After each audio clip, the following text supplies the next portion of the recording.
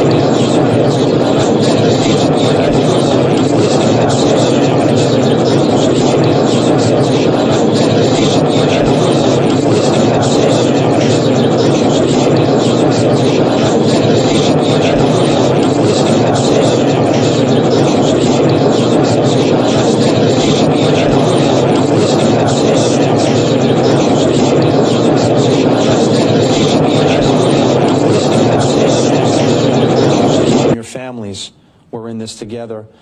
If you're worried about welfare checks and your loved ones, I know when you call our local hotline number, unfortunately, you get sometimes disconnected. There's such an influx of calls coming in. Just be patient and keep calling. We're going to get to you. We are going to help you. Teams are out there firsthand right now doing exactly what we need to do, and that is get out there and make things happen. Prioritizing calls. Okay, we had a couple thousand plus calls that we're holding. And what did we do? The second we could, we were out there answering those calls immediately with teams, both from the local, state, and federal side. Governor DeSantis has been a blessing. He has truly been in touch with us completely. I mean, I can't tell you numerous times every single day the First Ladies contact me to say, look, these are the assets that are coming to you. My fellow brothers and sisters in the Florida Sheriff's Association, sheriffs from North Florida, this state is great for a reason, and that is because this whole team comes together and we make things happen. And we're always going to protect and serve the great citizens of this county and this state. I also want to tell you that when you come to an intersection, we have down power lines. We're out of electricity. It's difficult to communicate.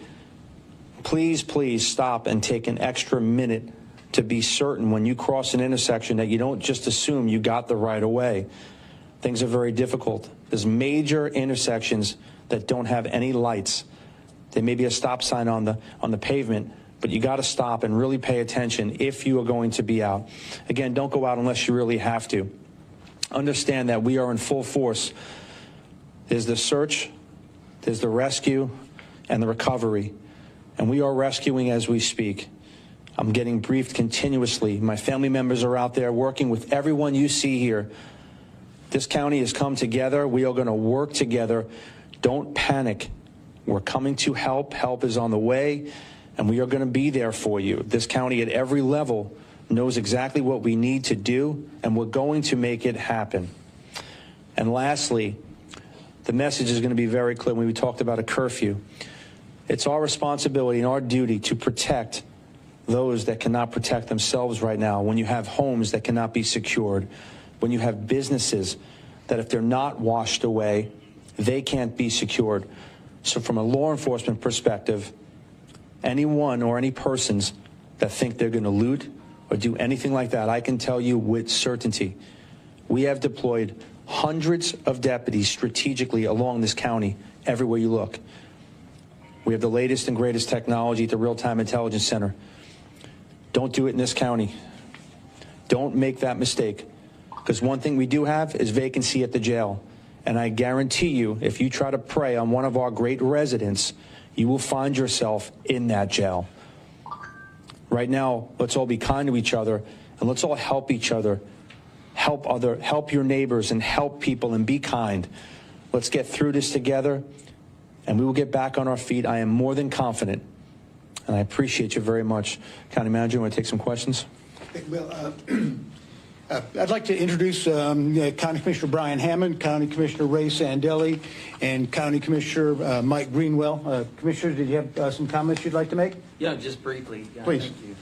Thank you, Mr. County Manager. Thank you, Sheriff Marcino, and I apologize for the appearance. I was out like many of you this morning picking up debris, picking up what was left of my roof and many other people's roof. I got to tell you, my heart is with all of you. I am so confident in the team that we have assembled here with the Sheriff's Office and the federal and state partners who are coming to help us with our county manager and the team that we have here working for you in the Emergency Operations Center.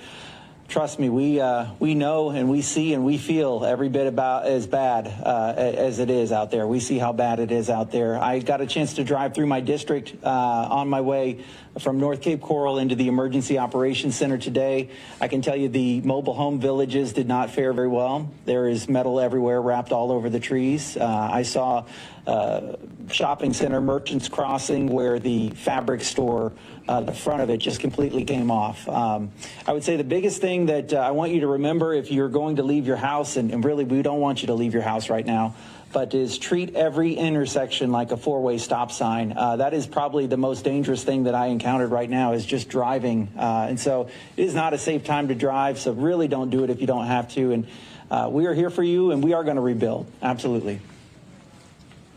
Commissioner Sandelli? Thank you for being here. And I just want to reiterate two things. I did the same thing that many of us did this morning. I was up early, wanted to visit some of my constituents and see things as they unfolded. We come to work every day motivated to get things done.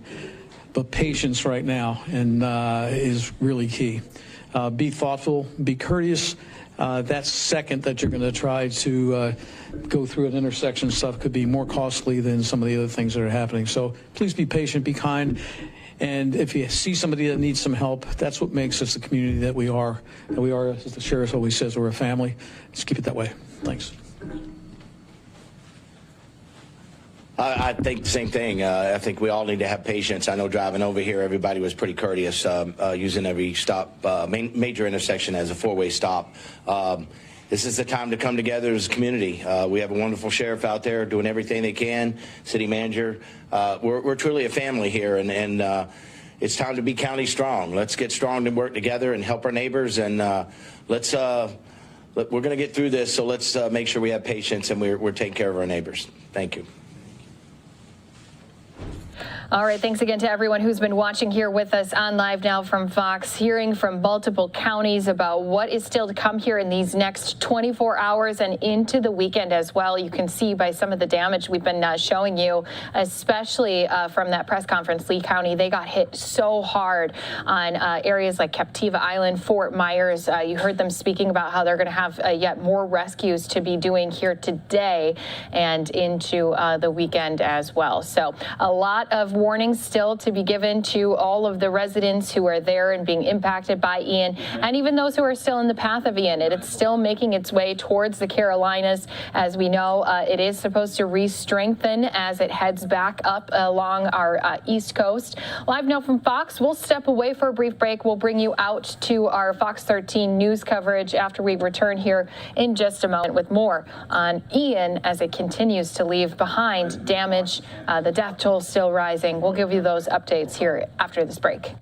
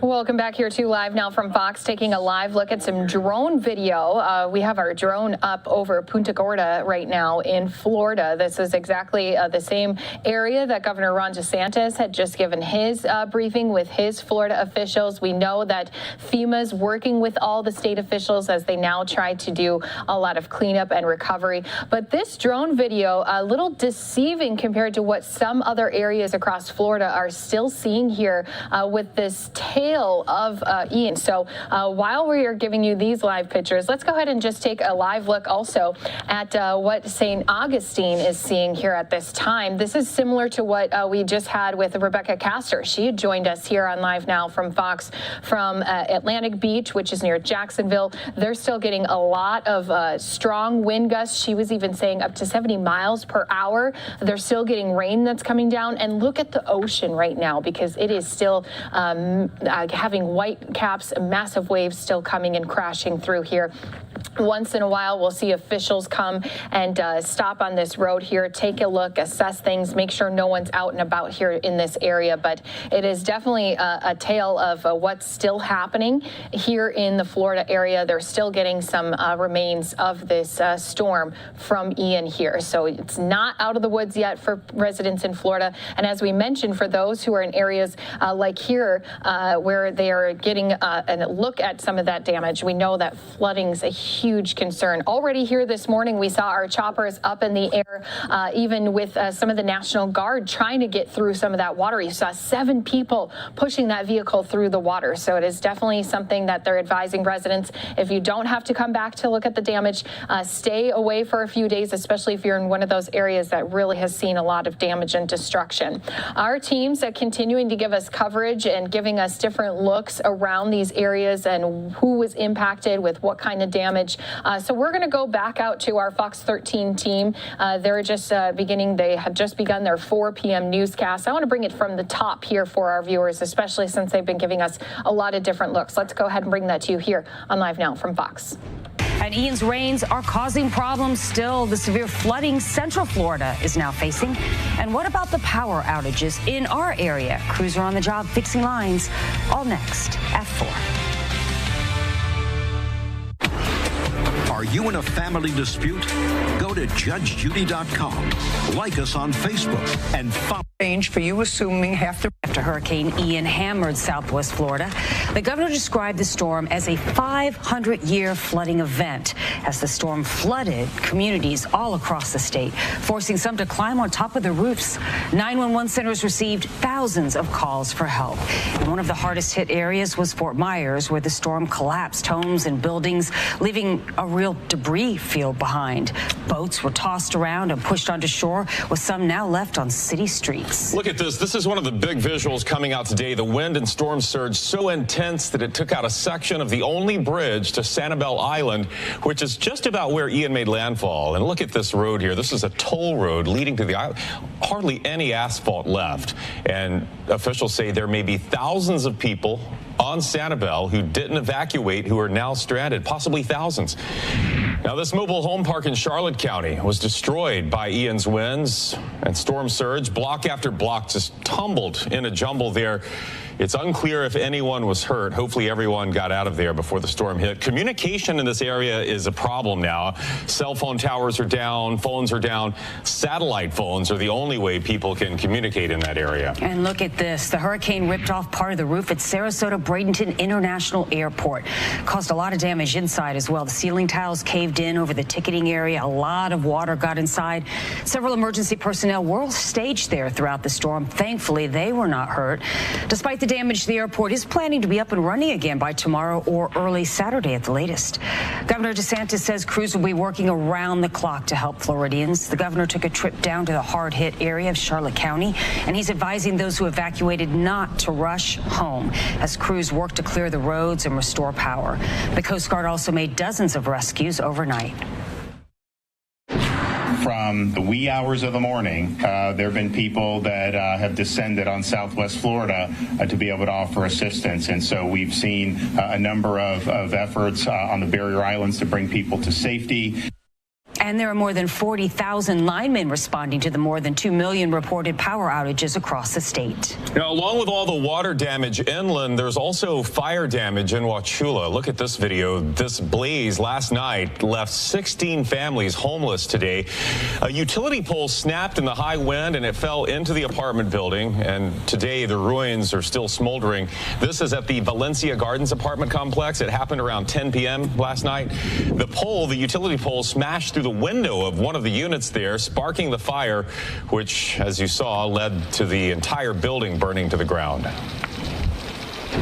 I got out of there with just about what I have on right here. Everything else is in the house, lost everything, and so is everybody else. They got all their pets and stuff out, so we safe, but all our belonging and memories are up in smoke. Yeah, really sad for those people there, thinking they've dodged the worst of the storm, and the wind takes out their apartment building through a fire. Everyone did get out safely. That's the good news, but all of them are now looking for a place to live and clothes and other necessities. Sarasota County is cleaning up after the hurricane, and while there is damage, downtown Sarasota was spared from flooding, something people were a little worried about 24 hours ago. Fox 13's Kimberly Quizon joins us live from a mobile home park just north of Venice this evening. What's it like there, Kim? Well, Linda, this is Spanish Lakes, and we're in Nokomis, just a few miles away from Venice. And I'll show you what we've been seeing all day long. These mobile homes, just standing up to the winds, were not an option in these cases. You can see the metal just peeled right off of these homes. In some cases, some of the rooms have collapsed on these mobile homes. This is a scene that we have seen all the way from Nokomis here all the way down into Venice. But I want to show you some video from downtown Venice. This is off of Tampa Avenue. These are businesses there as well that are long established businesses that had their roofs ripped off as well. One of them is Barclays Pharmacy. The rainwater was going inside. We could see in there early this morning around 4 a.m. Some images that you're not seeing right now that you will later on today. Venice Theater as well, completely destroyed on the outside. Just very sad things that we have seen all day long. Of course, it could have been much worse compared to Fort Myers. People are saying that they are still lucky to have their lives. And I want to go ahead and give you some sound to hear about how people are now trying to help and just what they saw this morning when they first went out. Like looking at a war zone this morning.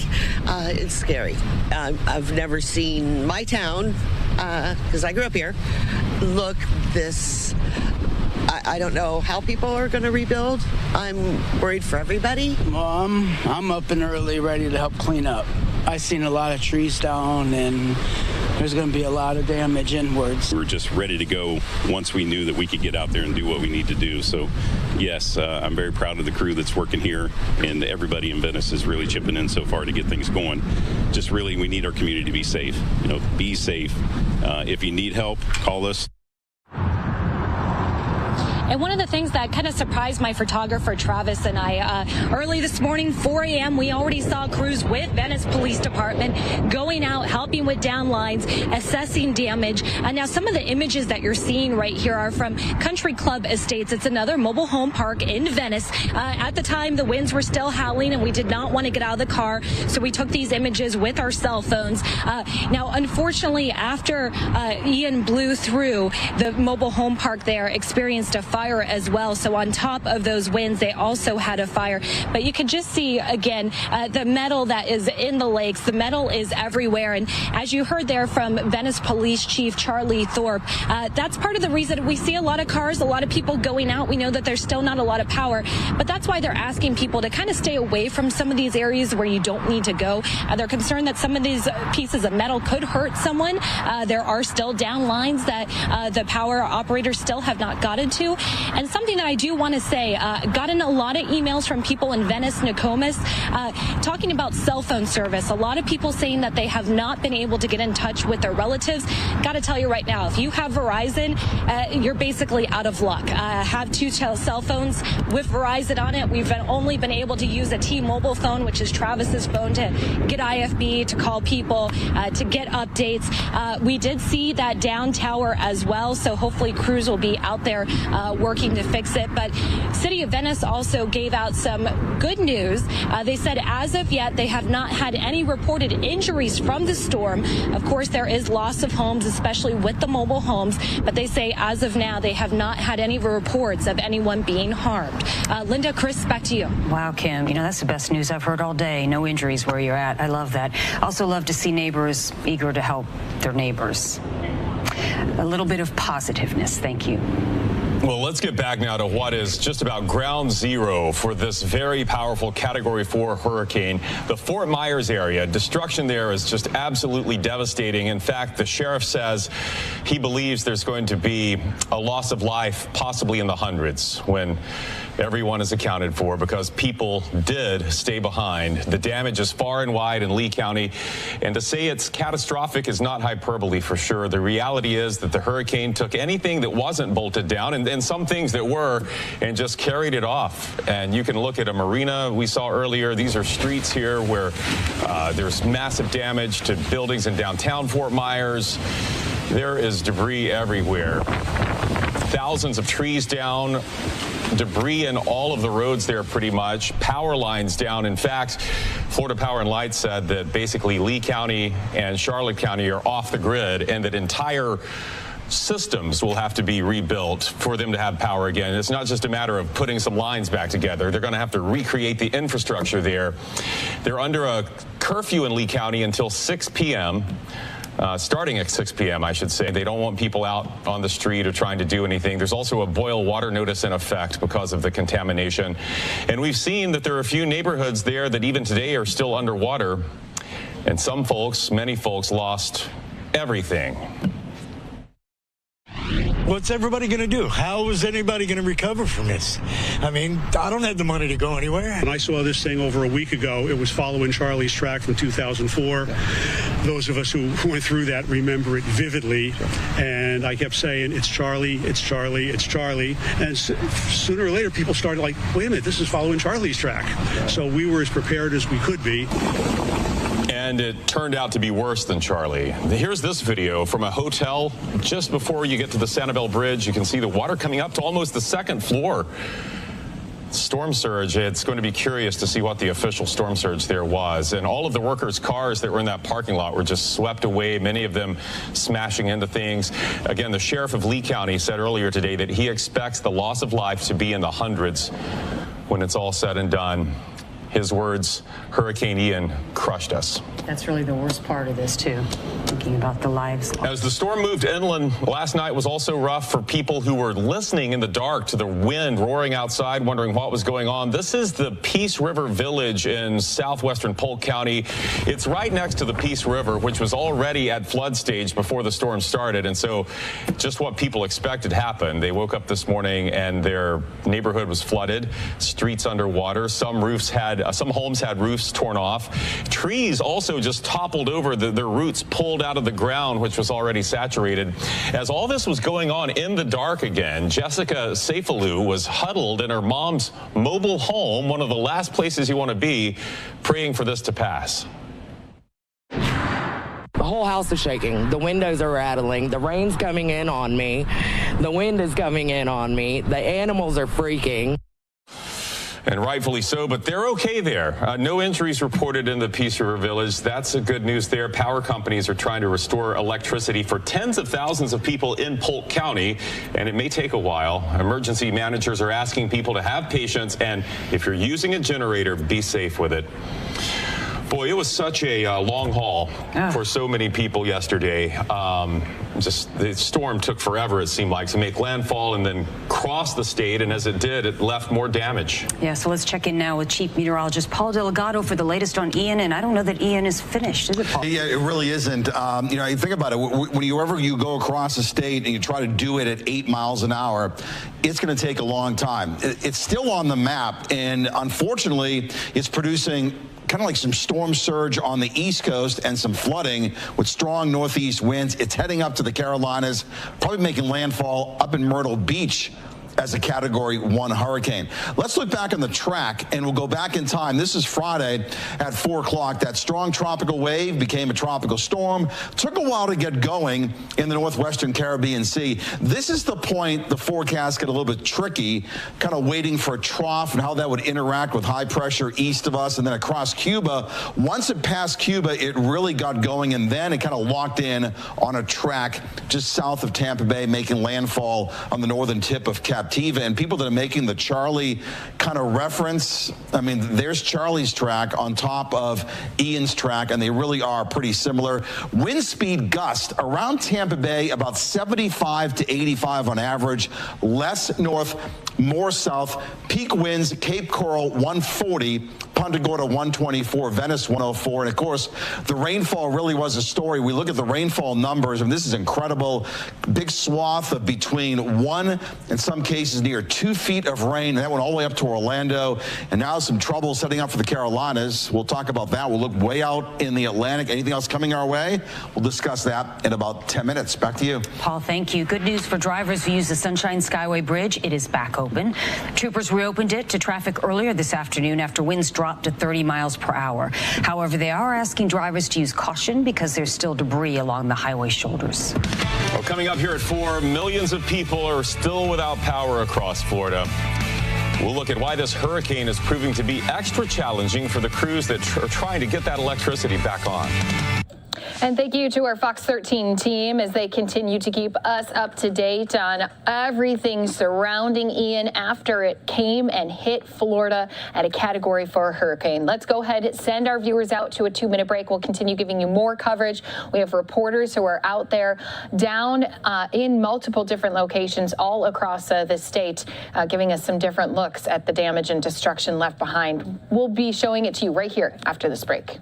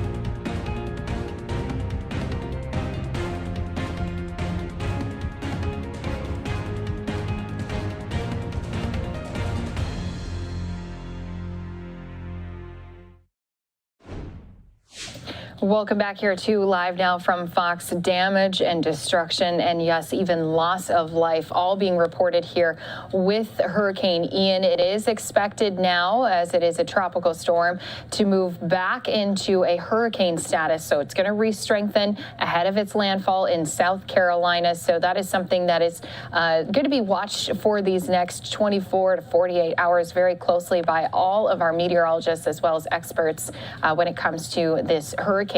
Lee County, Florida, well, they had multiple people talk about just some of the damage and destruction that they had seen. I'm playing out now some video from Lee County sheriffs as they were able to fly up above areas like Captiva Island as well as some other areas, Fort Myers. You can just see all of the damage and destruction from the hurricane landing right here in this area at a Category 4. Some of these areas even look wiped out completely, whereas other buildings have roofing as well as other items just ripped off of the buildings. And then you think about the roadways that are going out to some of those islands, like I mentioned, like Captiva Island. That is an area where roadways are completely washed out. We just heard our Fox 13 team speaking about this here a little bit ago, as now that means there's still hundreds, if not thousands of people on some of those islands who did not evacuate, who are possibly going to need some rescuing. Water rescues underway for multiple areas all across Florida. Let's go ahead and get back into some of our coverage, as we do have our Fox 35 team speaking with Austin Westfall. He's giving us some details on some of those rescues underway. Areas here, nobody's parked, everything's empty. You know, we see the odd car come through every now and then, but I'm not exactly sure where they're going, and they're not going to any of these businesses. If you drive around, there's plenty of fast food joints that are closed, some of them even damaged here in the Venice area. For the most part, though, it appears most businesses are shut down. All right, Austin, thanks so much. Do appreciate your time today. And again, Ray, it's beautiful there. That's what comes after the storm. That's what we're going to see. And he was just west. Up. He was just west of Northport. Yeah, and it's also interesting. So people are out there driving right now, and there's no idea how long it's going to take for gas and fuel supplies to get back down there. So they're burning through fuel right now just to take a look around when you might need it later. All right, Fox 35 Storm Team meteorologist Ian Cassett joins us now. Ian, we are seeing more and more cases of roads washing out in our area. We are. We're seeing those because we had so much water that's still feeding into the creeks and streams. Those run through the roads, and then that creates the erosion, and hence you have the impassable roads, which we were talking about with the storm. That always looked like it was going to be a case that for us here in Central Florida, the flooding would be one of the most common issues, and it was, as we saw rain totals that we haven't seen in many, many years. Some have never seen this much rain over a span of a few days. Now, with that, we also have still tropical storm force winds over our area. We are looking at a storm that's offshore, but pulling those winds around, with tropical storm warnings running over northeastern Florida and stretching down to the south, where it's covering anywhere from Osceola County to Brevard County. And we are going to continue to see those tropical storm conditions here for the rest of today, even possible hurricane gusts, hurricane force winds along the coastline where the system is pooling around. And it's going to be continuing to move away from us slowly, and then we'll gradually see things improve as we go on into tomorrow. We'll finally see some of that sunshine, and our weather will improve. But let's talk about the update. Tropical storm Ian right now with 70-mile-per-hour winds moving north-northeast at 9 miles per hour. It's been jogging since it made landfall. It's been a slow mover. That was going to be part of its legacy as well, how much rain it dumped and the winds that it brought out. But notice the south end of the system on satellite isn't looking impressive at all, because it's pooling some of that drier air around it and into the system, which is allowing us to dry out here. But on the north end of it, it's bringing plenty of rain. So a closer view where we do have those warnings in place, that stretches to the north. It's going to be a Category 1 storm by this evening in all likelihood as it intensifies. Remember, you got the Gulf Stream that runs right along our eastern coast, and that allows it to fuel a little bit more before it's going to make landfall, likely tomorrow morning or at least midday, somewhere along the coastline close to Charleston in South Carolina, and bring winds and storm surge there with flooding as well. Closer to home here, St. Augustine, this is what it looks like right now. It actually has improved, and Brooks and I were talking about this, that the winds have shifted a little bit, probably a little bit more of a northerly wind, so that's helping to keep the storm surge not as bad, kind of parallel to the coast instead of running onto the coastline, which is when you have the worst of the storm surge. So it's definitely extremely windy, but the winds have turned more to the north now, and those winds are gusting upwards of 60 to 70 miles per hour. Palm Coast, down in Flagler County, 63-mile-per-hour wind gusts recorded, 48-mile-per-hour winds in Daytona Beach, and inland we're looking at 30 to 45-mile-per-hour wind gusts. The storm is offshore, and it's going to venture to the northeast away from us, but it's slow, remember? So that's going to allow those winds to continue close to the coastline, where we're going to see 60-plus mile-per-hour wind gusts through the rest of this evening, where inland we'll still see those tropical storm-force winds. As we go on into tonight, still those winds expected to be along the coastline by the late evening hours. This is 10 o'clock. Then midnight, we are looking at 20 to 30-mile-per-hour gusts. A little bit more reasonable, less of tropical storm force winds, but the coastline all the way down to Brevard County, you're going to continue to see these winds, and that's going to lead to possibly more power outages. So if you've had your power, if you've been holding on to it, there's no guarantee that you're going to keep it when you still have tropical storm to even potentially hurricane force winds through the rest of this evening. Eventually, we will all get to calm down into the overnight hours, and your Friday is looking considerably better. We are looking at a much better forecast for tomorrow. tomorrow. And those winds that we've experienced here, they've been high, and that's why we had so many power outages over our area. And I'm going to show you a map of where we stand now, which I have good news about the power outages. We are improving in some spots, but New Smyrna Beach, we had 86-mile-per-hour wind gusts, 81-mile-per-hour wind gusts in Daytona Beach, and 67-mile-per-hour wind gusts recorded in Orlando. Those are the top gusts so far.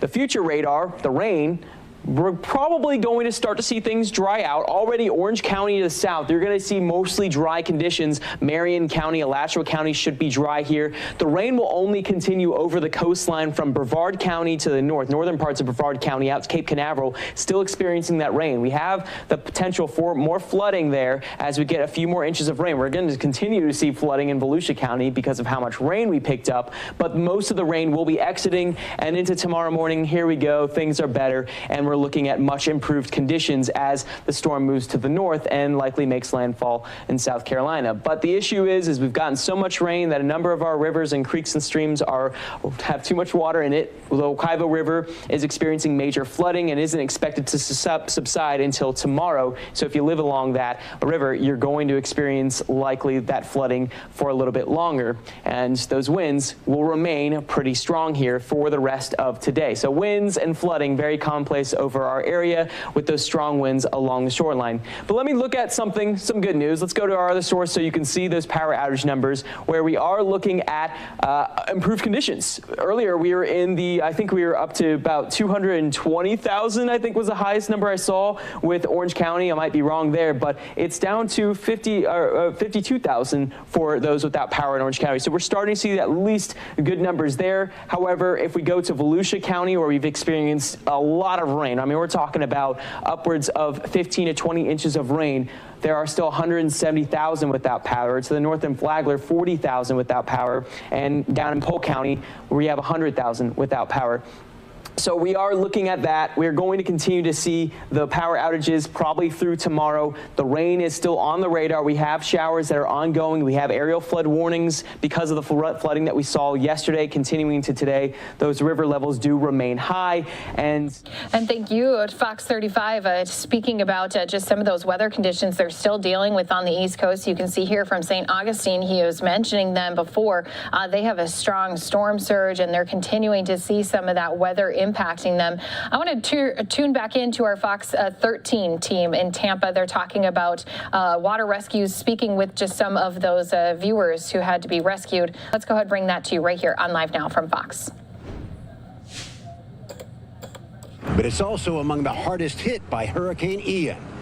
In Northport, Lloyd Towers, Fox 13 News. Lloyd, thank you. Strong winds from the hurricane also left a mark in southern Hillsborough County last night. In Brandon, the residents say that the wind really started picking up in the evening, and it lasted through the early morning. You see that tree there, big oak tree, just pulled up from the roots. Many people were left without power and woke up to see trees blocking their yards and roadways. We were going to move our refrigerated items out today, go and visit my 96-year-old father, make sure he's okay, and this is what's blocking behind us, so we can't get out of our road. Yeah, it is going to be chainsaw central in so many communities for the next few days. A similar situation in Ruskin, where there was a lot of damage from the wind, and as you see there, a lot of traffic lights still out, so those have to be treated as a four-way stop. Well, here's a look at some of the damage in Lakeland. All that wind and rain yanked trees right out of the ground, and many took down power lines with them. Ron and Stephanie Pence sent us these photos from Galloway Road in the Kathleen area. Also in Lakeland, wind ripped the roof off a 7-Eleven gas station on Pipkin Road and South Florida Avenue. You can see the exposed metal beams and parts of the roof scattered across the gas station parking lot. And in other parts of the city, traffic signals were dangling from wires. Utility crews were working hard to get everything fixed. Neighbors say last night was intense and that the winds were so loud and so strong, it did sound like a freight train was going right past their homes. Wow. Well, as Paul showed us a moment ago, Ian is now a tropical storm, moving off the coast slowly, but its impacts to Florida are far from over.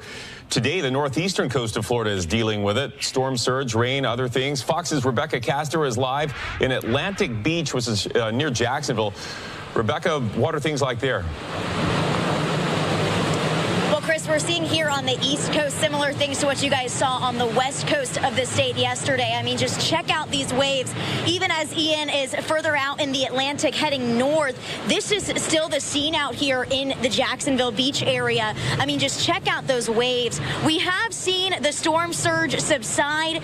The waves were coming up much further on the shore earlier this afternoon. I mean, earlier, just hours ago, there was no beach to stand on because it was just all covered with water, but we are seeing that subsiding this evening. Now, we're also still experiencing these tropical storm force winds. They've gotten up to 70 miles per hour this afternoon, and we're just bracing for those to continue throughout the evening. Now, obviously, the beaches out here, they're closed to the public today. We have seen a few onlookers come out to check out the waves, but for the most part, people are heeding these warnings and staying away from the beaches, which is the best thing to do throughout this evening, as you just never know when that storm surge could come back up. And we're all really familiar here in Florida.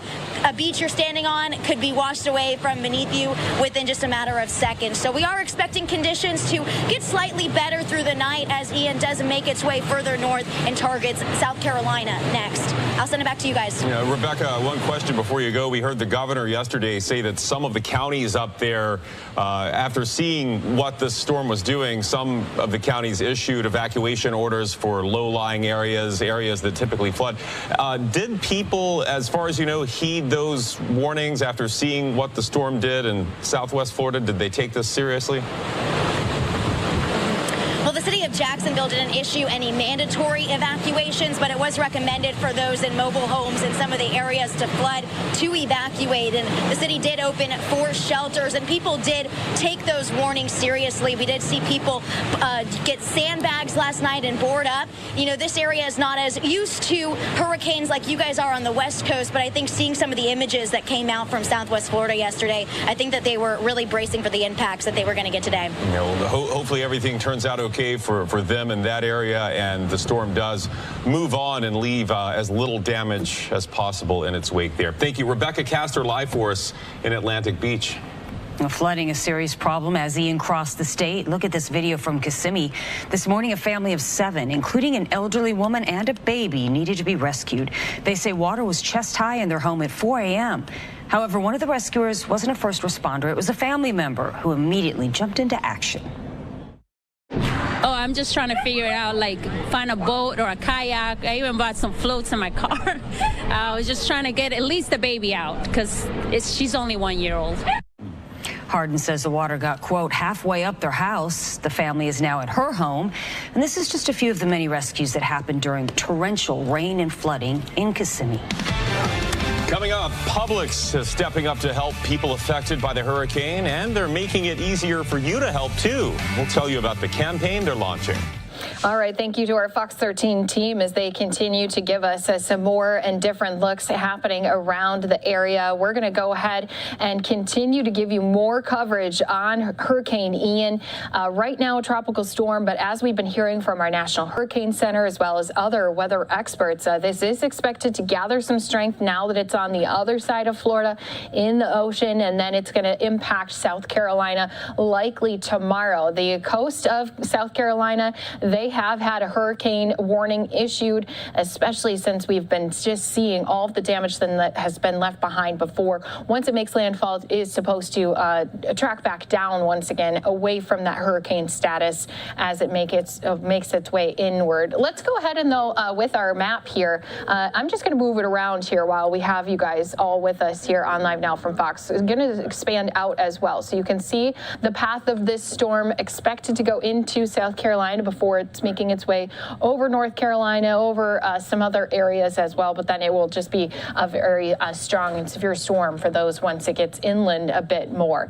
So we've been keeping you posted on always the latest looks and especially reports coming in. I did actually just see a report that Florida power outages, that's now dropped under 2 million customers. So that's some good news. We know yesterday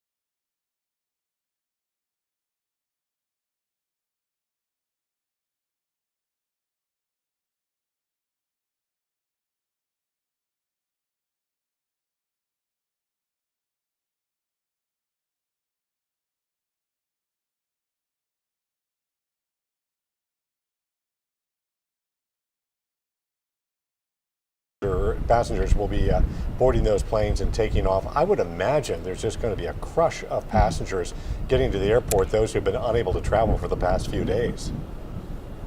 Yeah, that's right. I don't know if you were able to hear that sound bite or that official sound from them letting people know to be there early, to make sure that you are here at least 2 hours early, because there's going to be a whole lot of people trying to get in. And number one thing is to make sure that you check in with your airlines, because they may not be the ones who are able to come in and out. They may not have the employees staff. They may not have the resources to get that flight out. So that is the number one thing before even heading to the airport, is make sure that your airline is ready to go and your flight is still there. Now, secondly, they've been working to assess the damage. That means pavements, lighting, navigation.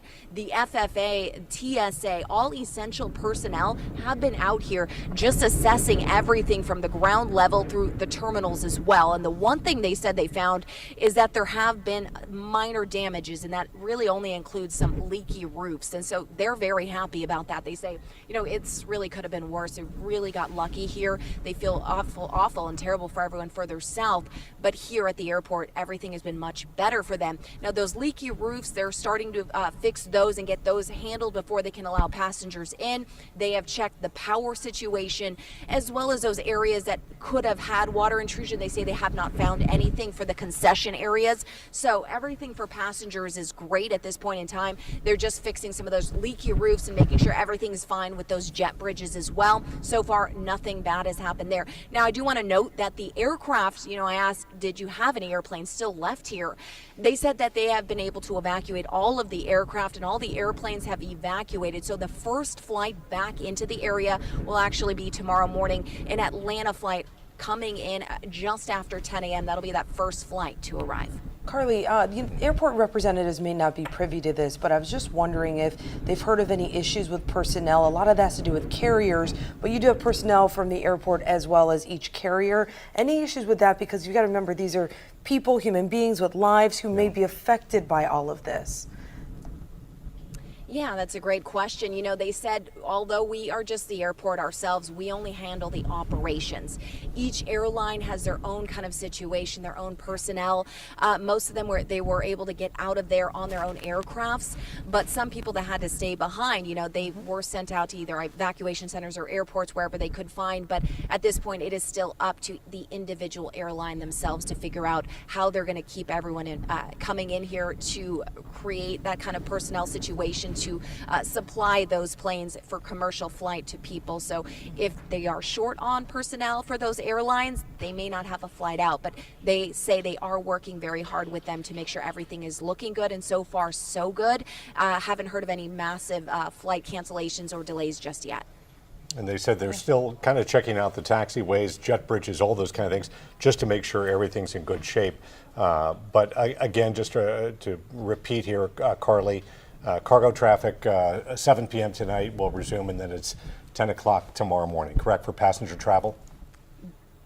That is 100% correct. You have that right. And again, it is essential that people really do their homework when they can. If your flight is canceled, you have to stall out. They don't really want a lot of people just sitting in here, because it's not really going to be able to facilitate that many people. So many people's flights were canceled or delayed, and there's a lot of people just trying to get back home or wherever their destination is. So you have to remember that you don't want to be sitting at the airport all day long. Give yourself enough time, though, if your flight is here, to get through those screenings and all of the detection there. Yeah, and you end up with this sort of trickle effect, right? So Fort Myers is obviously affected, their airlines and so forth. That can affect other means of travel and so forth, and then commercial as well. You know, you think about, you know, FedEx, UPS and so forth, deliveries and things that need to come in. It really becomes far-reaching when we have an event like this. Yeah, there are going to be people coming in trying to find their family members. There will be people who are emergency responders, Red Cross, all that kind of thing.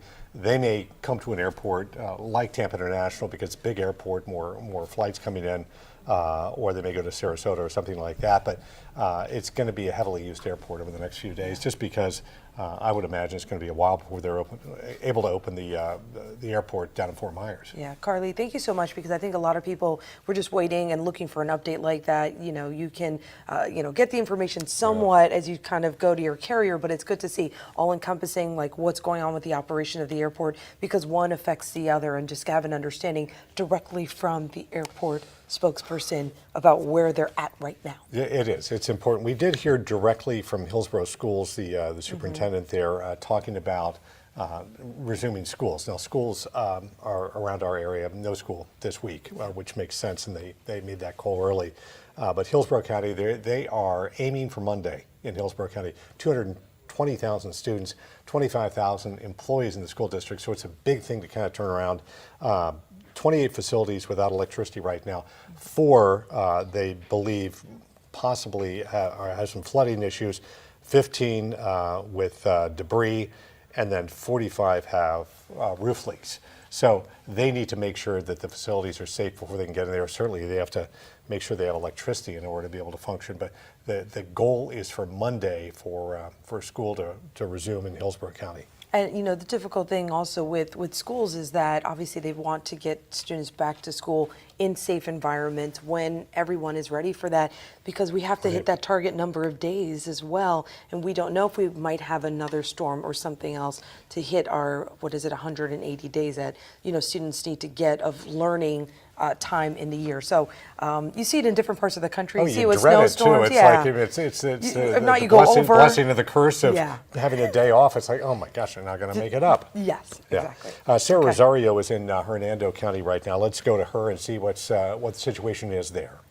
Now that wind and rain are no longer a threat to this area, crews with Duke Energy and with Lacucci Electric are working to make sure that people get their lights back on as soon as possible. We're starting to see traffic pick back up as people who evacuated are finally getting that chance to return to home. They say they're thankful they were prepared and glad it wasn't much worse. This is what I woke up to 3 o'clock this morning.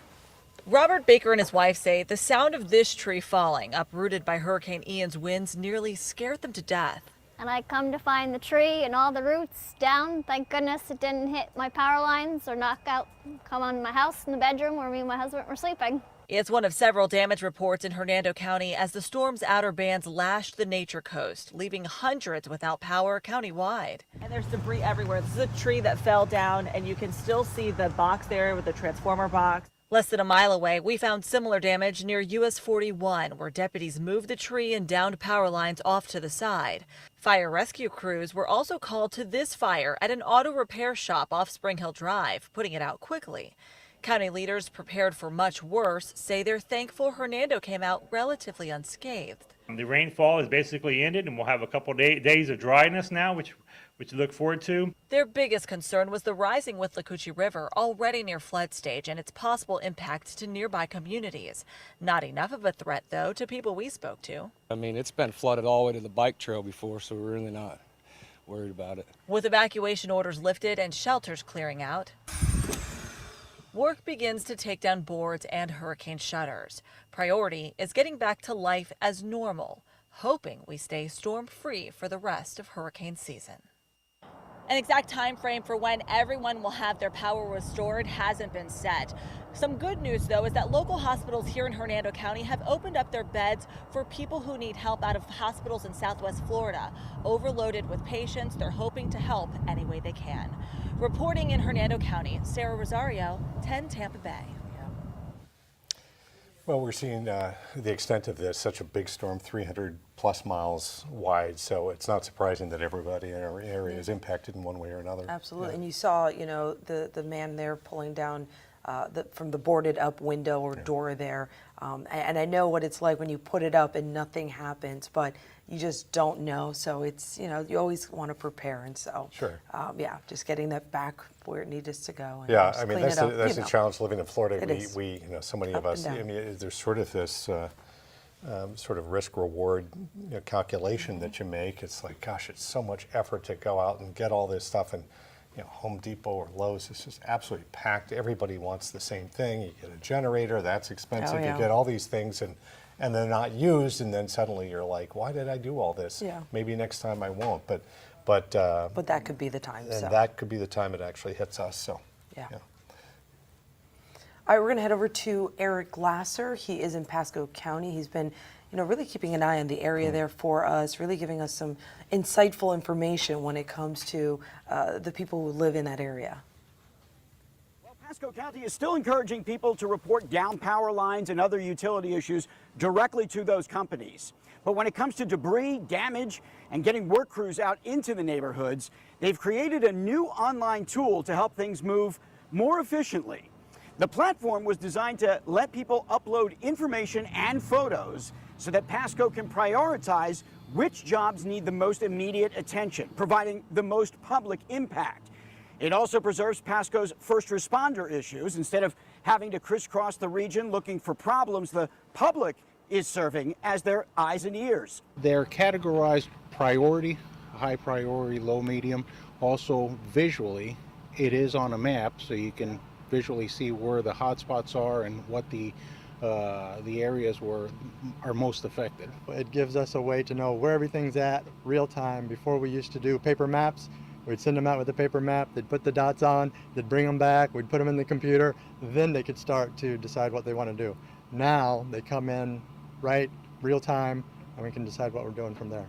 The tool can be used to report structural damage to homes and businesses, storm debris, including downed trees and branches, even human needs, including food, water, clothing, and shelter. It can be accessed at mypasco.net through the MyPasco app or by calling the county's customer service line. And the county also has a financial motive here. The online tool makes it much easier for them to compile data and document the damage that's happened here, which will ultimately help them qualify for federal reimbursement. In Pasco, Eric Lasser, 10 Tampa Bay.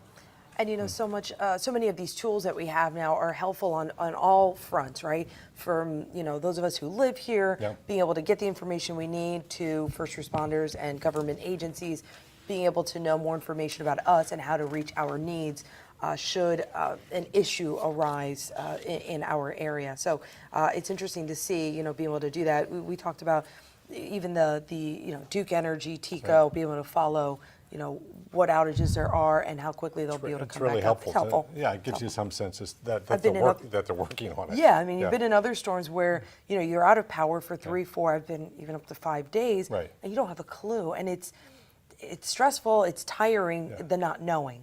That's exactly right. Yeah, it's well, you know they're working hard, but you're just, you know, it's tough. A lot of folks are working behind the scenes right now. We heard from the president and the FEMA administrator earlier today, and one of the things they underscored is that there is disaster assistance available. And I'll give you the website here if we can. It's disasterassistance.gov, disasterassistance.gov. That is a website you can go to, and it's very simple to navigate. And you can actually right now file an application for disaster assistance if you've been impacted by this in these counties: Charlotte, Hardee, Manatee, Collier, Hillsborough, Pinellas, DeSoto, Lee, Sarasota, and they say that other counties may be added as well. You can also call the number 1-800-621-FEMA, 1-800-621-FEMA, or again, disasterassistance.gov. So please, if you've had damage to your home, business, that type of thing, there is disaster assistance available, and make sure you take advantage of this.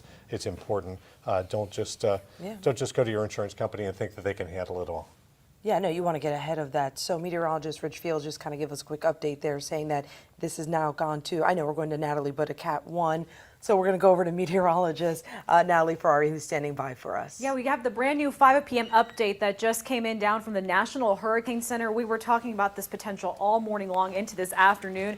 We officially now have a storm that has maximum sustained wind speeds at 75 miles per hour. Gusts could be as close to 90 miles per hour or near the center of this. So this is all the bulk of it offshore in the Atlantic.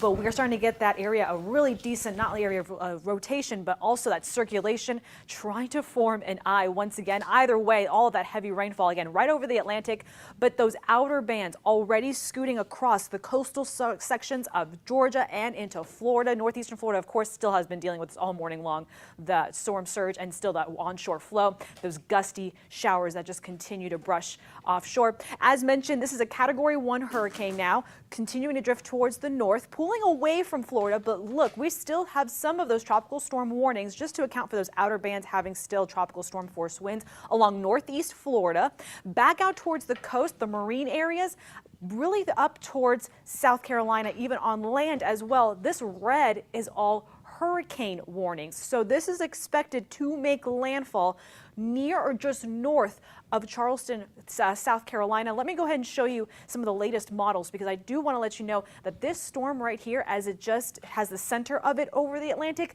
look at all of the impacts continuing to spread and spread far and wide. I mean, we have a very hefty wind field out ahead of this, but we also have a lot of moisture being pulled into it all across the Atlantic, all the way up and down along the coastline, even just over the coastline of North Carolina, all that moisture just being sucked right in.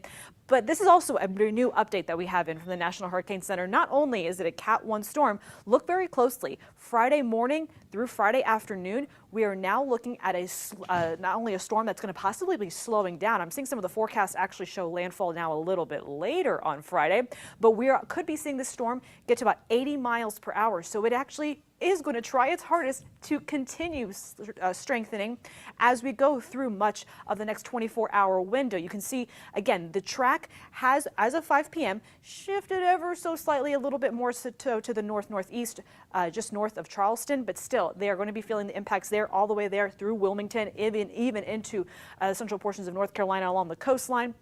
Once it makes landfall, it will deteriorate very, very quickly. However, it is going to have torrential rainfall, strong winds, fall apart over multiple states as it does fall apart towards the northeast. And I want to show you these spaghetti models because earlier in the afternoon, they did start to pick up a little bit more of a shift towards the northern, maybe even north central portions of the South Carolina coastline. Good consensus here. They've been holding on very, very tight as far as where the center of this will fall, but we've just got to stress our neighbors to the north are going to be feeling still those impacts far and wide when it comes to Ian. So there it goes, pulling off. Look at that hefty wind field all across, not only here at home, the Sunshine State. We are still dealing with that west to almost northwesterly wind, and more of a northwesterly wind out towards South Florida. But up through the north, it is a strict north wind, and that is helping to really wrap in some drier air behind this as Ian continues to pull away. Unbelievable. We're just talking about a hurricane status once again. All that heavy rainfall, as of right now, the heaviest of it, the strongest of the storm is offshore. But as we push this through time, that will be approaching, unfortunately, coastal areas of Georgia. South Carolina, of course, going to be dealing with the heftiest into the North Carolina coastline, rather the state line, I should say, pushing through even parts of the Outer Banks that will be dealing with those outflow impacts easily through Friday going into Saturday as well. This all will push again towards the northeast very quickly, falling apart. But I do think landfall may take a little bit more time, a little bit more so into the afternoon going on Friday, and it could be a slightly stronger hurricane. So unfortunately, we're just not quite done talking about Hurricane Ian at this hour. For us here locally in Florida, we're actually starting to get the positive impacts behind the storm, which is that north wind wrapping around. That's why we've been seeing a few peaks of blue, and this is like a deep blue in parts of the sky. Most areas, though, staying on the mostly cloudy, though, and you can kind of see a peaks of blue from time to time. 73 degrees. This has been another fantastic story when it comes to things feeling more comfortable. Even our feels-like temperatures, thanks to our lower dew points, have been right around 70, 71 degrees as well. So look at these winds still coming in hefty out of the north, not nearly as intense as what we were dealing with 24 hours ago, of course, but we do still have some of those sustained speeds, anywhere from about 20 to 25 gusts, getting very close to 35, still 40 miles per hour. I will tell you, as we go through the next couple of hours, especially after sunset, we'll see those gusts come down ever so slightly. Our sustained wind speeds are going to take a little bit more time, but the gusts will come down, especially overnight going into your Friday. And this is what the map could look like as we go through the next couple of hours. If we go ahead and play this through, you can see as Ian pulls away, we're going to reap the benefits of that drier north wind pulling all of that drier air and more comfortable conditions here at home. But you can also see that these wind speeds and those gusts will be coming down throughout the overnight hours tonight through Friday. By Friday afternoon, really into the evening hours, we're kind of back to just a typical north, maybe even a northeasterly wind. That'll be about 5 to 10 miles per hour, and that will be a trend that takes us into Saturday, which is going to be fantastic news for not only our cleanup, but a lot of restoration crews that need those winds to be under a certain threshold so they can do their job safely. Over the next 12 hours, mostly cloudy skies, but I do think that will turn partly cloudy even through parts of tomorrow. We're going to get a little more sunshine and breakthrough, but we're still going to be battling a few clouds here or there. Those winds overall will be coming down nicely. Let's take one look at your 7-day forecast. This is one we're looking forward to. You know, it's still on the breezy side, but slowly. This is a very slow, gradual trend that will be coming down and become a little more bearable. By Friday, we're going to try to bump daytime highs right back into the 80s. But let's focus on that weekend forecast. There is our silver lining right there. Plenty of sunshine, no rain chances, and even some moisture trying to sneak back in next week. Only keeping a 10% chance. Not even worried about that at this point. All right, so 5:18, and we want to, of course, welcome those of you who are just joining us. Those of you who have stuck with us, thank you so much for being with us. I'm Carolina Lead. And I'm Courtney Robinson. For those of you who finally maybe have that power back and are watching via television, welcome. Or if you're watching on the 10 Tampa Bay app, however you are joining us on radio, we do appreciate you being here with us. There is still so much to cover in our Tampa Bay communities as well as in Southwest Florida, and we will get you down to Southwest Florida momentarily. But first, we want to start in Lithia. Yeah, that's where we have Malik Rankin for us right now, and she has some more information about a woman who was concerned about flooding in that area. Well, good evening to you both, Courtney and Carolina. For people that are in recovery mode right now, there's other communities that are just dealing with a sense of dread, because for people that live along the Alafaya River, they saw how terrible conditions got following Hurricane Irma. Now there's already some water accumulating in this area, and for people here, they had several feet of water in their homes. A lot of people lost everything. I'm joined here with Connie Belcher. She was here during Hurricane Irma. Can you describe what some of that was like? It was intense fear, watching the water come up our street and knowing we only had minutes to get out. And you know, when we were talking just a few minutes ago, you said you saw those T-code trucks and that sense of dread set in. How are you preparing? I'm gone. I just came to check on my house. I know this water is supposed to come in within the next 12 hours. I want to see what else I can get out of the house safely and just get away from it, because I can't sit here in it again.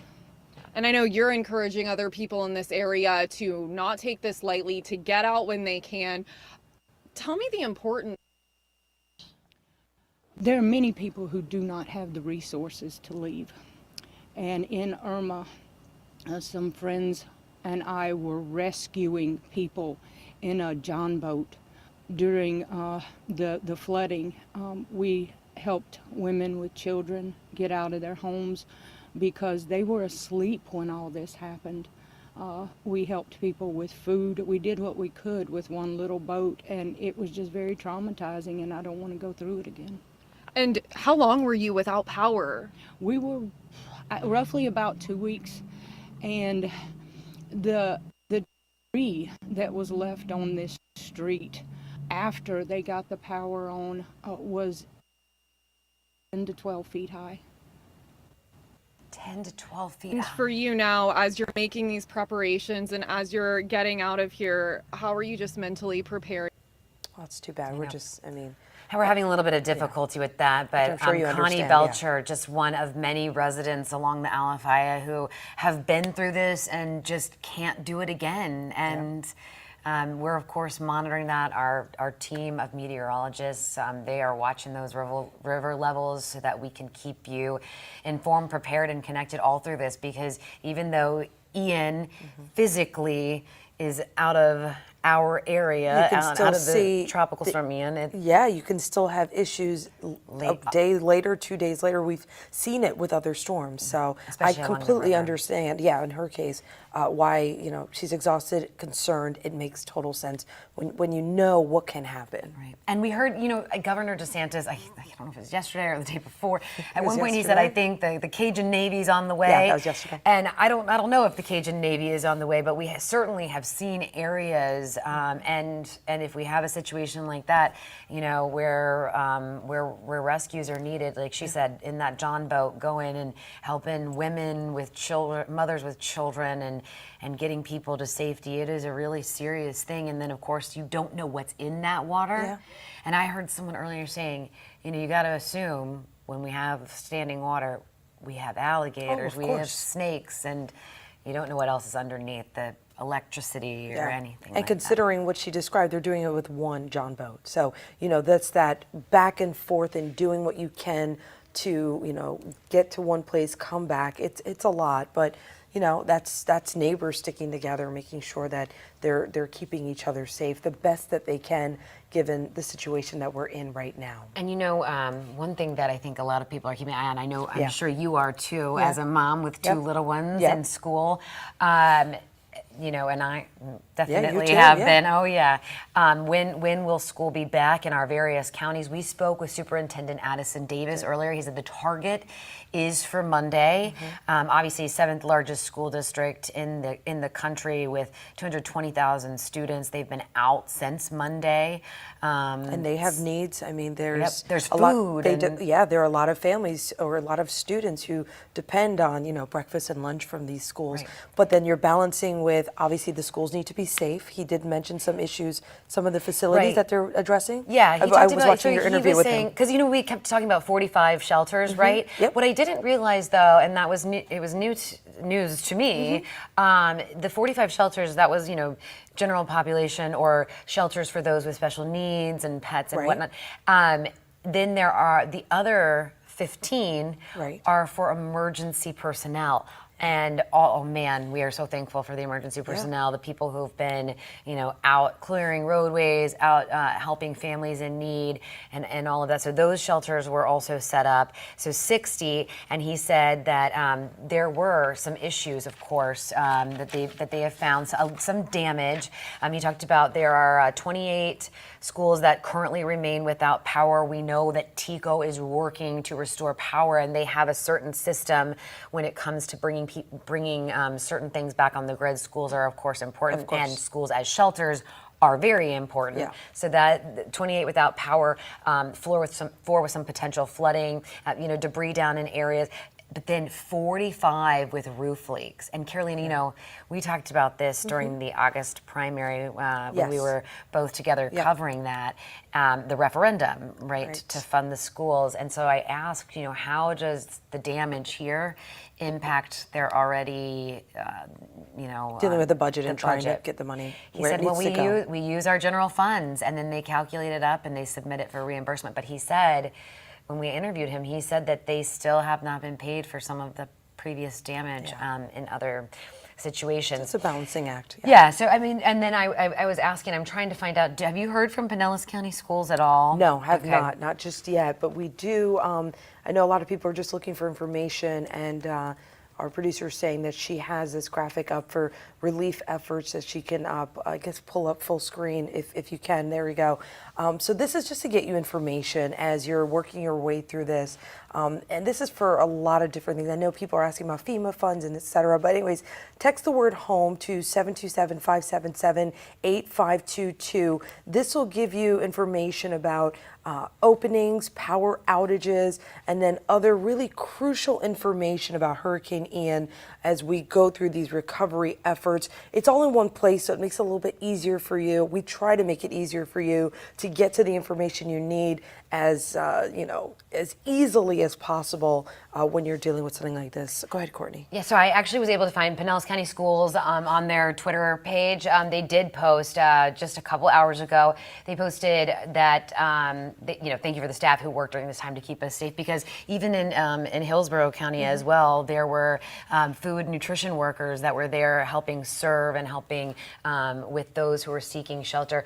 But he said that they are working to ready schools for reopening on Monday, October 3rd. Again, just as we heard from Hillsborough County, that could change, and they said just monitor for any additional updates. But the target date for Pinellas County as well, Monday, October 3rd. And it's Thursday today. Correct, yeah. I mean, they've held that date, but you just don't know as they start assessing the damage, will that be pushed back? So again, this is tentative. That's what they're hoping to do. And with a lot of superintendents and a lot of principals and staff, they want students to come back. They want to make sure it's all about instructional days, right? So we're making sure that we get the time some people have in. snow days. You came from New York. I came from New York, and I also grew up here in Florida. Yes, and you did. Yeah, it is hurricane days, snow days. I came from DC. Snow days. So there's definitely that that balancing act. But again, the facilities need to be safe. They need to consider, of course, the teachers and the students and what they're going through. And luckily, we weren't hit like what we saw in Southwest Florida. I know, we really do need to be thankful. But quickly, I will say, Jenna Bourne, she's been out all over Pinellas County. We have really seen her just moving around. And I asked her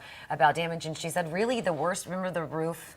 And we showed it to you earlier. It was a nighttime video. Still join it. But she was back again today. Yeah, but we showed it to everybody last night at first, and then we're like, we'll show you again in the morning.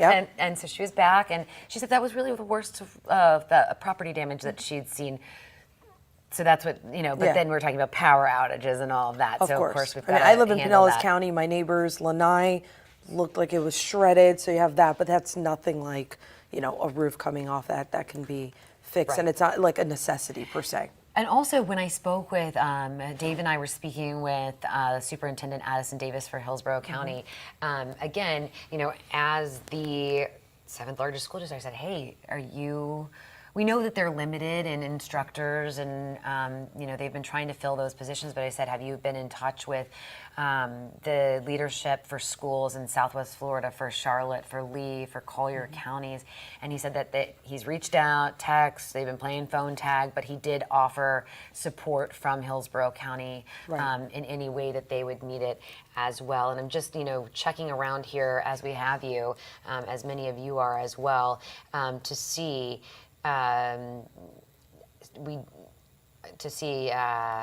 okay, so Pasco County Schools is saying we expect to be able to return to school and to work on Monday. Yep. But they said stay tuned for updates because they are closing their hurricane shelters.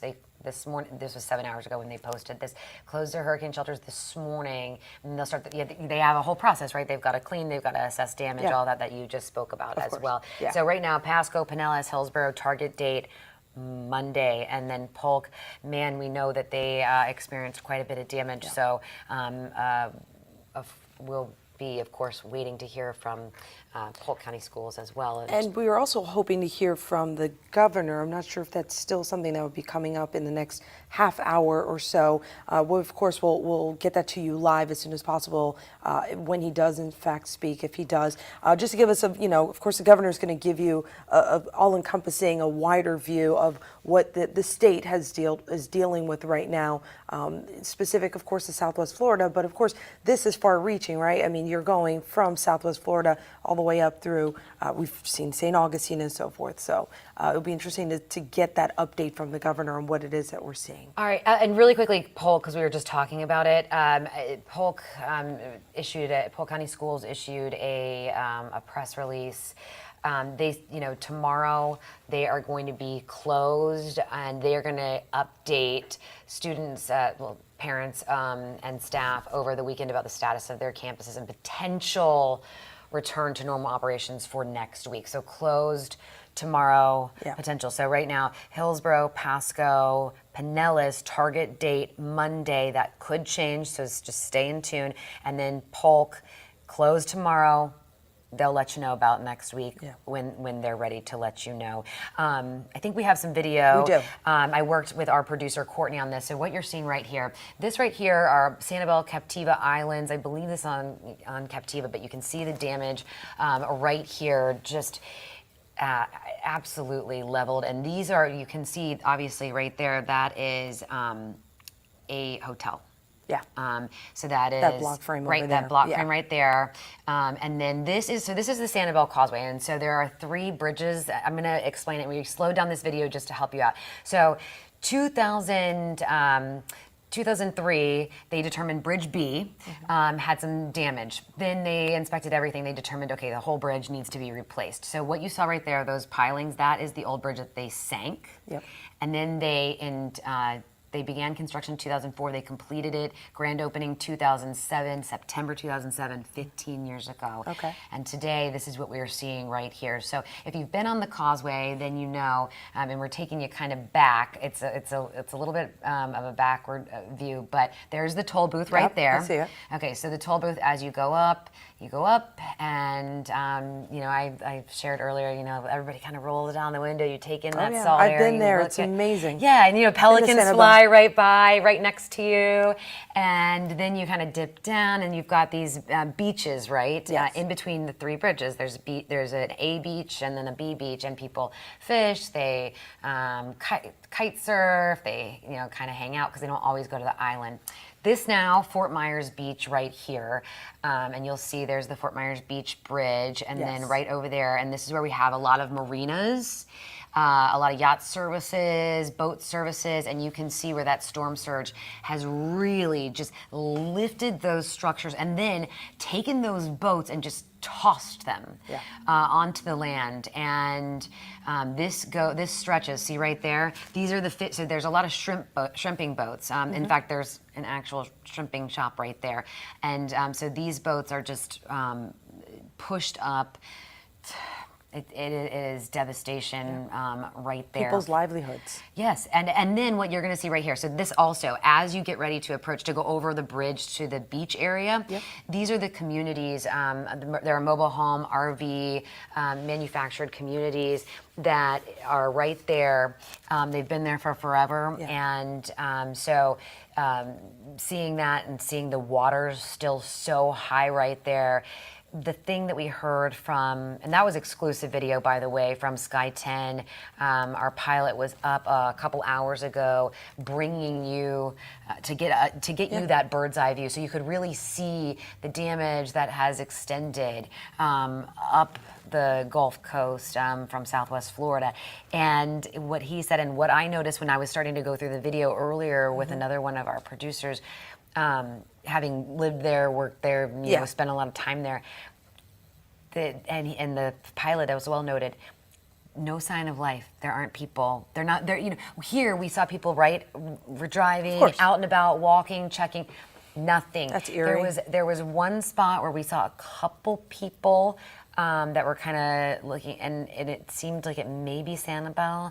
And he said, I don't know if that's a good thing or a bad thing. Remember, the causeway is the only way drivable on and off. Now you can get there by boat, of course, but driving. Most people drive, then you're there, and there are people. There's a school there. There's an elementary school. On Sanibel? I think it's K through 8. Yeah, on Sanibel. Oh, I've been there. I didn't realize that there was an actual school there. I always say I always figure they go back to the mainland to there's a school there. And I always say, it gives you an idea of how many people live on Sanibel, considering and work that they would need a school there or want a school there in order, because you need to have enough students in order to Sanibel Elementary School. Yep. It's right there on Sanibel Captiva Road, and so there are families that are there, and that that it isn't just a vacation spot. It is a place where people live, and then there are people that are in Fort Myers that obviously drive on to Sanibel for work to be at the many restaurants. I'm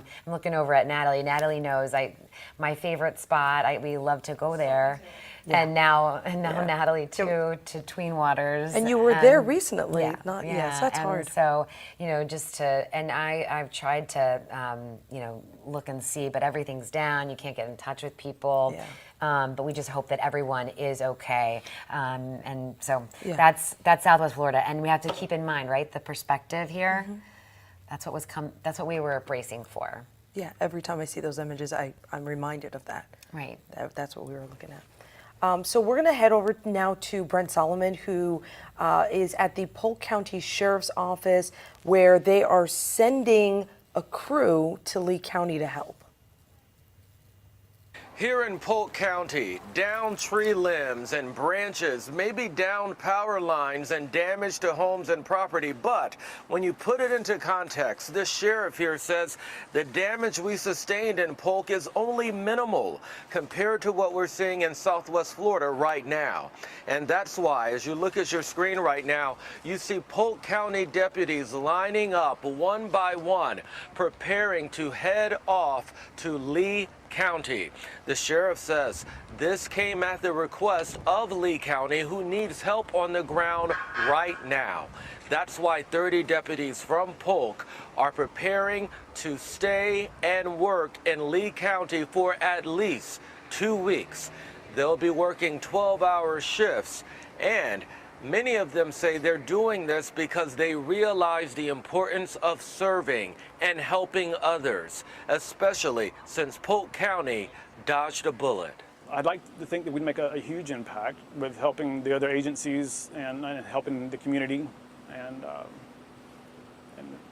helping them with whatever they need from us as far as looking for loved ones and hope that we could find closure in some incidents. And the bottom line to it is it's the right thing to do. We can send this team down to help, and that's not going to affect our ability to help those who need help here. This was the scene as a convoy left earlier this afternoon, preparing to hit the road. The sheriff says they're doing this because first responders help first responders. Before the group of specialized deputies hit the road, we were there as the sheriff took a moment to pray with them, to wish them well, and to remind them why they're there in the first place, to serve. That is the very latest from Polk County. Brent Solomon, 10 Tampa Bay. And so many of them do it without hesitation, right? It's like, this is where we're going. We need to get down there as quickly as possible to help out. And I just think about how exhausted they must be because they have been doing that to help all of us and to help Polk County, and now they're leaving their families and heading down, and they're going to be helping out the Lee County Sheriff's Office. They're going to be helping out Fort Myers Police. We saw a video earlier of downtown Fort Myers with that window. Which I think we have. Do we have that video? I heard something in my ear. I think we were working on getting it. I thought that she said. Do we have it? Okay. No, we don't have that right now. But okay, so this is what we do have. Volunteerflorida.org, you see these deputies, they are going down and they're doing that, but these are trained professionals. Yes, and when it comes to something like this, of course, it's an effort that takes, manpower, people to help, and then you can see here, you can click on one of those, whether it be donate. Can you bring it back up? Yeah, donate or volunteer, and then of course information too. I mean, those are really the three things you want to know. Let's click volunteer. Yeah, there you go. Because if you click volunteer, you can go through and if you scroll down, you'll be able to see the opportunities that would be available for you. And then you can filter it. And filter it and all of that. So then you can see on the left days of availability there, location type, and then you can kind of put, and then from and to. So, I mean, it really just helps them to coordinate and get people where they need to get them, and it just all goes into a system, if you will. So it makes it much easier for them rather than calling and then penciling you in like in the old days.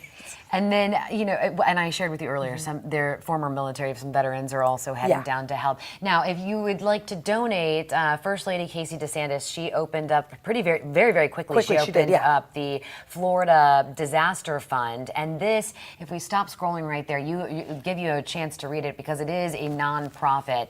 And this is going to go to individuals who do need assistance. And you can give, if you're able to give, you just text disaster to 20222, or you can go to the site that you see right here on your screen. We have that website there for you as well. We do.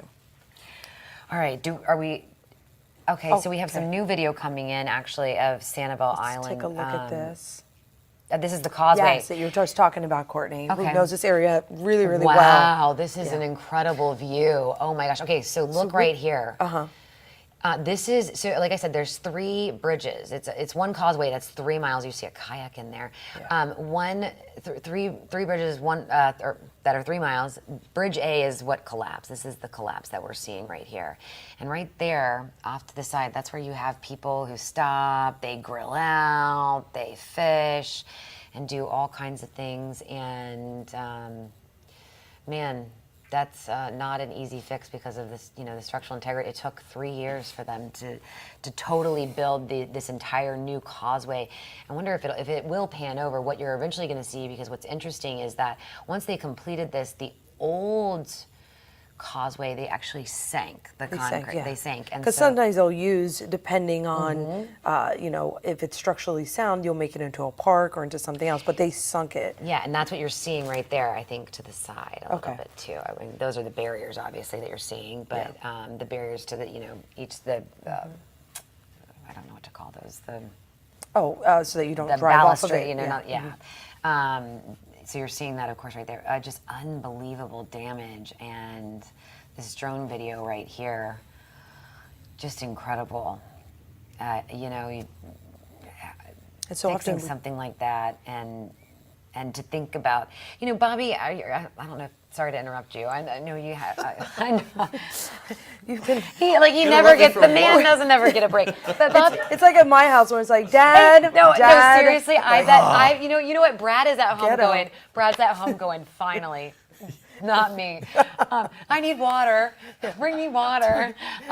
Thanks, Bobby. Bobby, I do have a question because when we're looking at the causeway and that type of damage right there, we talked about when we looked at obviously Fort Myers Beach, when we looked at Naples, Estero Island, and even Sanibel, and we saw these homes leveled, knocked off their foundation, completely leveled, just the pool left, and you talked about that's the storm surge pushing it off, right? Yeah. In this situation with the causeway, that was surge. That was surge. Yeah, that's definitely storm surge. Yeah, Really? It takes that. I mean, and that video that we've been seeing, there's a couple different things. There's most of what you're seeing right along the Gulf is surge. That's just where the winds were blowing the water in. There's a couple spots in there where you see some houses or some mobile homes as well, and they're still sitting in water. Right. And then you see several of those are actually destroyed or highly damaged. That's a combination. That water is more flooding rainwater or swelling rivers, or it could have been surge that got pushed up there, but I don't think it was because Well, that's a little bit lower right there where that's the a causeway low-lying is, area. too, That's yeah. right, and the damage to the structures is from the wind. So they've got flooding rains and the river swelling, but they also, you got to think that those winds were 100 to 130 miles per hour. And so there's damage there, and there could have even been tornadoes embedded in there as well too. But everything that you're going to see basically out of Fort Myers Beach, out of Sanibel, even out of Captiva, which is a little bit on the backside, that's all going to be storm surge. Well, and for people who aren't maybe familiar geographically with that area, we talked about how Hurricane Ian, now Tropical Storm Ian, came on shore at Cayo Costa, 150 miles an hour, Category 4. Well, that is just north of Captiva. So you've got Captiva, and then there's Santiva. There's a little area that connects Captiva to Sanibel. And then obviously then you have, it goes down, you have Fort Myers Beach, et cetera. And I think Bobby's going to probably pull that up for us right there. And so that's why you can see just when we were talking about, and Bobby had been, Bobby, you were saying when we were starting, you said, I think Sanibel's really going to take a beating on this one. And what's interesting too, when you do see the video and the images, is you're seeing the entire roof, in many cases, side by side, lifted off in its entirety and dropped. So that just gives you an idea of the power of this, right? Because you would just expect when a roof is ripped off, it breaks off into pieces. This was as if it was a Lego. I mean, just up and dropped. Guys, this It's just to me, it's fascinating. Yep, and multiple. right south of Boat Grand. That's This is Cayo where Costa. it came on shore here. Came on shore right here. And then you have North Captiva down. North Captiva down here. Right there. And then if you go down, there's Captiva. It's not showing me the words here. It's but okay. That's Sanibel. And then Sanibel's right there at the tip, because then the Caloosahatchee comes on down. Yeah, there you go. Yep, and the storm basically went just like this. And then now, how when it comes to the winds and that sort of thing too, as it's as it spins and all of that water. There we go. And see, Fort Myers Beach is kind of perpendicular to it, right? Mm-hmm. And that makes it worse. Sanibel had a little bit of a side shore, but because of the fact that the storm went right here, initially you get this. And then you get, that's this section here for Fort Myers Beach. Then you get this, which is this, right? Mm-hmm. And then, again, you've got your circle here. And then you get this part of it, which is this. So just because they were so close to the center, you've got surge from all over the place. And then, you look up here towards Boca Grand, they had it like that.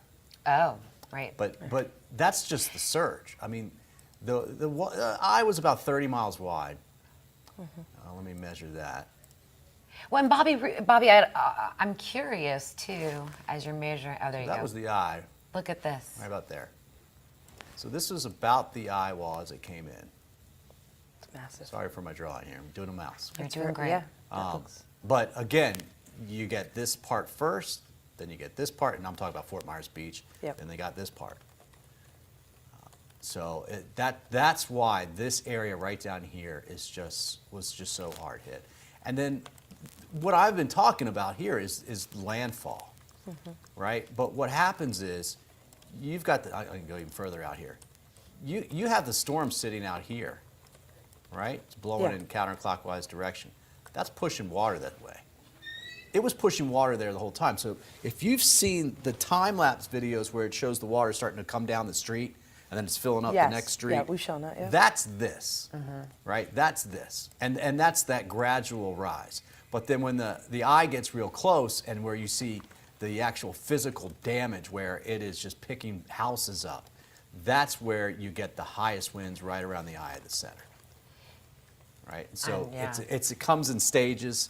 It's not necessarily a wall of water. It's more like the tide just keeps coming up. But then on top of all the water that's sitting there already when the tide comes up, now you've got 130-mile-per-hour winds blowing on that water.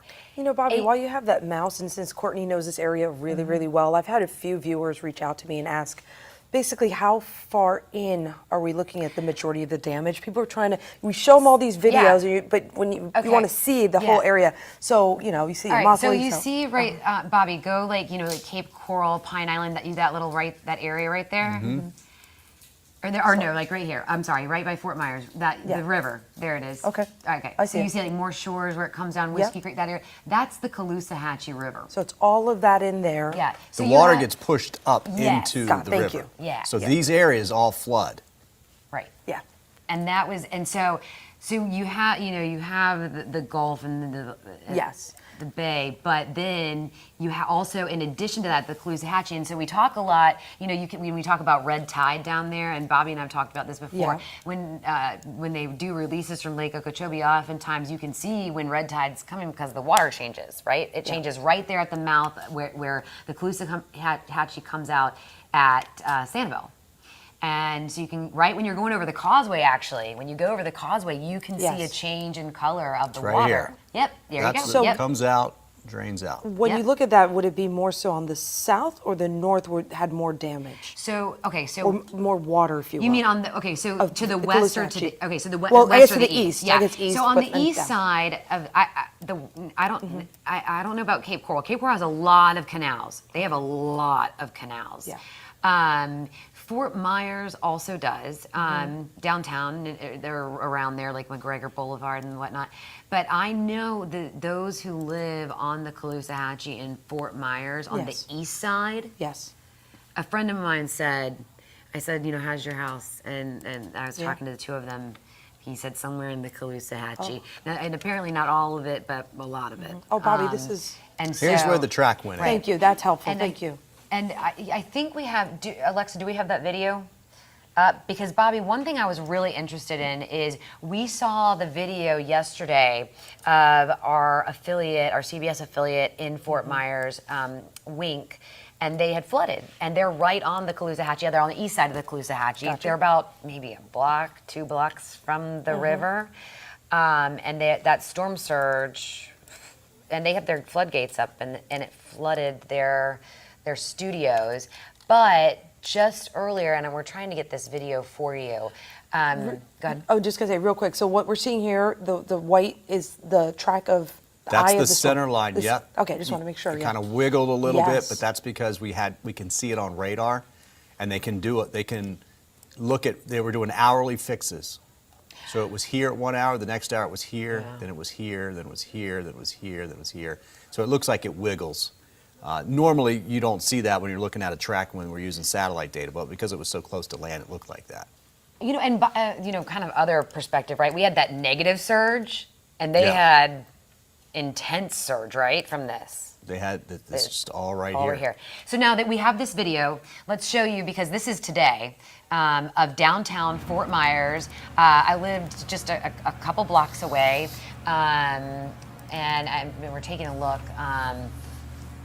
This is earlier. what we're Bobby and I seeing were now. trying to figure out what this piece was. That looks like barrier? styrofoam to me. Does it styrofoam? Okay, I thought it was heavier for a second. Yeah. Yeah, it's And covered with something that looked like a fake rock. Got it. Yeah. Or it looked like a real rock. So, but what was interesting to me, Bobby, when we were looking at the video of downtown Fort Myers, and you see right there, this was plaster. flooded. That's plaster. Yeah, the plaster. So this right here is First Street. This was flooded, and there's a lot of businesses and popular restaurants in this area. This was flooded yesterday, and now, with the storm surge, and it's gone. And so how quickly it comes in and how quickly it goes out. I think it's interesting how we haven't seen more of the pavers popping up, considering all the water that was in that area. But yeah, I mean, it's hard to click in your mind that was flooded just yesterday. And obviously you see the busted out window right there. This right here, these are little shops that are, it's a one big shop, but inside there are little vendors that are in there. But Bobby, when we talk about storm surge, and you've mentioned it earlier because we've shown different areas, right, where some are near the rivers, and so they still have that high water that's sitting there, right? And then, but this area, they had storm surge. Oh yeah, clearly, yeah. Storm surge is the wind blowing the water up. Right, but it Once goes the out. wind dies, it goes down. Like, right, it goes right back down because it's gravity. Yeah. We heard the firefighters most of say those other videos that we saw of the mobile home park that had all the water still on it, that's swelling of that river it looks like they were next to, and it's flooding. Now there can be instances where the wind pushes water up into a low-lying area, gets it up over the hill, and then it kind of drains down into a low-lying area, and then they've got salt water sitting there. It's not fresh water flooding, it's salt water sitting there.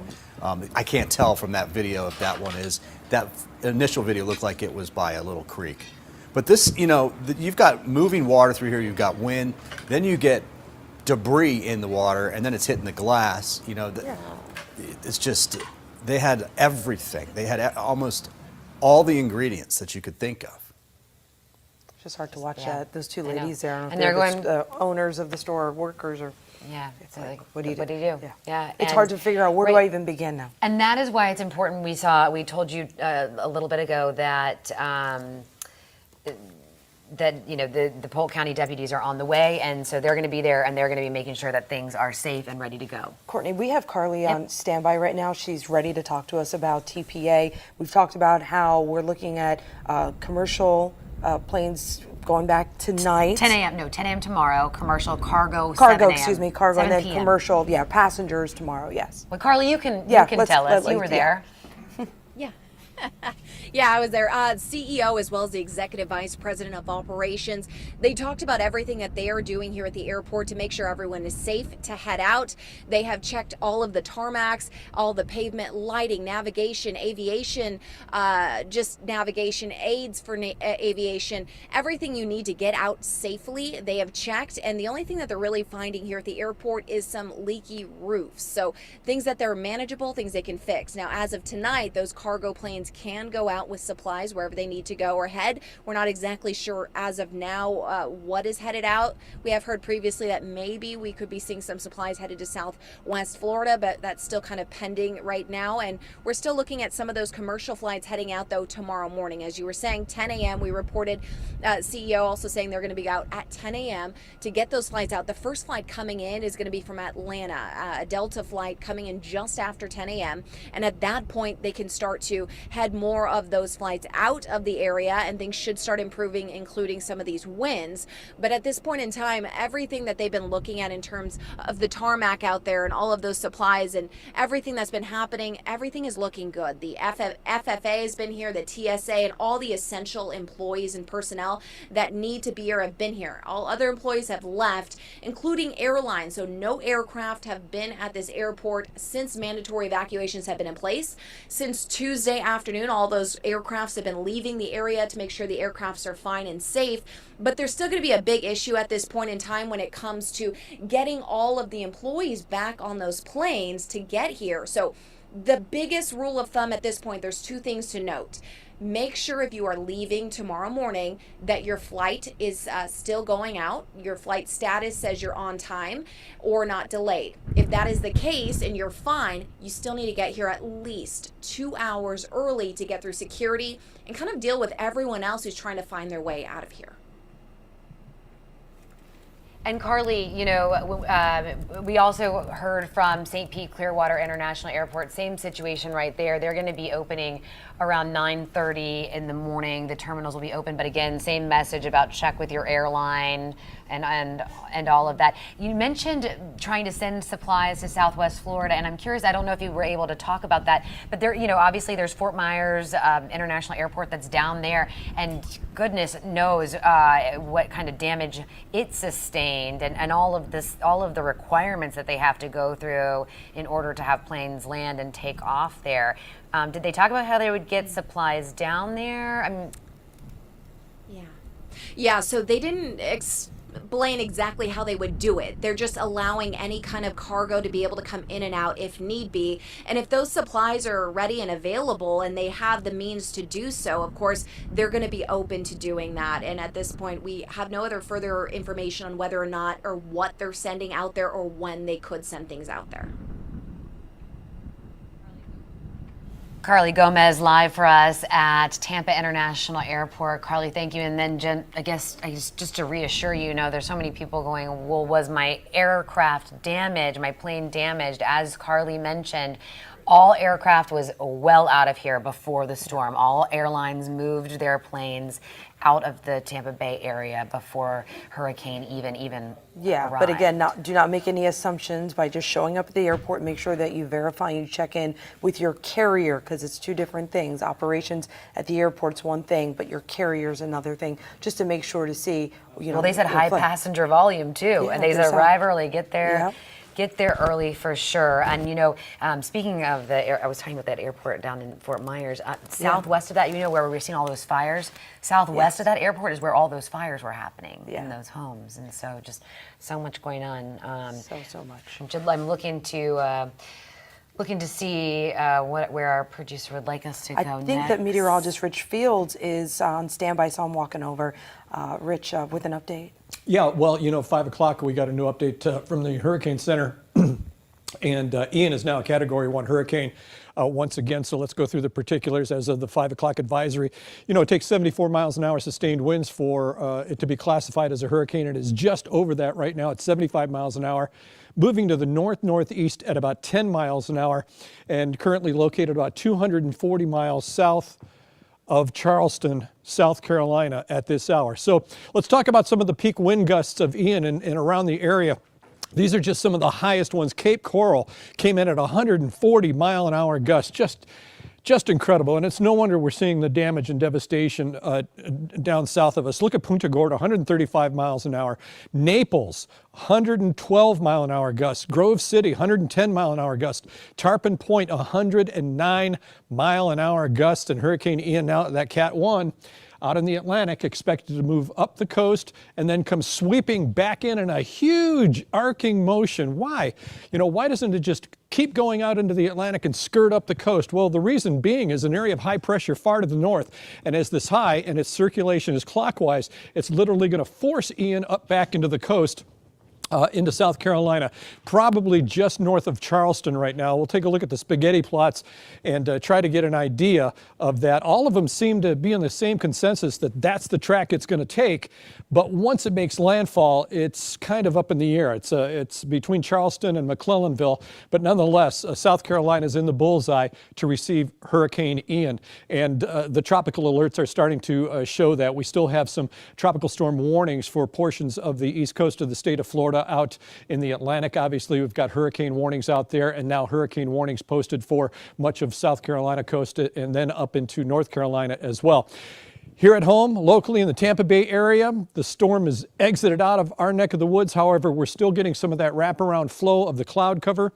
Look at downtown Tampa, very cloudy skies. We're missing data from the Bellwether Beach Resort camera. Might have had some problems with wind over the course of the last 24 hours, knocking that out. St. Petersburg, very cloudy. Look at Clearwater Beach, and look at the surf along Clearwater Beach, as a matter of fact. Really, really high right now. So we're talking about still feeling a little bit of the effects of the, there we go, a little better shot at Clearwater Beach. And a lot of folks out there, boy, as a kid growing up on the north end of Clearwater Beach, anytime a storm like this would ever pass, we would always love to get out there at low tide and just go looking for stuff, and I'm sure that's what people are doing right now. So current temperature, At Clearwater Beach, 73 degrees. Look at the dew points, how they've dropped. Very dry conditions, feels like temperature also at 73 as well. Here's some of the current wind speeds. Remember, because of that counterclockwise circulation of that low, and the low is now off to our north and east, we're starting to get more northerly conditions down the coast, where we just saw the Clearwater Beach camera, 21 mile an hour sustained winds, gusts at 31. St. Petersburg, 22 mile an hour winds, gusts at about 33 miles an hour, and up through the Nature Coast, very, very light winds. But our forecasted winds over the course of the next 24 hours are going to take a steep dive through 7 o'clock tomorrow morning down to single digits here in the Tampa Bay area. So let's take a look at some of the current temperatures. Inland, 70 degrees. For Bartow, frostproof. Lakeland, you're at 72 right now. Riverview at 73. Sarasota at 74. St. Pete at 73. Newport Richey at about 70. Up through much of the Nature Coast at about 72 degrees for Citrus and Hernando County. So next 12 hours or so, you're going to see we're going to bottom out with an overnight low temperature, mid 60s tonight. Kind of enjoy the cooler temperatures. But the weekend, after all that storm action and devastation, the weather is just going to be fantastic. It's sunny skies, both Saturday and Sunday. No chance of rain whatsoever. Where do we ever get to say that around here? 83 on Saturday for the daytime high, 85 on Sunday. So here's your 7-day forecast. Cloudy skies through today and tomorrow. Friday's daytime high at about 68 after bottoming out mid to upper 60s for an overnight low. As I mentioned, 83, 85 for the weekend, 83 on Monday, 84 on Tuesday. We're going to stay low to mid 80s right on through the next 7 days, ladies. This is when, normally we'd say, oh, we're celebrating the weekend. This is going to be great. Yeah, and normally. Not Impossible. Impossible. Yeah. Because our hearts, our minds are with everyone in Southwest Florida, friends, and all across the state, in our communities as well. And it's going to take a lot of time and money to rebuild. Yeah. And I do want to share this with you. Well, first of all, we have some new video that's in from Fort Myers, so we're going to pop that up. I mean, look, this is just we just keep showing you video images of all of the damage to areas that and then you can look at just this one issue here. Right. How much time and energy is going to take to get this back up to where it needs to be. Right. And think about the whole area. And having to get all of this picked up out. And and then we, on islands, on beaches where you have one bridge, how do you get it's going to take a lot, and it's going to take all of us. I have a friend who lives in that building. Yeah. Well, we have a great update. I mean, this is fantastic news. As you're looking at all of this and you're soaking in just exactly the amount of damage inflicted to not just Lee County, but to Collier and to Charlotte and to all of us. The Glazer family, they are the owners of the Tampa Bay Buccaneers. They have announced that they are going to donate $1 million for Hurricane Ian relief efforts, and it's going to go to organizations they say support those most impacted by Ian in Southwest Florida. Again, signaling really to all of us that it is going to take all of us together as a community, as a state. We are all Floridians, and we have to support our fellow Floridians as they rebuild, because you said it earlier. This is not days, this is not weeks. No. This is not months. No, I mean, we've seen it with other storms, years. I mean, you'll meet people sometimes who say, I haven't been able to rebuild my home. I've met them, I've interviewed them. 3 years later, still trying to put together the pieces. Or living in FEMA shelters. Yes. How many years Yes. later? We saw that with Katrina and Irma. Exactly. So to see the Glazer family step up and bring in $1 million to this area for organizations that are working on the hard-hit areas to get that money to people who need it, and they do so quickly, taking the lead here. And there's a lot of organizations doing that. So Yeah, I guarantee you that we're going to start to see other players similar to the Glazer family start to follow suit. But listen, it doesn't take $1 million to help. Individually, if we each donate if you on feel our scale, compelled, if you feel compelled, it can add up very quickly. And yeah. we've seen it before. We saw it with Katrina. And there's a specific fund that is solely dedicated to helping residents in those communities that are impacted. It's the Florida Disaster Fund. Yeah. And First Lady Casey DeSantis activated that relatively quickly, right? Oh, it was immediate. I mean, she definitely, I saw the alert on her, on the governor's page pretty quickly. So yeah, that was early last night. If you'd like to don't, yeah, we have, I think we can pull it up. We can just show up. it again. Just, Yeah. it's pretty easy to navigate and get in there. Right. So there's, okay. So there's, we're working on But this. on there, but on volunteerflorida.org, you can go and you can click to volunteer your time, your energy, if you'd like to do so in person. Obviously, this needs to be an organized thing. So volunteerflorida.org, you go on there and it's going to say volunteer, and then it'll say donate and information. So volunteer, obviously, when you click on that, you'll enter in all your information, what you're able to do, your specialties. Because, you know, there are some people who can say, you know, I volunteered for Hurricane Katrina. You have different and talents. and I have, yes, exactly. Well, and also people who have done it before, it makes sense to put them in those positions where they would thrive, obviously. And obviously opportunities will be loaded there. Now there's donate as well. You can text disaster to 20222, or you can go right here. And it explains here exactly where this money goes, how it's used, and it is a 501c3. Yes, it is. And it says, I think, right on the first page when I clicked on it. If we scroll down a little bit more, and then you click right there, donate to the Florida Disaster Fund. Right there, that and then you hashtag scroll down, that's where it explains everything. And right there, Courtney was referring to, right there, 501c3. So you can see it right there in the middle. It's very transparent, this page. And it does say, you know, that there's going to be up to 3%, no more, will be taken from each donation to cover administrative costs. So, you know, Which for a lot of people, when they donate, that's key. That is you key. get concerned about how much of your money is actually going to those who need it. So that's, And then if you scroll down more, you can see exactly where you donate, how you fill it out, and all that kind of. It's and easy to you know, navigate. however much you're able to give, if you would like to give. So that's just something that we'd like to put out there. You know, as you're saying, okay, I'm here, Southwest Florida again, because goodness, right, Charlie, and we saw Rich earlier. Showing just the similarities. Did you see that? It was eerie because I covered Charlie, but it was eerie when he put you were in the Orlando at the similarities. time, right? I was working in Orlando, and I just remember, you know, we did just like what happened here. Right. We did not think we would be hit. I was working out of Osceola County in Kissimmee, and we really thought, okay, nothing's happening. It's Tampa. And it shifted, and of course, Charlie did what it did as it crossed the state. So, and KO Costa, same winds, like same pressure, all of that. We have more Fort Myers video. We're going to keep talking about, you know, the damage in Southwest Florida, but also what we're seeing around here. Okay, so this. That looks like a mall. It's a shopping center, and I know exactly where the. I'm trying to remember. Yes, and you can see obviously a tree uprooted there. I believe that's a palm tree. So one thing that does happen in Fort Myers, and we were always warned about, I worked in Fort Myers for many years. My husband also worked in Fort Myers for many years, where we met. Again, we have friends down. We're constantly during storms, not even, you know, tropical storms or hurricanes, but just regular heavy rainfall, warned about this specifically in Fort Myers. Palm trees coming down because of that shallow root, and here you see the palm trees, and those look, I mean, they look like they tried to stabilize them. Have they ever said why more so there compared to, like, I'm from South Florida? Is it that it's more saturated? Well, when the ground gets really saturated, that's what happens. But their roots also down there, they're up higher, and so it does happen. I don't know. It's always we're always warned just warned about it. It's good morning. Yeah, and you know, in our, you know, here.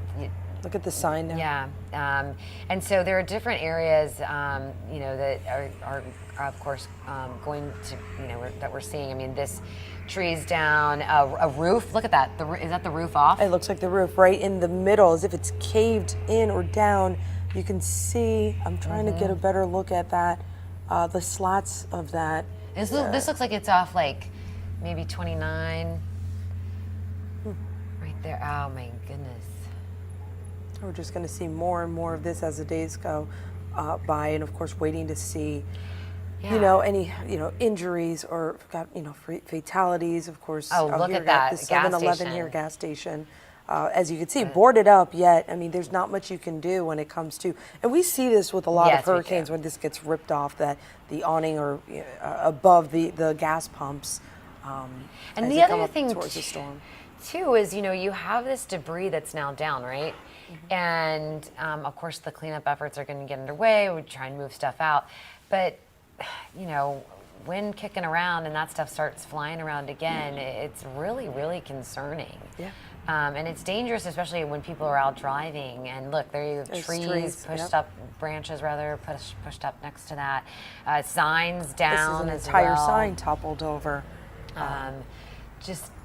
And then you can see the strip mall here. I know you're trying to figure out. I know. Courtney, there's a street really, sign on the left there. It's hard. I'm trying to get my bearings because it's a big area. I mean, it it's is not, you know, a small town, Fort No. Myers, Naples. So, but yeah, the strip mall here, you could see what looks well, like there's very many different communities too. Right. Yeah. You know, there's downtown Fort Myers, which you saw earlier. There's just so many different areas that are kind of like all over as you head out to the beaches or, you know, as you move around and, you know, JetBlue Stadium over there as well. I mean, just so many people and retirees. Yeah. This is a point, you know, too. If you have a friend, I'm sure you probably already have reached out, but if not, I mean, reach out to those people in Fort Myers if you're able to. I actually did. I have a girlfriend I went to college with that lives in Fort Myers now, and she has two very young children. She says they're fine, but friends of hers that live closer, Fort Myers Beach and other areas, she describes them having to, you know, with children, wade through the water, go to higher ground. I mean, some of the stories that she's telling me of her coworkers and friends is just heartbreaking, but yeah. A friend of mine in Naples, they live right on a canal, and the same thing, the two little ones about the same age as both of mine, and so, you know, 7-3, and they were able to, you know, get out and not mess around. But I haven't been able to connect. But you know, you get inundated, right? Of course, with yeah. all Everyone's these messaging you and questions asking, and that sort of thing. You know, Arjuna Bourne has been moving around Pinellas County, and she is with us now from St. Pete with the very latest on what she's seeing. Again, Pinellas County Schools hoping to be back Monday. We're in South St. Petersburg in the Tropical Shores neighborhood, and the family that lives here just got home. We were here when they came home, and they tell us they found out about the damage to their home on 10tampabay.com last night. Take a look at what happened. Their roof over their patio collapsed. I mean, just look at this. It's startling to see damage like this. This is the worst damage that we have seen so far to homes in our area. They tell me this home was built in 1956, and you can see that they boarded up their windows, they put sandbags out, but they didn't anticipate something like this happening. And thank goodness they did board up that window, because who knows what would have happened when this roof came down if that hadn't been boarded up. They tell me they do have some water inside. They suspect that maybe it came off of that flat roof when it collapsed. And as we transition over here, you can see it's fallen on top of their patio chairs. This is where, you know, they used to sit out and enjoy our beautiful Florida weather. And now it's just under a whole bunch of rubble. They've got a generator going here because there still is no power in this neighborhood. And they've got a dehumidifier running to try to help with that water issue on their floors. The good news is nobody was home when this happened. They were staying with their in-laws, so everybody is safe. Nobody was hurt when this collapsed last night. Reporting in South St. Pete, Jenna Bourne, 10 Tampa Bay. And Jenna said that really that was they've been all over. They have been really all over, and she really said that was the extent of property damage, like major property damage. Obviously trees down power lines, that sort of thing. But when it comes to property damage, and as she said, that family, they saw it on 10 Tampa Bay. Yeah. And can you imagine? No. No. It's been a lot for a lot of people, and of course, there's a lot of cleanup still happening in our communities. And part of that cleanup and part of that effort, you know, we have Brent Solomon, who's working in Lakeland throughout the night into the morning, et cetera, and he really gives us a good perspective of the crews that are heading from this area and going down to Lee County. Transitioning efforts. Yeah, let's check in. Here in Polk County, downed tree limbs and branches, maybe downed power lines and damage to homes and property. But when you put it into context, this sheriff here says the damage we sustained in Polk is only minimal compared to what we're seeing in Southwest Florida right now. And that's why, as you look at your screen right now, you see Polk County deputies lining up one by one, preparing to head off to Lee County. The sheriff says this came at the request of Lee County, who needs help on the ground right now. That's why 30 deputies from Polk are preparing to stay and work in Lee County for at least 2 weeks. They'll be working 12-hour shifts, and many of them say they're doing this because they realize the importance of serving and helping others, especially since Polk County dodged a bullet. I'd like to think that we'd make a huge impact with helping the other agencies and helping the community and helping them with whatever they need from us as far as looking for loved ones and hope that we could find closure in some incidents. And the bottom line to it is it's the right thing to do. We can send this team down to help, and that's not going to affect our ability to help those who need help here. This was the scene as a convoy left earlier this afternoon, preparing to hit the road. The sheriff says they're doing this because first responders help first responders. Before the group of specialized deputies hit the road, we were there as the sheriff took a moment to pray with them, to wish them well, and to remind them why they're there in the first place, to serve. That is the very latest from Polk County. Brett Solomon, 10 Tampa Bay. It's just a nice shot there with Sheriff Grady Judd, saying goodbye to them and of course, reminding them of what the work is that they're doing and the people they're helping. And it's going to be some really, really hard work. And of course, we saw the forecast for, as we head into the weekend and here in our area, 0% chance of rain, sunshine skies. And Bobby, will that be the case, hopefully in Southwest Florida, as so many people have so much to do? Yeah, there will be a small rain chance down there, but overall they're getting some of this cooler and drier air as well too. Yeah, nothing major coming down there. We have to actually deal with the rain that fell. So you can see this yellow area here. That's where all the heavy rain. That's about 10 to 20 inches in there. 10 to 18 most places, but some areas got just a little bit more than that. You can see we had 20, and this is radar estimated, by the way, down here in southern Sarasota County near Venice. I mean, just incredible amounts of rain. So Venice had offshore winds. We're not when we talk about southern Sarasota, we've got areas now where they don't want you to go there if you don't live there because they got to get the power back on. They're trying to do all kinds of things. The damage there was from winds coming from the east. So not a storm surge, but very high winds. And so that's where all that damage is, plus they had heavy rain on top of it. Now, the rivers are going to swell over the next couple days. Now, we here at 10 Tampa Bay are going to stay on top of this and keep you informed all the way through with these flooding rivers. But it looks like they'll peak today, tomorrow, Sunday, and then Monday start to come back down a little bit, but very slow coming down. This is the Alafaya River in Lithia. It will peak, it looks like, tomorrow afternoon, kind of crest, and then finally slowly come down as we go through the weekend. All right, that's out towards Lithia. The Peace River out at Zolfo Springs, that's already above record highs right now. It's up at 27 feet, 25 is the record. That is slowly starting to come back down. Many of the rivers are going to be near flood stage, if not over flood stage here for a better part of a week. All right, now let's talk Ian. Back to a hurricane, 75-mile-per-hour winds. It's moving away from us. We're down here, the storm's out here. It's putting some surge a little bit, 3 to 5 foot or so up across parts of Jacksonville. It's now becoming more of a what we call a longshore current, where it's pushing water from north to south parallel to the coast. But when this moves over towards Charleston, and I got a feeling they're going to slide that a little bit north to Charleston, maybe up towards Myrtle Beach area. I think Myrtle Beach is actually going to get a pretty good punch from this, but it is forecast to be about 80-mile-per-hour winds. And that I like. They had 75 before. It's already at 75. I certainly think they're going to get 80, 85-mile-per-hour winds at landfall in the Myrtle Beach area. Now, let's talk about the track. The track does take it up into the North Carolina, South Carolina. In these areas here, I think in the Charlotte area, they're going to get winds 30 to 40. Could see some higher gusts. I think that's kind of on the higher side.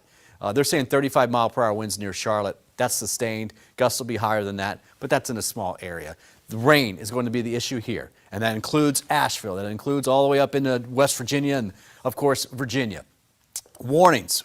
No warnings for us anymore. We're all clear except for the river flood warnings, but nothing else other than that. Orlando still has a tropical storm warning. That's from some of the winds on the backside, but that will be coming down as well, too. And then you can see there's a hurricane warning, but that's out over the Atlantic. Now, along the land, Myrtle Beach, southward, all the way for the coast of South Carolina, they have a hurricane warning. It goes to hurricane watch from Cape Fear just north of Wilmington. And then you can see the blue for inland locations, the tropical storm warning for them. Hurricane watches as for the coast of Georgia as well.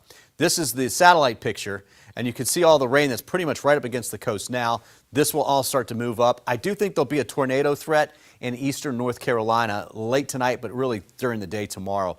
We're not seeing much left over. There are some low clouds here, and it's tough to see. Look right in here. You see that? We will keep some of those low clouds kind of on and off, but the winds that are now blowing at about 20, 25 miles per hour are only gusting in the low 30s, and that wind should come down. It will constantly come down, but hey, it's nice. I mean, it's bringing in this nice, dry, cool air for us. These are the gusts for the day, but these are from earlier today, so I don't expect any gusts in the 40s anytime soon. All right, forecast winds for the next 12 hours. You can see it dropping off, but pretty much staying out of the north-northwest. It's bumpy out there at the beaches right now. The water's all churned up, too. That will kind of stay that way. It'll come down a little bit. Tomorrow will be better. Temperatures. This is amazing. You got to love this. Polk City, that's not 62. That's wrong. But 69 in Frostproof. It's 73 in Riverview, 70 in Newport Richey. Feels fantastic out there. Now, these are the forecast winds, and you can see the red where we had the hurricane force winds. Again, I think that may slide just a little bit to the right, and that's why I say Myrtle Beach. But they will fall off pretty quickly for those areas. If you've got travel plans in that area, not a good place to be just because it's going to be raining heavy, but it's not terrible. Now, this is the surge forecast. Now they've got it kind of going in towards Charleston. This may be a little bit better for Charleston. They're going to get surge either way. It's about 3 to 5 feet. Could be a little bit more than that, closer to 7 feet of surge in that area and to the north of that. Our weather here. Here's what it looks like for tonight. Tomorrow morning, waking up with some sunshine, a few low clouds out there. We should stay dry. Tomorrow afternoon, we'll see the storm pulling away, and you notice for us, including Southwest Florida, things are drying up. Okay, so we're looking like we're not going to see any rain. We'll be seeing a nice day tomorrow, not a lot of wind. Things will be calm. Cooler, drier air moves in. Next 12 hours, here we go, down out of the 70s into the 60s, mid-60s, low to mid-60s tomorrow morning. That is cool for us this time of year. We should be about 74 or something like that this time. 78, I think, is the average low temperature. Tomorrow, low 80s with a mix of sun and clouds, more sun than anything else. And then look at this 7-day forecast. Definitely the silver lining to this whole storm is that it pulled down some of that fall air and will keep it around through the first half. In fact, for most of this week, I think we'll get closer to about 85, 86 degrees by the time we get towards Thursday. That was the surprising part of this storm, just the cooler temperatures that we saw throughout the area. Last night we were talking about that. So we're going to, as we wrap up, we only have a couple of minutes left, and we really thank you for being with us for the duration of this as we just really tried to walk you through this storm and make sure to keep your family safe. And we're not done yet. There's still much more to come. In just about an hour, we're expecting to hear from Governor Ron DeSantis, and we'll, of course, bring that to you. We'll still be, providing you information. We want to show you some video of Fort Myers again because, while we are, of course, focused on cleanup efforts here, and we thank all of our law enforcement, our first responders, city and county crews, those running shelters, and still doing all of this. This is down south, and what they are dealing with is from earlier today.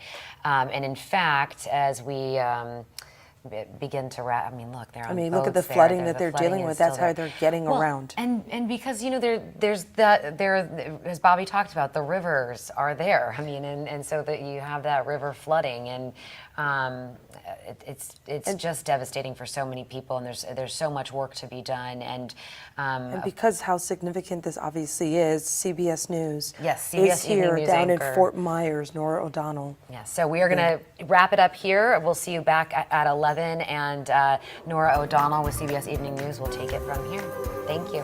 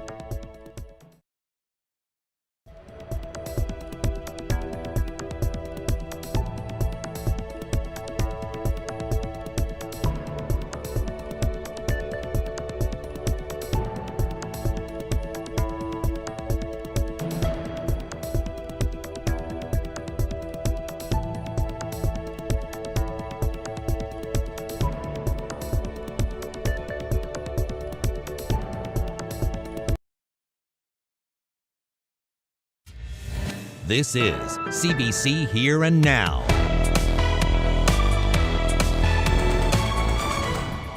Well, it's sad to look at, just sad to look at, right, you know. He went into my bank account and took a payment out of my bank account for the insurance. So, to get the gall.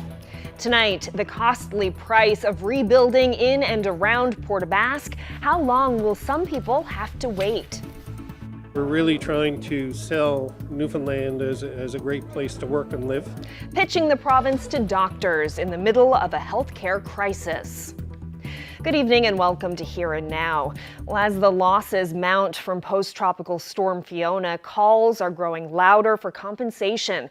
Yesterday, the provincial government announced $30 million to help homeowners, with more expected coming from Ottawa, but still no word on whether hard-hit fishermen will get help. Terry Roberts reports. In Burnt Islands, some 30 coastal fishing properties have been smashed. Similar destruction down the road in Rose Blanche. Somewhere on the bottom, 3 outboard motors, a freezer and fishing gear. Lots of it. Sad like this. 35 years gone. From Burgeo to Cape Ray, it's believed at least 24 commercial fishermen are crippled by Fiona. Headley King lost 3 fishing sheds, a wharf, 40 tubs of halibut gear, a big replacement cost. Anywhere up to $100,000 for sure. King says he wants to rebuild. But at 66, it's not easy starting over. I'm not as fast as I was one time, so there's quite a difference, right? You know what I mean? King is not alone. Many fishermen along the southwest coast are wondering whether they can recover from the damage delivered by tidal surges not seen before in these parts. Headley King says he'll need help to get back in business, but so far, nothing concrete. On Wednesday, the issue came up in the House of Commons. Sources have confirmed that due to storm surges from Fiona, fish harvesters on the southwest coast of Newfoundland have lost over $2.5 million worth of fishing gear and property. Many will struggle to be ready for next year's harvest. So this MP says Ottawa needs to help. Will the Minister of Fisheries show she cares as much about fishermen as she does about dead lobsters and compensate them in a timely manner so they can prepare for the coming season? The federal fisheries minister says she's heard the calls for help, but stopped short of promising federal aid. Mr. Speaker, I've had a chance to hear from and discuss this with provincial premiers, with fish harvesters and their representatives, with members of parliament, and it is a very distressing situation. We are going to work collectively in partnership to do everything we can for supporting our fish harvesters going forward. We recognize that it won't touch everybody. Yesterday's provincial aid package targets those driven from their homes. The Premier believes Ottawa has a duty to help fishermen. The federal government has been there to support fishermen in the past, and I'm sure they will in the future. Meanwhile, Headley King is defiant. Will this drive you out of business as a harvester? No. No, it won't. No. Now the powerful fisheries union is mobilizing, sending officials to this coast early next week to gather an inventory of all the losses and then sending that information to the feds, fully expecting that there will be help. Terry Roberts, CBC News, Port aux Basques. Lynn St. John's, a transportation and trucking company, is delivering donations for folks on the southwest coast. But these donations look a little different. In addition to food and toiletries, they're stocking up on doors, windows, and other building supplies. As Here and Now's Henrika Wilhelm learned, the drivers have a strong connection to that part of the province. Everyone just spoke about it on Monday and just, you know, it just spitballed from there. I mean, there was no real plan. It just happened. Everyone wanted to help. You know, our drivers have a lot of connection with Port aux Basques, of course. We travel through Port aux Basques every day, and with 30 trucks a week going through there, you know, everyone got a connection to Port aux Basques. We got some drivers that live in Port aux Basques, and, you know, Port aux Basques has been a big part of the trucking community for a long time, so we just want to give back. What exactly are people donating? Who is donating? Who's chiming in here? So, of course, the general public, we put out on our Facebook are donating as well. And we also went to some of our customers, like the people that we haul building supplies for, different commodities that we haul. So as you can see today, we're after getting some windows, some doors, and we got some sheeting coming this afternoon. So, of course, everyone's going to need some of that too out there, so that'll help.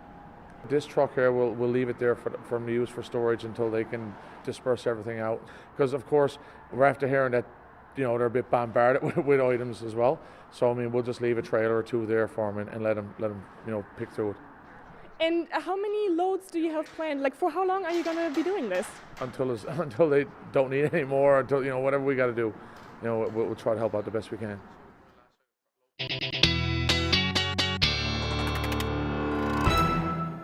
Well, the good news is the weather is not nearly as wet as it has been for the first couple of days this week. For most areas across the province, we do have a couple of fronts moving through, but overall, just looking at that chance of showers for some areas. Zoom out a little bit. We've got a ridge of high pressure to the west. That's going to be our weather maker over the next couple of days, or lack of weather maker over the next couple of days, which will keep things fairly quiet. That weather maker will also keep whatever the remnants of Ian are well to our south, it looks like at this point. So as we head through Friday, that ridge of high pressure will move in and continue to track a little bit further to the south as we head into Saturday. Now, this ridge of high pressure moving in also means that things are going to stay quiet for the next couple of days, but it also does mean that it's going to bring some cool temperatures. And up across Labrador, chance of patchy frost tonight that will head towards the strait as well, and we could see some fog patches through the overnight tonight. But yes, things will calm down. We're looking at some sunshine in the forecast as well. I'll get into those details when I come back. Thanks, Ashley. The Royal Newfoundland Constabulary is working on improving morale within the police force and making it a better place for its employees. The province's justice minister met reporters today to say government accepts the recommendations made in an independent workplace review. And John Hogan says changes are already happening. Now, the report was ordered last year after extensive media reports about problems within the constabulary, including allegations of sexual assault involving RNC officers. Some conversations in the public about the RNC over the last few years, which probably were difficult to hear, but things that we had to hear because we want to know about them and we want to address them. But then again, you look last week about the story about the shootings in CBS where everyone received an alert on their phone, and I understand it was the first time such a province-wide alert about a gun-related issue. And I think within an hour there had been an arrest of an individual related to that incident. And the outpouring of calls I got and social media compliments towards the RNC was really unbelievable. And when you look at the things and an issue like that, what the RNC do for this province, I mean, we're so lucky to have officers who work hard and do everything they can to protect people. A 19-year-old St. John's man is facing sexual assault charges tonight, the result of an incident alleged to have happened nearly 2 weeks ago. It involved a young female and occurred in the east end of the city. The man is charged with sexual assault causing bodily harm, sexual assault, and assault. And police have arrested and charged a St. John's man with online child exploitation offenses. The 41-year-old faces a number of charges, including accessing child pornography, 2 counts of transmission of child pornography, and breach of probation. He's been released from custody and is slated to appear in court at a later date. A police investigation began back in 2021, which led to the search of the man's home last October. A number of electronic devices were seized. And there are new COVID-19 numbers to tell you about tonight. 4 more people have died of COVID-19 in Newfoundland and Labrador over the past week, and the province is dealing with a spike in the number of people hospitalized because of the virus. 13 people are in hospital, and that's up from just 2 last week, and 2 of those people are in critical care. And staying with health, the public got a glimpse into the inner workings of Eastern Health today. The Health Authority's annual report focused on spending and the care being provided at its facilities. But as Here and Now's Garrett Berry reports, officials were taken to task for what they didn't talk about. After walking the public through last year's challenges with COVID-19 and the toll it's taken on the healthcare system, the AGM was just about over, when an audience member felt something was left unsaid. But it doesn't appear that anybody is addressing this issue.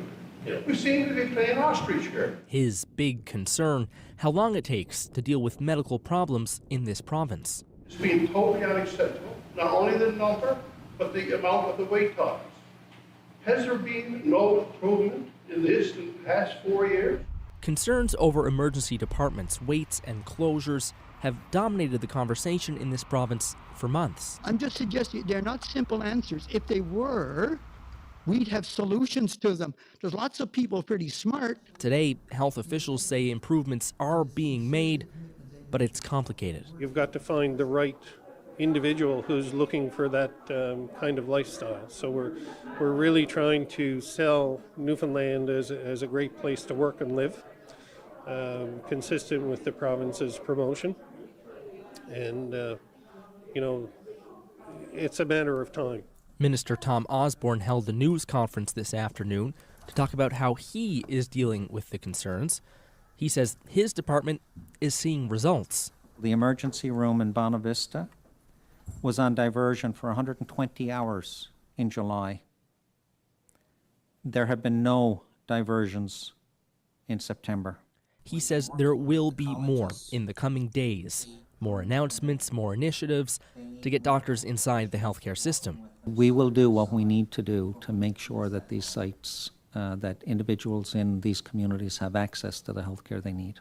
But about an hour after that AGM wrapped up, Eastern Health delivered more news, this time about the Whitburn Emergency Room. It's going to stay closed for at least another week until October 10th. Garrett Berry, CBC News, St. John's. A day school survivor hopes to inspire young people to stay in school and give back to their communities. Marie Martha Andrews shared her experiences with a large group of students at Sheshashi Innu School, and as CBC's Heidi Adder reports, some are already taking her words to heart. Marie Martha Andrew lets her emotions show during this talk with students. You guys are very lucky that you can go home and have your lunch during dinner time. The survivor of a day school, she says it's re-traumatizing to relive the abuse she suffered, but shares these stories in hope they can learn from her experiences. I would like them to continue on with their education and be the next leaders in our community. Many Innu and Labrador were sent to these schools, run by religious groups and designed to assimilate Indigenous children into colonial culture. Despite the injustice, the rampant abuse there, Andrew says she feels hopeful for the future.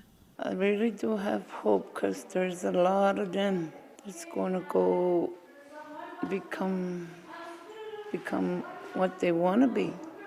Like, I'll be very happy, and I know a lot of people in the community would be very happy if they could come in and work in our community. Some of the students are already taking her talk to heart and encouraging others to learn more about their culture. When I was younger, I didn't spend a lot of time with my grandmother, like my great-grandmother, I mean. Her name was Annie, and she passed away some years ago. Yeah, and I think it's important that youth learns their language from their elders because they're the ones that know it the most. But when I was younger, I didn't learn any of it because I didn't spend time with her. And when she passed away, I regretted not learning it from her. I want to go to university, but then I want to come back here. I want to help my community somehow. I want to do that. I'm sure of it. Heidi Adder, CBC News, Sheshashi Innu First Nation.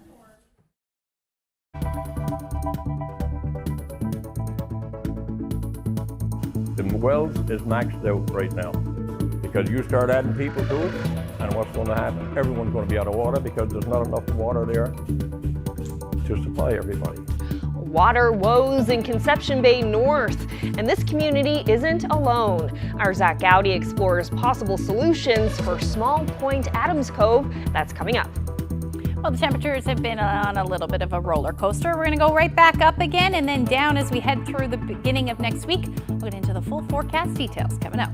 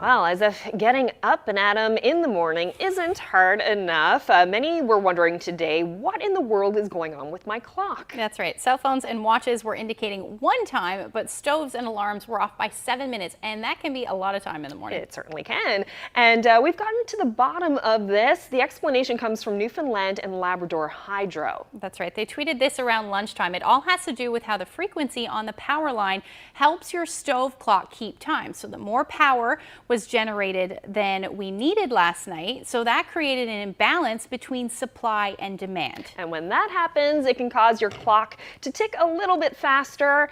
And just want to say thanks to Rob Collette at Newfoundland Labrador Hydro for getting on the phone with us and explaining this tweet a little bit more. It was interesting to find out how that works. It really was. Yeah. Very interesting. All right, so let's have a look at the weather. Tomorrow, lots of people are going to be off tomorrow for the National Truth and Reconciliation Day. How's the weather looking? Well, we do have some sunshine in the forecast, which is nice. It's been a bit rainy for the last little, but today much cooler as well.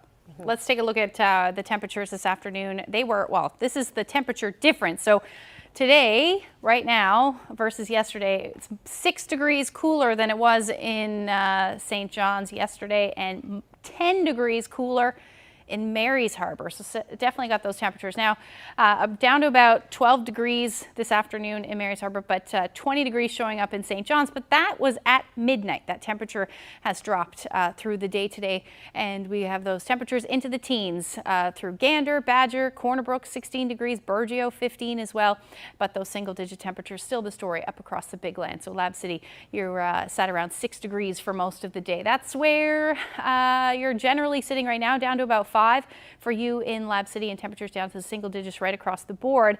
But we do have those teen temperatures. So 14 is what it is right now in St. John's, but it's feeling more like 17, but not nearly as humid as it has been for the last couple of days. So the reason for that is where that moisture, humid air was directed right towards the province yesterday. That has moved off, which allowed those winds to shift.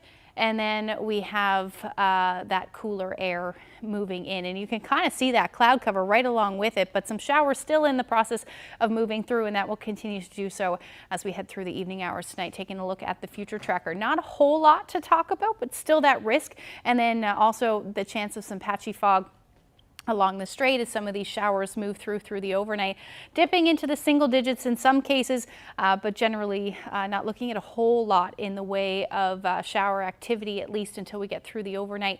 And then eventually by the morning we should actually start to see some clearing skies. So the sun should be out as the sun rises. We should see the sun rather as the sun rises tomorrow, with some shower activity up across the Big Land. So temperatures tonight going to dip into 3 to 5 degrees. Some low-lying areas up across Labrador could see those temperatures hovering around the 0 degree mark, which means some patchy frost through the overnight.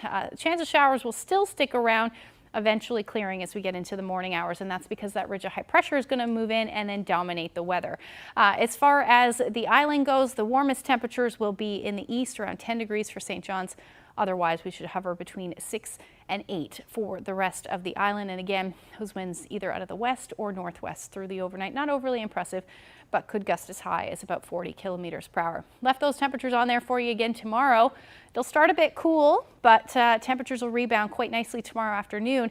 It'll feel like a beautiful fall day. Lots of sunshine, relatively light winds through the day. But we may see some cloud cover linger up across the Big Land. Also, some showers for you in the west, and then those will move towards central Labrador as we get into the evening hours, and eventually the coast as well. And then for the northern peninsula, you'll see your clouds on the increase as we get into the evening hours, even more so as we head through Saturday morning, and then that's when you'll also see that chance of showers moving in. Temperatures tomorrow, again, much cooler, or at least staying cooler. This is right around where we should be sitting this time of year, 14 or 15 degrees.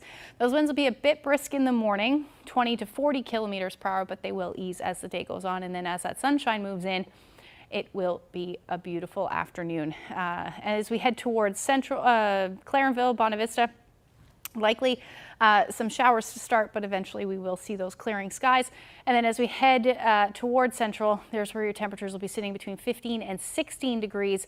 And then towards the west coast, again, that shower activity in the morning, but eventually clearing through the day.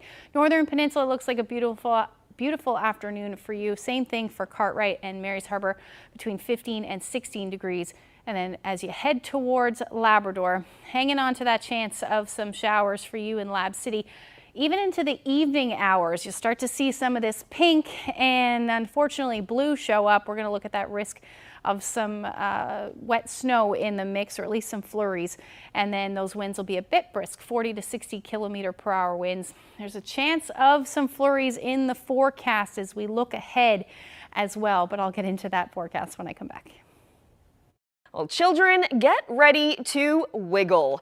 The wildly popular Australian group is back with 3 shows slated for the Mary Brown Centre in St. John's. Those kick off tomorrow afternoon, but there's also something in store for the adults. You could call it the Wiggles After Dark. Tonight, some members of the famous group will be performing under another name, the Unusual Commoners, and that's part of a fundraiser for Fiona. Joining me now is Anthony Field, aka the Blue Wiggle. Thank you so much for making time for us. I know you just landed a few hours ago, but how does it feel to be back? Oh, it feels great, Carolyn. I got all the new. There's a lot of our cast who've never been to St. John's, so we went straight down to Kitty Vitty and had a look around and took photos. And then we went and had a look at up and down George Street and down the street. And it's just the most beautiful place. But what I loved, as soon as I got out of the car, there was a man who was even older than me, and he was playing a squeeze box. And he was playing Squid Jig and Ground. I thought, this is heaven for me. Because you performed that song the last time you were here, right? Oh, I love it. I think it's the most brilliant song about this most unique part of the world. Well, I see that you're wearing a lovely suit there. Is that for the show this evening? It is for the show this evening. The Unusual Commoners. Well, you know how we got our name? We were busking in between Wiggle shows, Lockie and myself, and we're in England, in Oxford, and this guy who looked like a colonel came up and went to his wife and said, "They're a very unusual bunch of commoners." And so that's how we got our name, the Unusual Commoners. And we did a charity show the last time and the time before that, which went to the children's hospitals. But this time we're going to hopefully raise some money for Fiona. Yeah, let's talk about this show tonight. It's going to be at the Rock House. It's a fundraiser. What can people expect to see there? Well, it'll probably start around 9:30, and it's $20 to get in, and every cent goes to the Fiona Fund. But what they'll see is jet-lagged Australians playing music and loving the energy of the audience. And we'll play Australian folk songs, Australian rock songs, and we'll try and do a few of the Newfoundland songs, like what's that song? The Rattling Bog. We're going to do that one. Great song. And you don't often play these kinds of shows as the Unusual Commoners. This is something kind of rare, I guess you could say. The only place we've played it is here in St. John's, and it's the best audience. The last time we played, Alan Doyle got up and stayed up on stage with us. That must have been pretty fun. He always adds to a show. He's incredibly talented, a great man, and he's great mates with Russell Crowe, another Australian. So we kind of had that connection because we know Russell. Well, with the show tonight, what made you want to turn that show into a fundraiser for the people on the Southwest Coast? How familiar were you with what's been happening there? Well, you know, in Australia, we have massive bushfires, we have floods, and we know the devastation that nature can when nature reacts, or so in Australia we got a lot of coverage, and everybody's, Canadians are very similar to Australians with just different weather, if you ask me.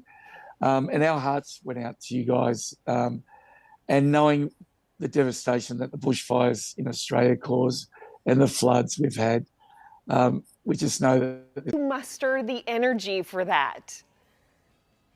you muster the energy from the children and the mums and dads who are so excited that their children are having a good time. So they look at the children more than they look at us. The children, a lot of them, it's their first show. And, it's a celebration because all of us all around the world have been locked out from, seeing each other and getting together and singing songs again. And a lot of children, it's their first show, and we know that responsibility, that we want them to have a great first show, first concert. Well, 4 shows in less than 24 hours. You certainly have your work cut out for you. Thank you so much for joining us, and good luck with it. Carolyn, great speaking and so happy to be here. Thank you.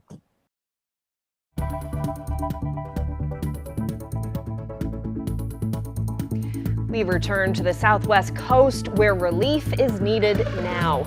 More on the price to rebuild and political promises. That's ahead.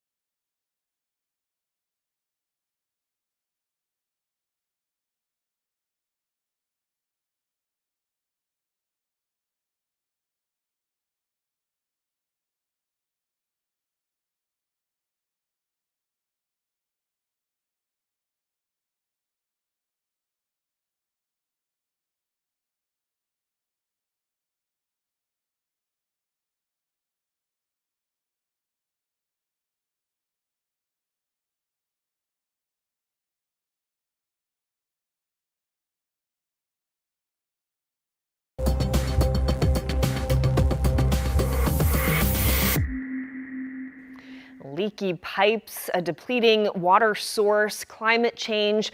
All of those factors are threatening the already fragile system in Small Point Adams Cove. The Conception Bay North town faces some unique challenges, but similar stories are unfolding in other rural communities. Now, a new report sheds light on the problems and potential solutions. Here now, Zach Gowdy has this feature report. Welcome to Small Point, Broad Cove, Blackhead, Adams Cove. Population about 400, a small town with a big problem: water. Most every morning, Mike Hurley, the town's longtime maintenance man, starts his day by checking the wells. The town's water system consists of a series of wells, bringing water from deep underground to nearby houses through plastic pipes. Hurley does his best to keep the system running, but it's getting harder to stay a step ahead. Now, some of them wells, they've been here for years, and long before I started here. And over the years, the water just goes out of the well. And now then we went and got them fracked, and after we fracked them, we got arsenic in them. So now we had to go buy arsenic tanks. The water system it's all plastic lines going through here, right? And we get a lot of leaks. It's frustrating when they're out of water and the kids got to get up in the morning and go to school and they got no water, but that's what we got to work with. Looming over that long list of problems is climate change, with the potential to bring new challenges or make existing problems worse, suddenly or eventually. Most of the town's water system was in the ground long before the current mayor was born. 28-year-old Brandon King grew up in Small Point, but whether a new generation can do the same depends on having a water system that works. Would it be fair to describe the system as it is as fragile? Mayor King? That's very accurate. It functions, and we put a lot of time and effort and energy into ensuring that it functions. But you know, if a major breakdown were to occur, it'd be beyond our capacity to restore it, I believe. Some good luck came their way when a researcher offered to work with the town to study water security and climate adaptation. My name is Matthew Schumacher, and I'm a geoscientist specializing in hydrogeology and surficial geology. The way I would describe the water system in Small Point Adams Cove right now is that it is stressed. So the supply essentially for the groundwater comes from rain, and there are a lot of wells in the system drawing, and the system isn't able to recover fast enough. But now with climate change and the uncertainty about whether and how the water is available, that puts even further stress on the system. What's described in the pages of Schumacher's report is happening before Mike Hurley's eyes. Right now, we cannot put no more people on the wells we got here. The wells is maxed out right now because you start adding people to it, and what's going to happen? Everyone's going to be out of water because there's not enough water there to supply everybody. What does that mean for the future of the town and its ability to grow and attract new residents? This is a large deciding factor for a new resident. You know, you come in and you sit down with us and say, I'd like to build here, and we say, that's fantastic. And we go above and beyond to get your house built here. But we can't give you water right now, and we want to change that.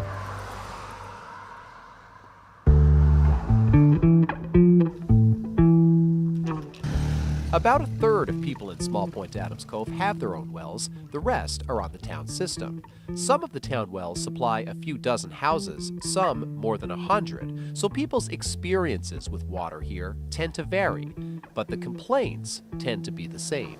Not on town water now, but I know from experience from home, if you've got no water, you can't do anything. You can't wash, you can't clean, you can't bake, really, you really can't. The water around here it's not bad. And are you on the municipal water system? Yes, I am. Is it frustrating sometimes? Oh, very. I mean, it's like anything. You know, availability, you don't know when it's going to be good, you don't know when it's going to be cut off. But that's part of the game, I guess, right? I've been here 16 years now, and I never get any more water. I'm running out of water, even with an artesian well. It's low. There's not hardly any water pressure on times. There's just no water. The water table's depleting. The details are specific to Small Point Adams Cove, but the big picture looks familiar. Professor Kelly Vodden conducted a study of rural water systems throughout Newfoundland and Labrador back in 2014. Many of the issues she raised then are playing out in Small Point Adams Cove today. These communities are facing a range of challenges, and those add up together, they're cumulative and intersecting. Those include aging infrastructure and budgets that are basically do not allow for replacement of that infrastructure, particularly on large scale. So often it's piecemeal improvements that are being made. It is somewhat discouraging to see the same issues still coming up, almost 10 years later. So we definitely need to keep working on it. Now, there are new issues to consider. Matthew Schumacher's report outlines several climate-related risks that could hit the water system in Small Point Adams Cove anytime. A major storm could bring overland flooding and contaminate the wells from above, or knock out the power, leaving the well houses unable to function.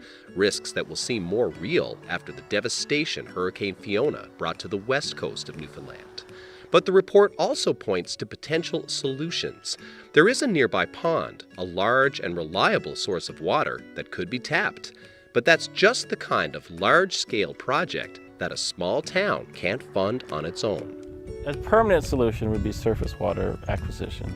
But that's not something we could ever do without the help of St. John's in Ottawa. It's not going to happen. In the meantime, the town has applied for a much smaller grant to fix up the existing wells once again. It's only small communities, and this council cannot afford to put good water systems in like we need. And we got to work with what we got.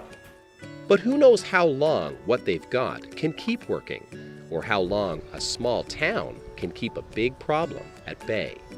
Zach Gowdy, CBC News, Small Point, Broad Cove, Blackhead, Adams Cove.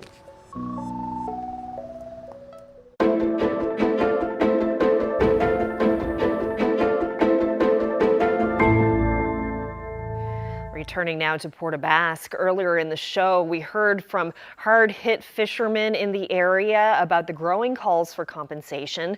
People on the ground need financial help now. As Chris O'Neill Yates reports, those who lost everything are taking politicians at their word, but some already feel ignored by their insurance. People are absorbing the pain of loss, at the same time wondering what now. Amy and Darren Osmond hoped for reassurance from the Prime Minister that help is on the way. Where once the Osmond home stood, now just a pile of rubble. Darren was away working. Amy and their daughter got out just in the nick of time. We gotta go. We gotta go. It's pretty terrifying. It was a hopeless feeling. They came here, the water was coming in through here. 7 people used to live in this house Terry Larish's dad passed down to him. On Monday, he says his insurance company told him he's not covered. I don't understand why they're doing it. So, I don't know. Is that all this act in nature or act of God, whatever it is, it should be included in your insurance. And the next day, he got another shock. They went into my bank account and took a payment out of my bank account for the insurance. So, you get the gall. And Larish can't rebuild on his own. He's laid off and on unemployment insurance. Osmond is hoping politicians will come through. They're saying that they're going to look after us, so that's all I can just take them at their word, and hopefully, I know it's a lot to say, but when you see it on paper, it'll be more assuring. If people were hoping for concrete answers about rebuilding, those didn't come today. Chris O'Neill Yates, CBC News, Port aux Basques. Well, you've just seen more of the shocking pictures from the South Coast, the destruction, the damage. Let's head to Pictou County now in Nova Scotia. Residents in areas that fared relatively well in Fiona still say this is the worst storm they've ever seen.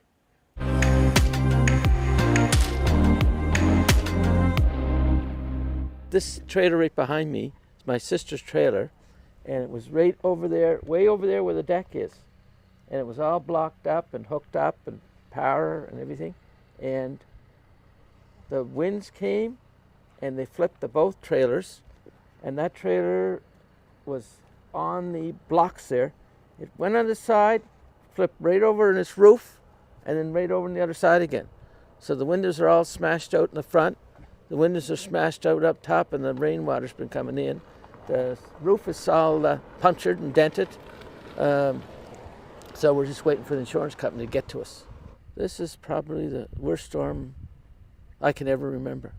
I remember some bad storms, but nothing like this. Nothing like this. I mean, it even shook that power pole, and there's a ring around the pole where it was shaking so hard. And this trailer here, the deck must have flown right over the top of the roof of the trailer, because the deck's over there in the ground, and some of the furniture and storage pods are down over the bank.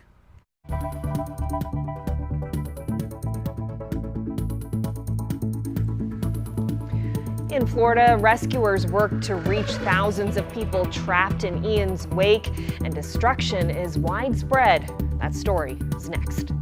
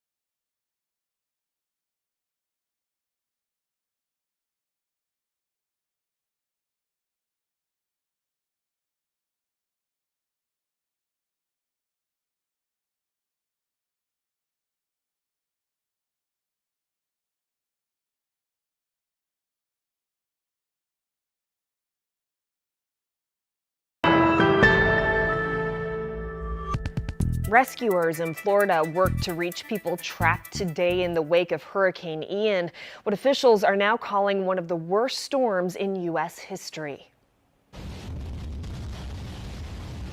Floodwaters continued to rise today. Thousands have called 911, many of them stranded. Destruction is widespread. A causeway section fell into the sea. A pier was ripped apart. Part of a hospital roof was torn away. Ian is now a tropical storm over the Atlantic, but it's expected to regain hurricane strength and looks poised to strike South Carolina tomorrow. Well, in Florida today, rescuers work to reach thousands of people trapped in Ian's wake, and destruction is widespread. The CBC's Paul Hunter reports from Punta Gorda, one of the worst hit places. Yeah, just to give you a sense of the power of the storm here in Punta Gorda last night, this is a palm tree, and it was snapped at its base. The winds here were that strong. I want to give you a little bit of a tour of this part of Punta Gorda, which last night was under the eye of the hurricane. Literally, it was swirling around up there, and the result is this place is a mess. I don't know if you can see down here, the tops of all the palm trees are gone. You see another downed palm tree over there. We've seen wrought iron light standards also snapped, bent in half. Power lines are down all over the place, sometimes brought down by trees, sometimes blown down. You got power crews in already trying to bring power back to this place. 20,000 people live here. It is without power right now. We've got people coming. Jason, let's get this way. It's a mess. People here anticipate it could be weeks before things get anywhere back to normal.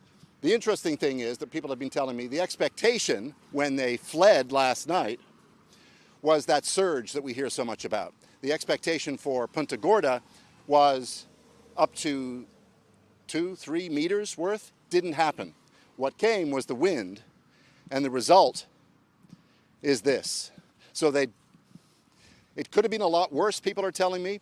They expected their entire first floors to be wiped out by water, but they survived that much. But again, the cleanup begins now as well in light of things like this. Written on the boarded up window, looters will be shot. Because, of course, that's another fear. There are a number of curfews in places in Florida right now because of fears of that, while people deal with the mess that Ian left behind. Paul Hunter, CBC News, Punta Gorda, Florida. Well, yesterday we told you about a move by Hockey NL to make it mandatory for some coaches to learn how to prevent sexual violence. It's in the wake of the Hockey Canada scandal. Well, tonight we're learning about new details in that controversy. A Fifth Estate investigation has turned up more than a dozen additional allegations of group sexual assaults by junior hockey players. That investigation is part of the Fifth Estate season premiere, Anatomy of a Scandal, airing tonight. Here's Bob McEwen with a preview. Fresh from a celebration of their gold medal in 2018, some members of Canada's World Junior Championship hockey team found themselves in a London, Ontario bar. It's alleged that later that night at a nearby hotel, several players sexually assaulted a young, intoxicated woman. That allegation only came to light earlier this year after Hockey Canada quietly settled a lawsuit with the woman. London police, which originally declined to lay charges, have now reopened their investigation. And so has Hockey Canada, after fierce public pressure to explain what it knew and what action it took. Now, the Fifth Estate has learned that the incident in London is one of at least 15 occasions since 1989 when Canadian police have investigated allegations of junior hockey players engaging in group sexual assault. Ultimately, just a single player was ever convicted. Hockey Canada and the CHL have known for decades that there is alleged gang sexual assault in hockey towns right across this country. Sports journalist Laura Robinson first wrote about the issue 24 years ago. She says Hockey Canada has a cultural problem that promotes sexual violence, and what's alleged to have happened in London shows how little that's changed. It follows a script that's been going on for decades. In an email to the Fifth Estate, Hockey Canada says it moved quickly to alert police when it learned of the 2018 incident, as it insists it always has. and it said the organization takes allegations of sexual assault very seriously. Bob McEwen, CBC News, Toronto.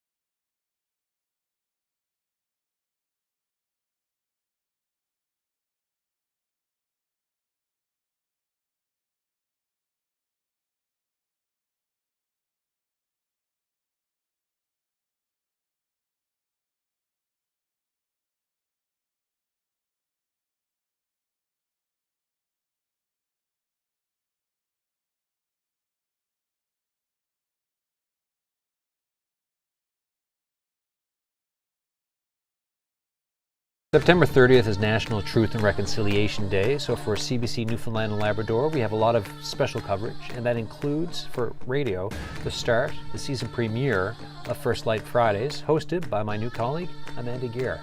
Amanda, tell us about yourself. My name is Amanda Gear. I'm from Happy Valley, Labrador. I'm a mom, a filmmaker, and a writer. And now I'm a producer here at CBC. Tomorrow, for the premiere of the new season of First Light Fridays, what can we expect? We're going to be focusing on residential schools and their intergenerational impacts, as well as family and community connections.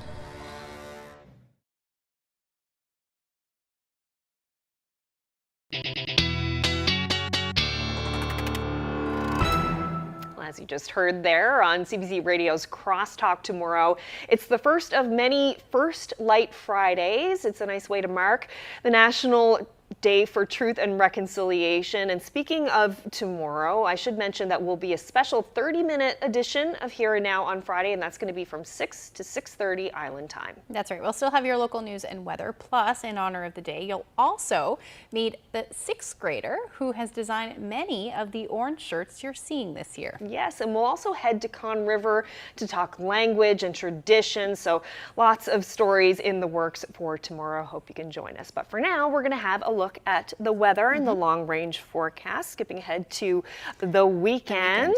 And it seems like some nice weather on the way. It does. Yeah, we're going to get into some quiet weather, which will be nice after a lot of rain. We've seen lots of rain for the last couple of days. So let's take a look at the forecast for your Saturday. Sunshine. Look at that. Jumping back up to the high teens, 18 degrees in St. John's. That will be a beautiful day. A little bit more cloud cover expected through central, but your temperatures will hover around 19 degrees. Then along the south coast, you're in a bit of that onshore flow, so temperatures will be a bit cooler. We'll still hang on to the chance of a few showers for the west coast, northern peninsula, and then we're talking about the chance of some flurries again in Lab City as the day goes on for your Saturday. Otherwise, between 9 and 10 degrees across the Big Land, and maybe a few showers possible towards the coast. Now, the system that's going to bring that chance of flurries for your Saturday will stick around into the evening hours and likely into Sunday as well. Now we start to get into that chance of a few flurries towards central Labrador as well as the coast. At least a few flurries in the mix. That should be showers though across the island as we see some warmer temperatures, but you can see that shift in the winds. That's what is going to keep the temperatures relatively cool compared to what we're going to see for your Saturday. So take a look at these temperatures as we head through the afternoon. Down to about 9, 10, 12 degrees as the afternoon highs. As far as Labrador goes, you'll hover around 5 degrees for Lab City again, hence that chance of some flurries, but then between 6 to 8 for the rest of the Big Land. Now, once we get into the afternoon hours and that temperature starts to jump up for Happy Valley, Goose Bay, that will likely fall as rain. Your best chance of flurries will be in the morning hours on Sunday. Otherwise, showers the story for the rest of the island. And again, you'll see that just at times it won't be overly rainy. Taking a look at the long range forecast, once we get to Monday and Tuesday, those temperatures will hover between 11 and 15 degrees, but we should have some sunshine to start next week. And then for central Newfoundland, you're looking at a similar forecast. Temperatures between 14 to 19 degrees, so really beautiful fall weather. And you see those temperatures dipping at night. This is when we're really going to start to see those fall colors come out. And then for western Newfoundland, similar forecast, a little bit more cloud cover, but between 12 to 16 degrees. Now for eastern Labrador, cloudy skies on Monday. Sun returning as we head into Tuesday. And look at that nice warm up there, 16 degrees by Tuesday. And then for western Labrador, you're hovering around 10 degrees for your Tuesday. Just had to share another photo of the Northern Lights just because this one was so stunning. This is over Lab City. Larry Jenkins shared this great shot with us. If you have any weather photos that you would like to share with us, send them to my Facebook page, Twitter, or email them to nlphotos@cbc.ca. Oh, that is stunning. Incredible picture. It really is. Well, that's it for us. Once again, hope you can join us tomorrow for our 30-minute show. Have a great evening, everyone. Good night.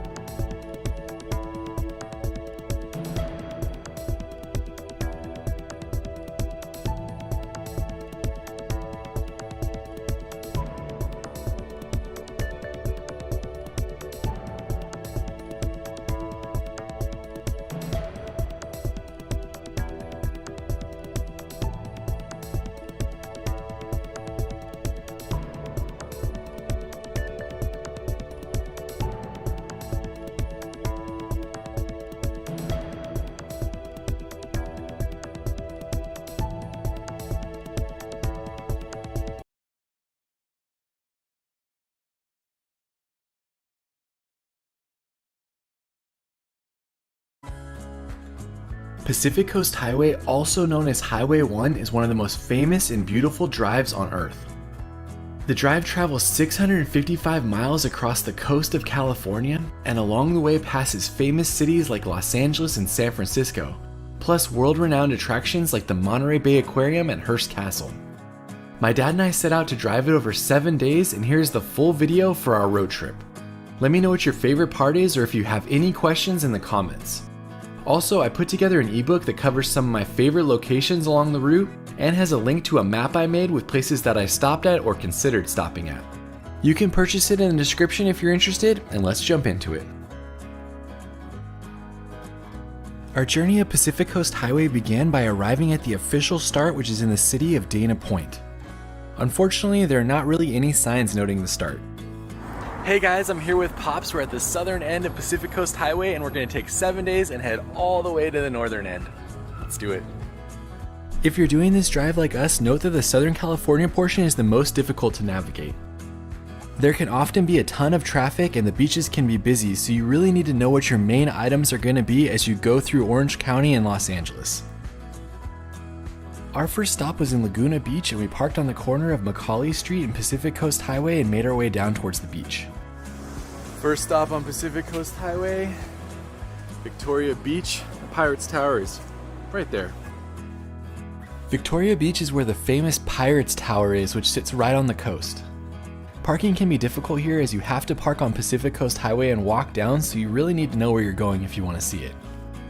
If you don't get an early start and it's a busy summer day, I'd probably skip it. Once you come around the bend, you'll see the iconic Pirates Tower right in front of you. This is the famous Pirates Tower, Laguna Beach. It's at Victoria Beach. That's really fun to see.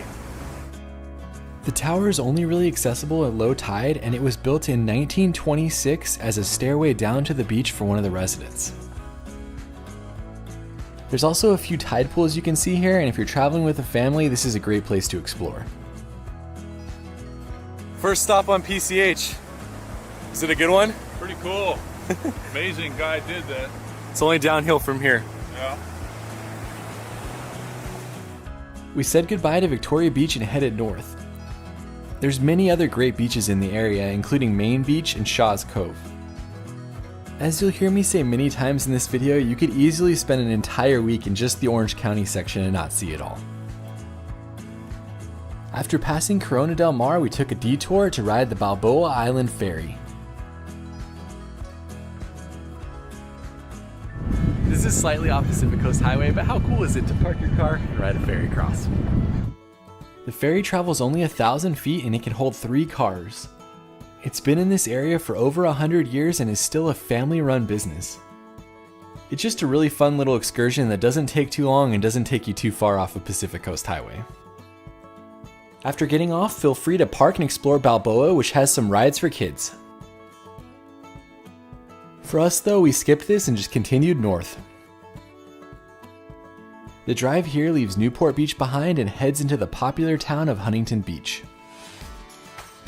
Our next stop is Huntington Beach, Pacific City, to get some coffee.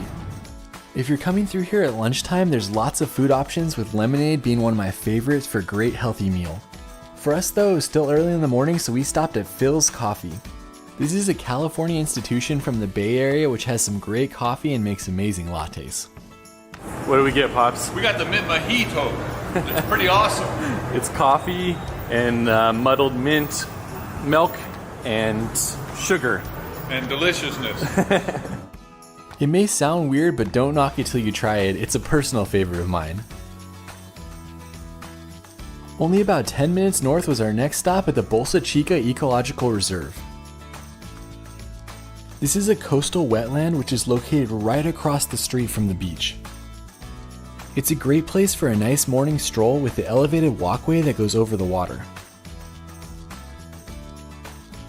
It's also an absolutely amazing spot for migratory birds and for bird watching if you're into that kind of thing.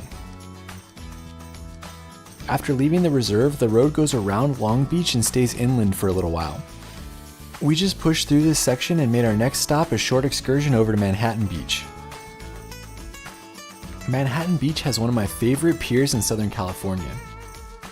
It's the oldest concrete pier that's still standing on the west coast, and it's over 900 feet long.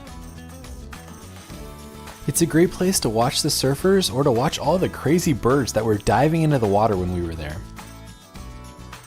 Out at the end of the pier, there's a small free aquarium that you can see. Watch out, Pops. The aquarium is tiny with only a few small fish tanks and one little tide pool area. That being said, it is free, so it's awesome for a family to be able to come down here and to see some fish while you're walking around.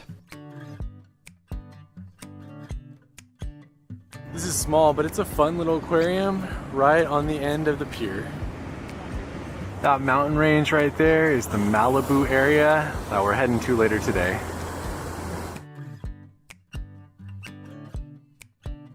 When you're at Manhattan Beach, be sure to come up to this parking area so you can get this view of the pier, the palm trees. After leaving Manhattan Beach, we headed back to Highway 1, which continues inland and actually goes past the LAX airport. I try to avoid this area of Los Angeles as much as I possibly can, but it was still early, so it wasn't too bad. So believe it or not, PCH actually runs right past LAX airport. So we stopped here to get my favorite In-N-Out. As you've probably noticed on any of the road trip videos with my dad and I, we love stopping anywhere where we can see planes. This In-N-Out is one of the best areas for that, as LAX is an incredibly busy airport and it's right next to it, so you get to see planes landing constantly. Alright, what's your In-N-Out order? This is the #2 animal style, and you are never disappointed with this. Let us know what your favorite In-N-Out order is in the comments.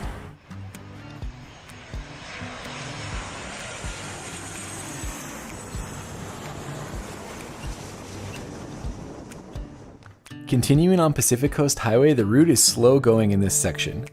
There's a ton of stoplights and traffic as you continue past Marina del Rey, Venice Beach, and then on to Santa Monica. Our next stop brought us to the Santa Monica Pier. I didn't really want to come to Santa Monica Pier on this trip, but I figured it's iconic PCH, so we had to stop by. It's pretty busy on the weekends though, so do know that going in. The only reason why I didn't want to come is just because it gets incredibly busy on a summer weekend. I'd always wanted to ride the Ferris wheel, so I tried to convince my dad to go with me, but if you've watched our previous videos, you could know how well that went. Since I didn't have a Ferris wheel partner and they said you had to have 2 to ride, we just walked around the Santa Monica Pier and took in some of the sights. Last time we were here was for the Route 66 video, which you can see right here. I've been back here a few times, but not with my dad, and it was really fun to relive some of our Route 66 memories as we walked along the pier. This was the starting point for our 14-day journey along Route 66. Took in the views, saw the street performers, and now we're heading on to Malibu.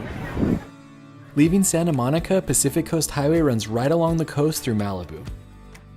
While you're basically driving along the beach, it's actually hard to see the beach because of all the houses that have been built up along it. It's a little bit of a bummer in this section as the views are not that great even though you're so close to the water. Malibu is another place with amazing things that you can do, especially if you have the time to hike or explore some of the beaches. A few spots that we skipped that you might want to check out are the Getty Villa and the Malibu Pier. Plus, we tried to get to Point Dume but weren't able to find anywhere to park. If you're driving PCH in the summer, note that Malibu is very difficult to park at and to get around. I'll show some clips of the last time I was at Point Dume as it's amazing, but definitely no parking right now. Point Dume is a small hill that forms the northern end of the Santa Monica Bay. The hiking trails here are short, but they lead to amazing viewpoints of the cove in one direction and Malibu's most popular beach the other direction. The parking lot for Point Dume only holds about 8 cars, but there is a large paid parking lot below, which will add a little bit of distance to the hike, but is worth it as well. Point Dume is also where the Statue of Liberty ending scene for the original Planet of the Apes was filmed.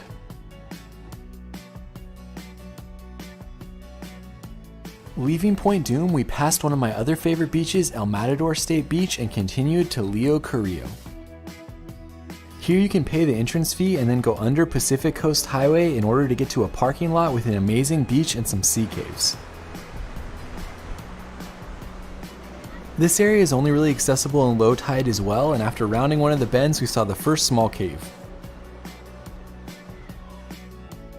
If you continue on though, there's a much better sea cave that you can actually walk all the way through. My dad's 6'7" and this cave was probably a good 3 feet above his head.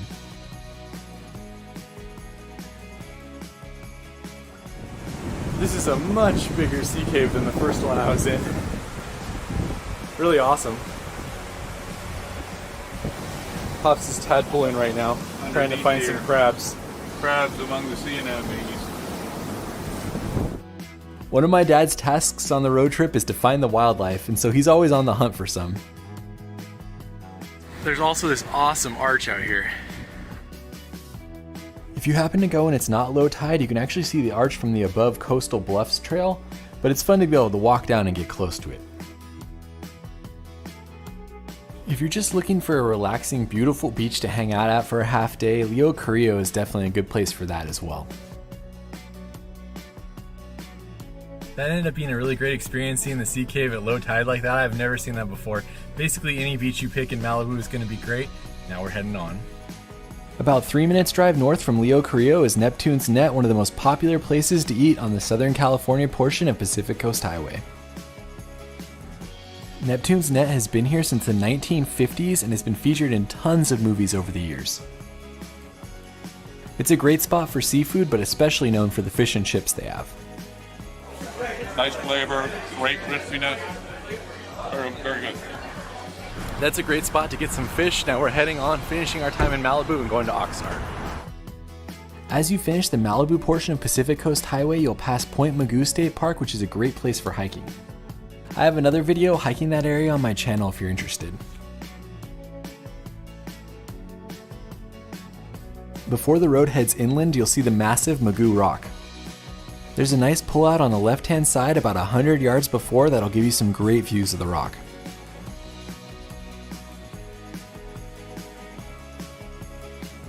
We are right here at the end of Malibu in the Santa Monica Mountains and about to head inland.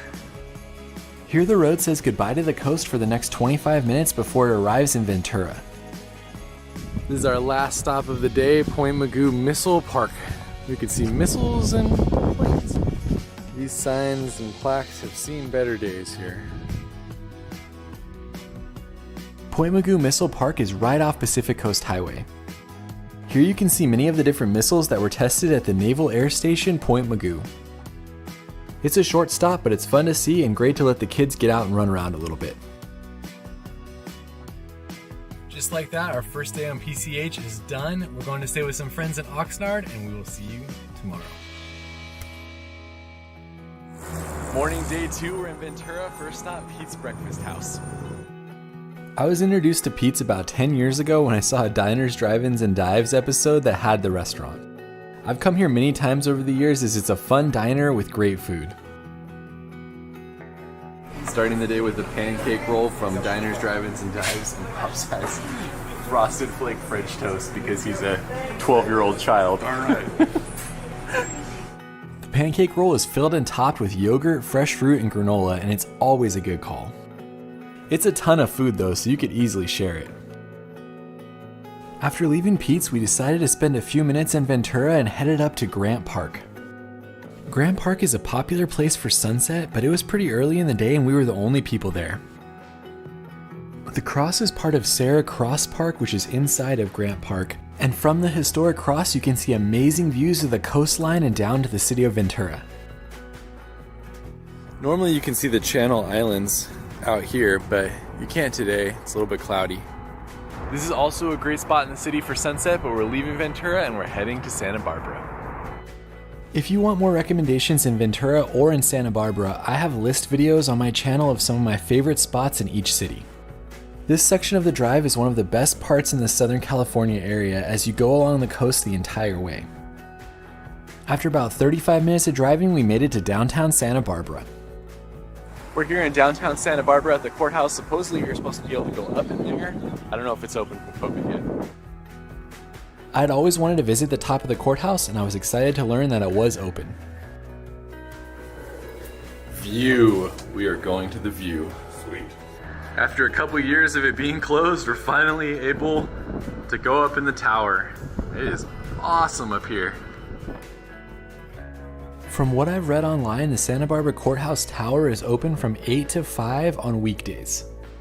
It's a pretty stunning place to access for free as the views of the mountains and the city are incredible. You can even see the Santa Barbara Mission right there. After soaking in the views for a little bit longer, we decided to take the stairs down and see a little bit more of the courthouse. On the way down, be sure to make a stop at the mural room, which is only a few floors below the tower. The murals here cover the walls of the 6,000 square foot room. They were painted by Daniel Grossbeck and they're absolutely stunning to see. The murals tell the story of Santa Barbara, with many of its historic events depicted on the walls. It's one of those places you're going to want to give yourself some time to explore. After finishing the mural room, you can continue to explore the courthouse grounds if you'd like.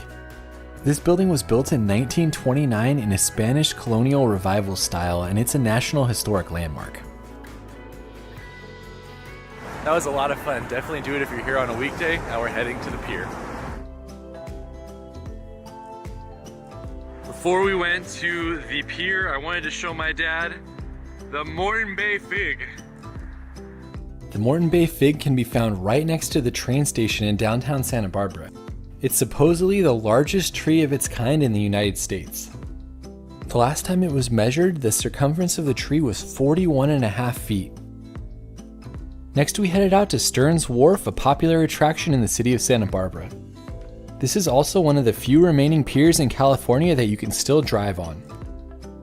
The pier has many restaurants, and from here you can board some of the boat tours that take you around the area.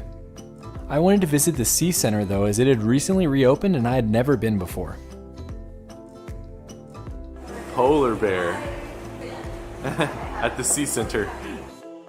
The Sea Center is interactive with multiple things that you can touch, which makes it great for families or adults like us that just want to touch some sea life. Touch the spiny sea urchin pops? I've eaten them before. Yeah? That is so crazy. Hey look, it's Pops. We found Pops' fish. Oh! What? Look at that.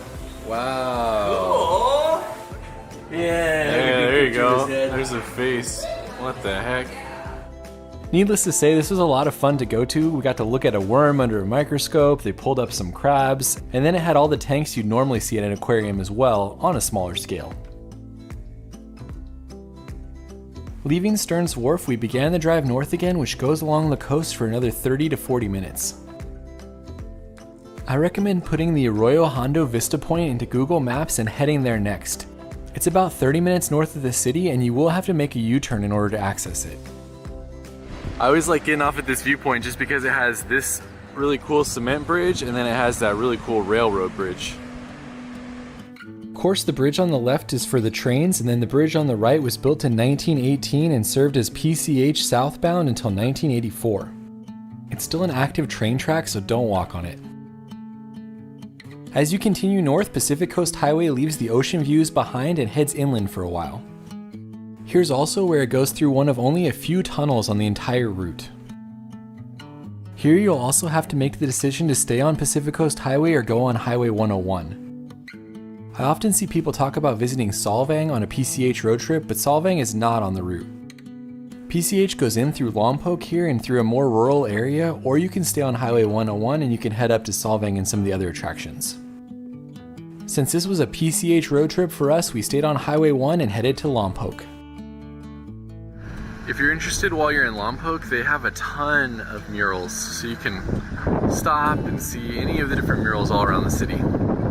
The city has 40 different murals throughout the downtown area, many which talk about historic aspects of Lompoc. It's actually pretty cool to be able to walk around or to drive and just to see a bunch of them as you're in the city. We made it to Lompoc at lunchtime, and this is the top rated place in the city, so we're gonna check it out. Pops and I are eating salads. Our body needs it. I think this green stuff is called salad. I've heard it before. Can't complain about Eddie's Grill, it had great food. Before leaving the city, we're stopping at La Purísima State Historic Park, which is a recreated old mission, and it's actually a really fun spot. Josh and I are taking a nap after our salad lunch. La Purísima Mission was one of the 21 Spanish California missions. It was founded in 1787 and at one point in time had 300,000 acres. The area is run by the state park system now, and it's really well preserved. It gives you a fascinating understanding of this interesting part of California's history. This is the apartment of the highest ranking officer at the time. A little sparse. They still have the chapel, the different barracks rooms, and many animal corrals, all of which show you what life would have been like during this time period. Check out this epic bull. Look at those horns on that thing. What'd you think about La Purísima? It's really educational. It really gives you a feel for what these missions must have been like. They did a really good job restoring everything. It's definitely worth a stop if you're interested in this kind of history. Don't hit the porta potty truck, Pops. That's right. It's an important shot. Get the porta potty truck on the road. Yep. Yep. Real PCH. Along this portion of the drive, there's lots of farmland as you enter the small town of Guadalupe. The center wasn't open when we were there, but it talks about the unique history of Cecil B. DeMille's 10 Commandments, which was filmed in the dunes in 1923. Before heading on to Pismo Beach, we did a little detour to do a short hike. This is the Oso Flaco Trail, which takes you out into the dunes. Unfortunately, it's really windy right now, which isn't a great time to hike to the sand, but we're just gonna go check out the lake and head on. This trail does have beach access, so you can head all the way out, walk through the dunes, and then end at the beach. For us though, we just wanted to do the portion with the Oso Flaco boardwalk as it goes over the lake, and it looked really beautiful in pictures. Check out this drawing, shows the bird standing on the log. It was a beautiful spot, and there was multiple people there that were bird watching.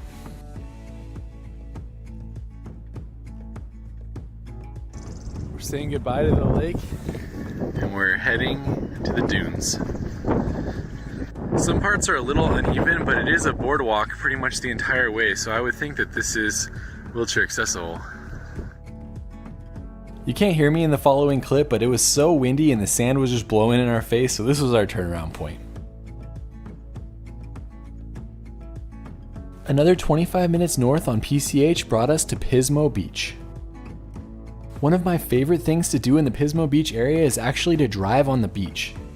It's the only place I know of in California that you can do this, and it's a pretty incredible experience to take your car and drive down on the sand with the sand on one side and the waves on the other. Pops is driving on the beach. This is pretty crazy. I don't see any speed limit sign, so I'm just going to go for it. I think it said 15 miles an hour. I got out in the crazy wind so I could get some action shots of my dad driving on the sand.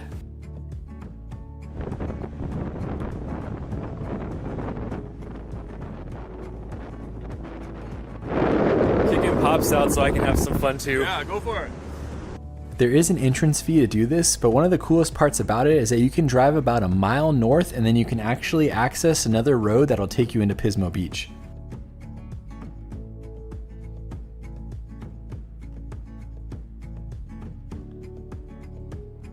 Just like that, our driving on the sand journey is done. There's our exit. That's such a fun experience. You should definitely do it if you have a car that's able to. We have a four-wheel drive car just so that we don't get stuck, and there was a ton of warnings about not driving in a car without four-wheel drive or knowing what you're doing in the sand. So take that at your own risk, but it's definitely a blast. Leaving the sand behind, it was only a couple blocks to get back on PCH towards Pismo Beach. This is the Pismo Beach Butterfly Grove. If you come November to February, be sure to go in there and see all the butterflies. It wasn't the right time for us, but I've seen thousands of butterflies there before.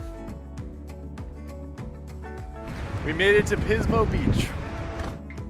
Pismo Beach is a great tourist town along the Central Coast, and it's a good place for an overnight as well. The City Visitor Center is an airstream on the pier. The Pismo Beach Pier was built in 1924 and then rebuilt in 1984. It also went through a renovation a couple years ago, and this is the first time that I visited in a while where you could actually go on it. This is so epic. It's a beautiful day. The waves are crazy. There's the cars down on the beach that we were driving on. It's a nice spot. You cannot leave Pismo Beach without going to Splash Cafe. That's where we're heading next. Splash Cafe has been a Pismo Beach icon since 1989. People come from all over to try their fantastic clam chowder. Clam chowder and bread bowl. I got seafood topping on mine. Pop's got extra clams and green onions on his. Can't go wrong at Splash. Pops is digging in. Always perfect. The best right here. It's so creamy. It really is. It's like almost gonna give you a stomach ache, but in the best way possible. I've been coming here for about a decade now and I've never been let down. Alex, Pops, look at how tall you are compared to that clam. You're taller than a clam. From Pismo Beach, the road heads inland past the famous Madonna Inn and towards San Luis Obispo. San Luis Obispo is one of my favorite college towns and I always stop when I'm in the area. Downtown SLO is an awesome place to explore. Great shops, great food, but we're going to the gum wall. Many of the stores nearby the gum wall actually sell gum inside of them. Ready to go. 2, 3. Gum wall. There's lots of room for more gum, so come on by. I know what you're saying, the gum wall is pretty gross, but it's been here since the 70s and it's a local attraction. I want to put my gum on the wall, but I'm actually enjoying it. It's pretty good. It's actually pretty good. So I'm kind of waiting for the flavor to go away first. Yeah. Pops is up.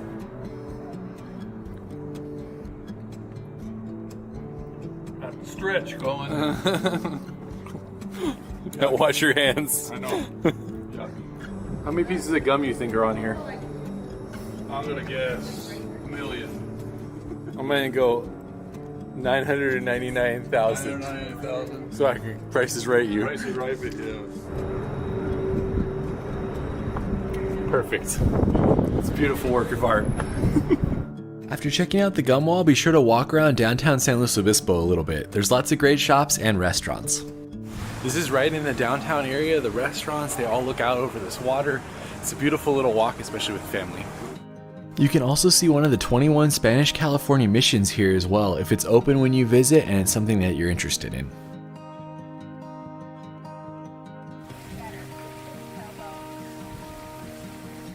For us though, we just headed to one of my favorite coffee shops called Scout, grabbed a latte, and then headed on. Highway 1 stays inland for the next 20 to 30 minutes before you arrive in Morro Bay. Made it to our hotel in Morro Bay with that nice view and this beautiful floral print. Look at this. Incredible. We're just chilling for a few minutes and then we're gonna go shoot the sunset. Check out the view from our deck of our hotel. That's pretty sweet. The massive Morro Rock is the fixture of Morro Bay and it sits at 581 feet tall. It's actually a volcanic plug and it's connected to the mainland, so you can walk all the way out to it if you're interested. I'm trying to enjoy the start of a Morro Bay sunset, but it is freezing cold. It's beautiful. We headed to downtown Morro Bay first to take in the views and then headed out to one of my favorite beaches to watch the end of the sunset. We made it to our official sunset spot, which is Morro Strand State Beach. Hiking out to get some pictures. I love this spot for sunset as there's a small parking area and it's a quick walk out to the sand and to a great view of Morro Rock. Not exactly what I was expecting, but I can't say I'm disappointed. It is beautiful here. There was only a few other people watching the sunset with us on the entire beach and we just walked around, soaked it in from all the different viewpoints.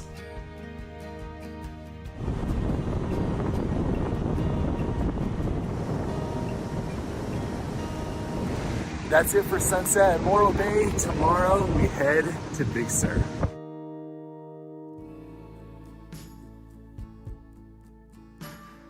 Found this coffee shop right next to our hotel. Got some bagel sandwiches. Start the day. Well, just cream cheese for you. That'll work. Saying goodbye to Morro Bay and starting the drive to Big Sur. If you're going to drive through Big Sur like we did, be sure to get an early start as there's so much you're going to want to see on the drive. This is Brown Butter Cookie Company in Cayucas. It's not open right now because it's early in the morning, but it's an amazing place to stop if you're coming through when they're open. Definitely grab one of their cookies. Espresso is my favorite. Right on the outskirts of Cayucas, before you get back on Highway 1, there's a short little trail that takes you down to a shipwreck. You can already see the top of it peeking out right there. It's crazy, the tide is so low you can actually walk out to it. I wasn't able to do that last time I was here. Believe it or not, this ship ran aground in 2017 and it was too costly to remove, so it just stayed here. Now it's a pretty cool little tourist attraction on the drive. So crazy, I'm literally walking on sand out to the shipwreck. I didn't check the tide schedule when I went, so I'm not sure how low the tide was this day, but I've been here a couple times in the past and I've never seen anything like this. On this day, we could walk all the way out to the shipwreck and see how rusted out and corroded it was. It's pretty cool to be able to see it up close like this. It took my dad a little while to make it down to the shipwreck as it's pretty steep along the cliffside, so do know that if you're coming out here. It's Captain Pops. Oh, get this shit back on the road.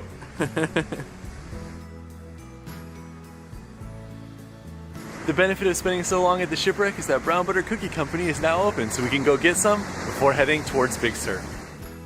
I will say this place is pricey, but it's good. Alright, Pops. Let's see what you think of Brown Butter Cookie Company. Yeah, delicious. A little salty.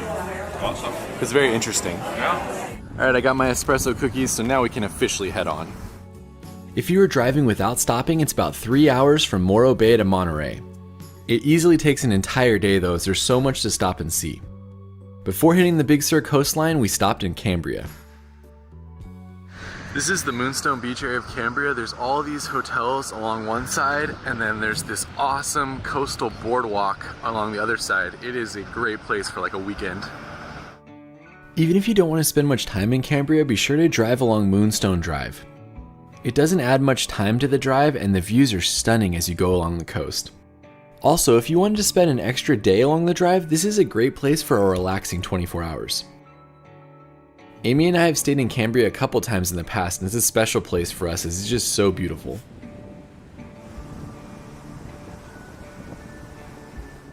As you head north from Cambria, you'll hit the town of San Simeon, which to me is where the Big Sur coastline views begin. Of course, you can also visit Hearst Castle here, which I love, but I wouldn't do it unless you have a half day to explore. Trying to add it to a Big Sur day means you have to rush a lot of other stops along the way. If you're interested in visiting the castle though, I have 2 videos on my channels of different tours I've taken, and it's a great place to explore. From Hearst Castle, it's about a 7-minute drive to one of my favorite stops on PCH, the Elephant Seal Overlook. If you've ever wanted to see these animals, this is one of the best places to see them. According to their website, at some points during the year they could have up to 17,000 elephant seals on the shore. The peak times are January, April, and October. There's an elevated half-mile trail from the parking area that you can walk to get many different views of these massive animals. It's hilarious to just watch them barking at each other and flicking sand on their backs.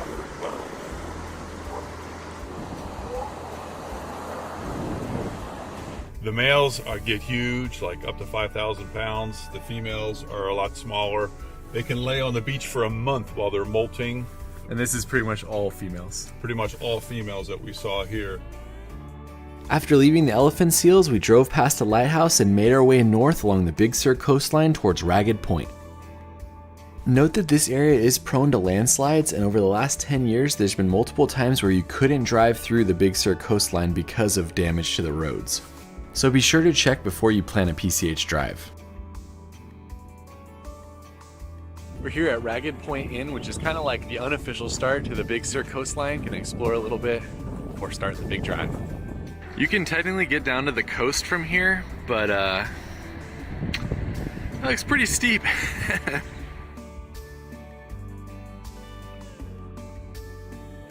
Pops can't remember if he's ever been to Big Sur, so I'm excited to show it to him today. One of the highlights at Ragged Point is the art installation known as the Portal to Big Sur. It's a large wooden circle that perfectly frames the coastline. Also, how do you not remember whether you've been to Big Sur? When you're at Ragged Point, be sure to walk all the way out to the end because you get this cool forest and then an awesome view right at the point. This is a good picture of what the Big Sur Road looks like too. It's windy and there's some big drops. Ragged Point also has an inn and a restaurant, and I've never stayed there myself, but let me know if you have in the comments.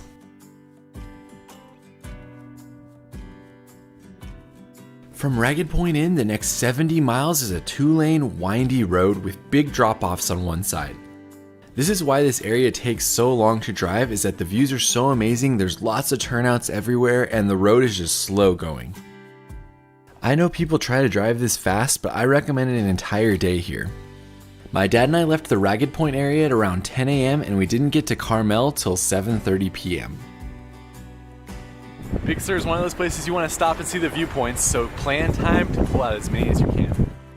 There are many great hikes and things to do along the way, which we'll of course show you, but the road is definitely the destination in Big Sur. The coastline is stunning every way you look, with massive rocks out on the water and lots of different beaches with waves crashing on them. Getting that iPhone gold right there. I should also note that if you have the opportunity, it's better to drive north to south on this road. If you do that, you're on the coastal side the entire time, so you get better views while you drive. That being said, my dad hates drop-offs as he's driving, so he preferred the south to north route. Heading out to Sand Dollar Beach. Sand Dollar Beach has a paid parking area, but it's one of the easiest to access beaches along the Big Sur coast. It's a short hike to get down to it if you want to hang out by the sand all day, or you can just go to a few of the overlooks and get amazing coastal views of the cove. Check out this overlook, Sand Dollar Beach. If you're looking for a good place to spend the day on the beach, this is hard to beat. Be sure to bring $10 in cash though for the fees. Driving on, we passed Limekiln State Park, which is another personal favorite of mine. There's a great hike to a waterfall and historic lime kilns there. The windy road continued to give way to amazing viewpoints. A few of my favorite viewpoints on the route are the ones that lead up to the Big Creek Bridge. They don't really have names, but if you put Big Creek Bridge into your map, you'll see as you get close to it. You do need a zoom lens to be able to zoom across the water to see the bridge though. This is them working on the original route. The first time they drove through it. Some cool photos here. And then this shows how they had to build this bridge in order to allow landslides to go underneath it. Leaving the viewpoint, there's another pullout right before the Big Creek Bridge. Of course, this bridge is nowhere near as popular as Bixby, but I still think it's an amazing place for photos. As you cross the Big Creek Bridge, the next stop is McWay Falls, the most famous view in Big Sur, and about 13 minutes north. So apparently the state park is closed. You could normally walk right here to get a view, but not today. Still pretty awesome though.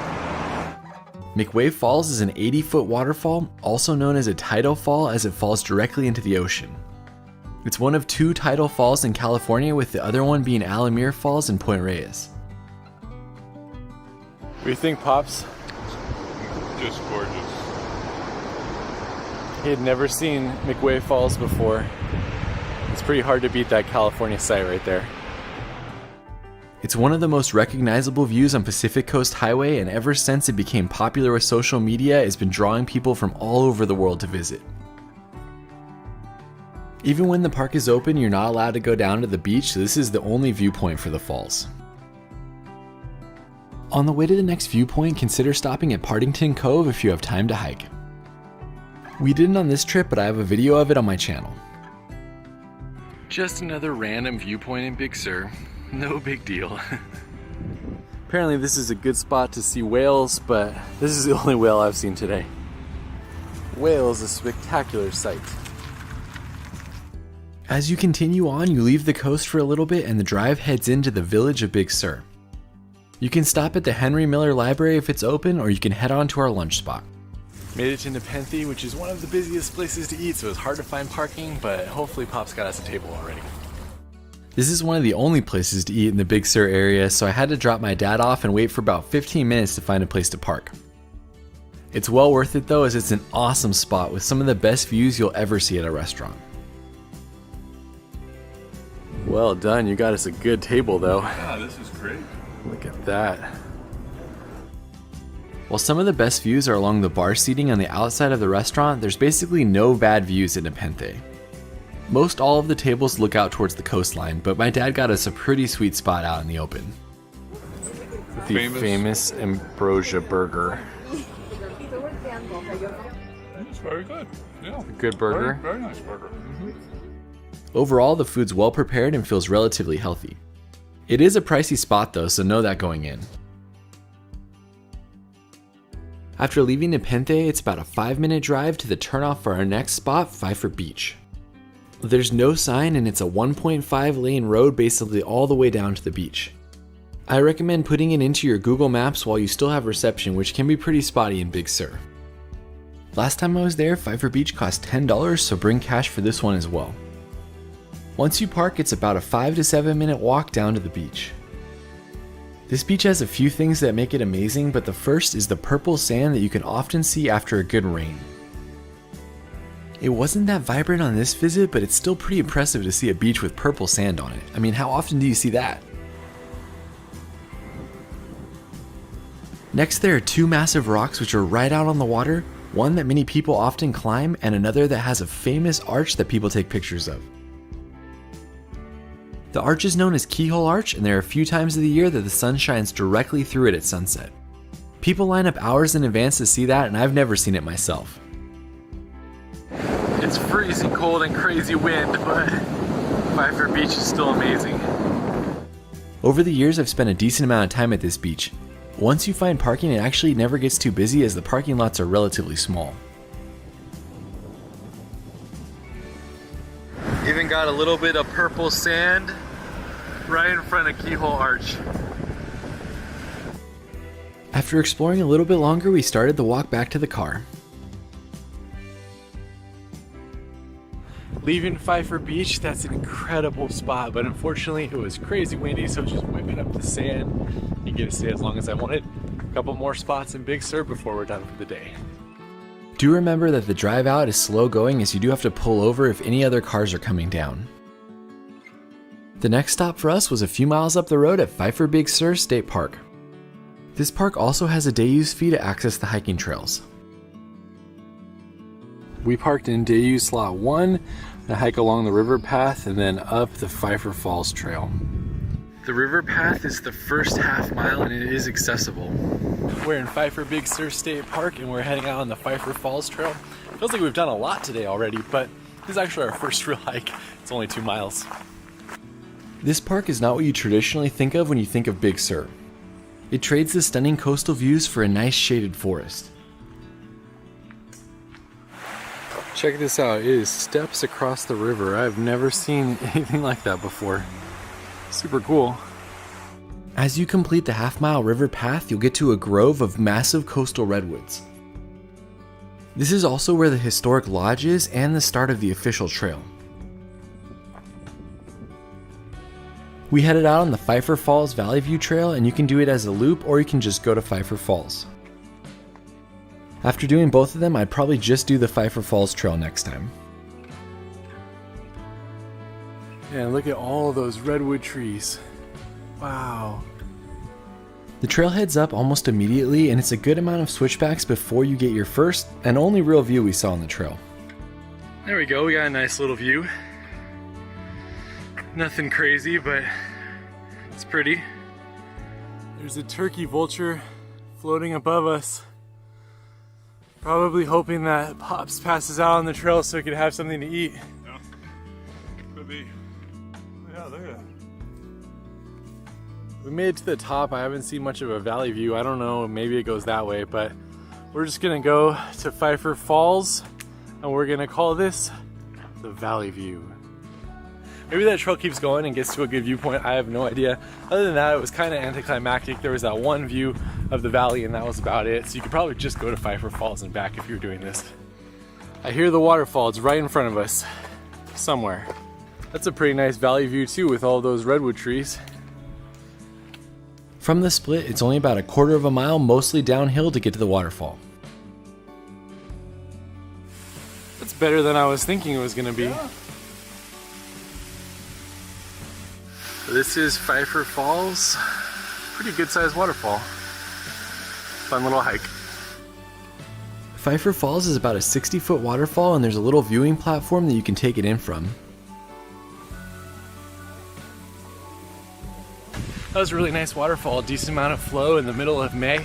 We're going to take the other trail back through the redwoods to the car. On the way back down, we realized how amazing the actual Pfeiffer Falls trail is.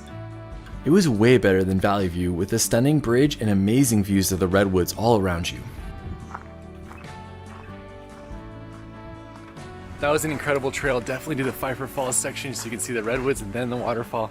We're almost back to the car, and then we're heading to our last stop in Big Sur. As we headed towards Bixby Bridge, we passed the Point Sur Lighthouse. You can only access that via guided tour, and I have a video on that on my channel as well.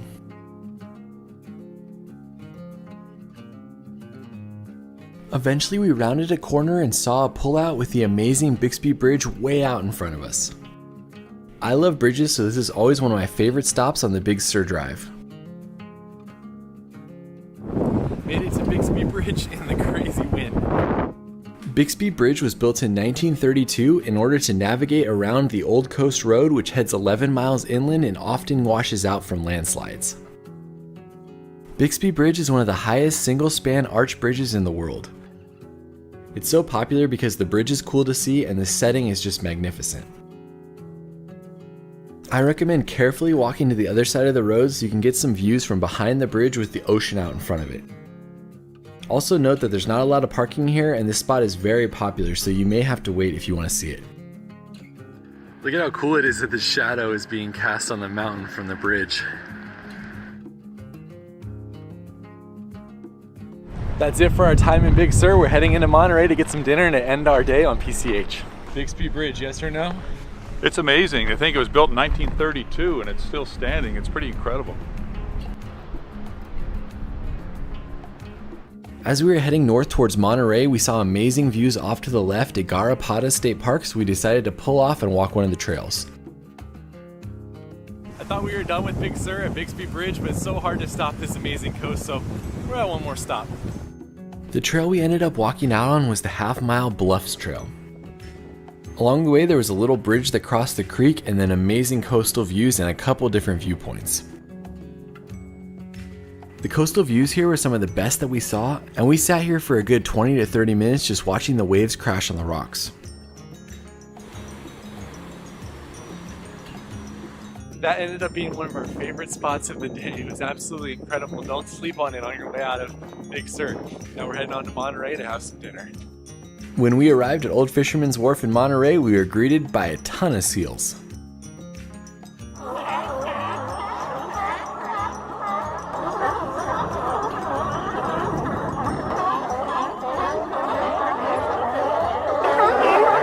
Pops to be a part of their gang. That's right. I'd be happy to join.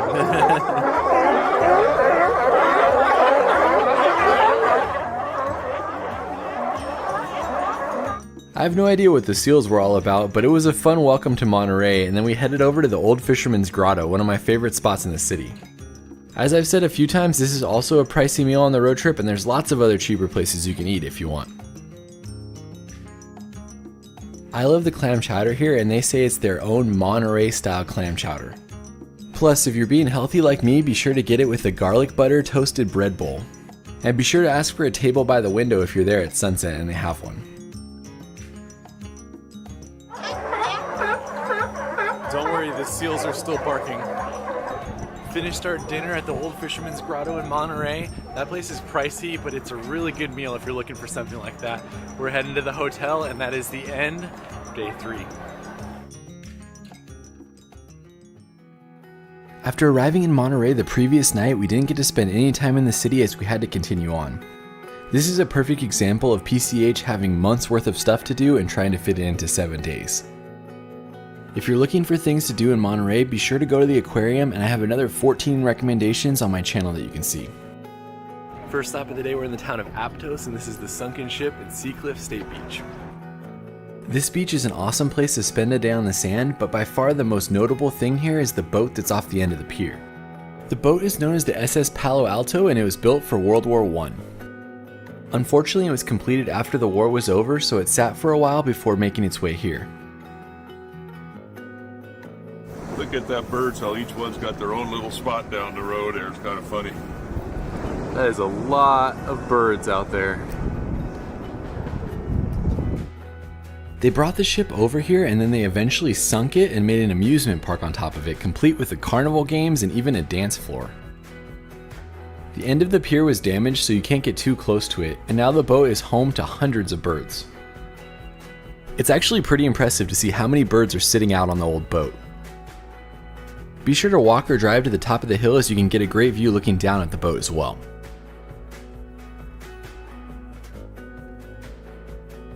Heading on, we made a quick detour at Capitola to see the colorful painted houses.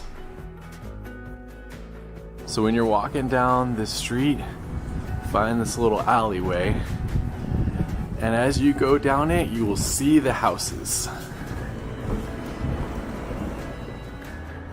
These houses were originally built as condos in 1925. Most of them are privately owned, but you can look at them from afar and you can walk the path that goes along the front of them.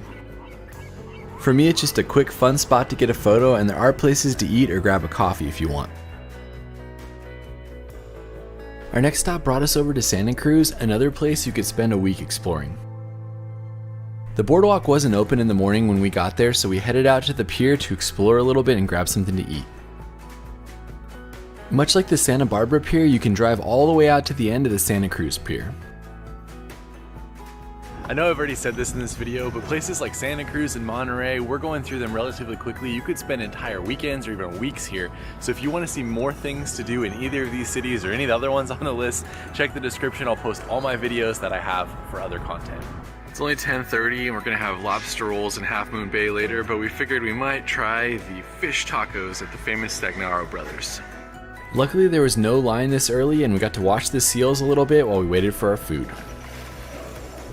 Pop's got our fish tacos. These look delicious. Been here since 1937. Here we go. 1937 fish tacos. I hope that they haven't been sitting here since 1937. Very nice. Fish is flavorful, a little spice to it, not fried. Very nice. Definitely a good place to get some fish tacos. Be sure to see the seals at the end of the pier before you leave too.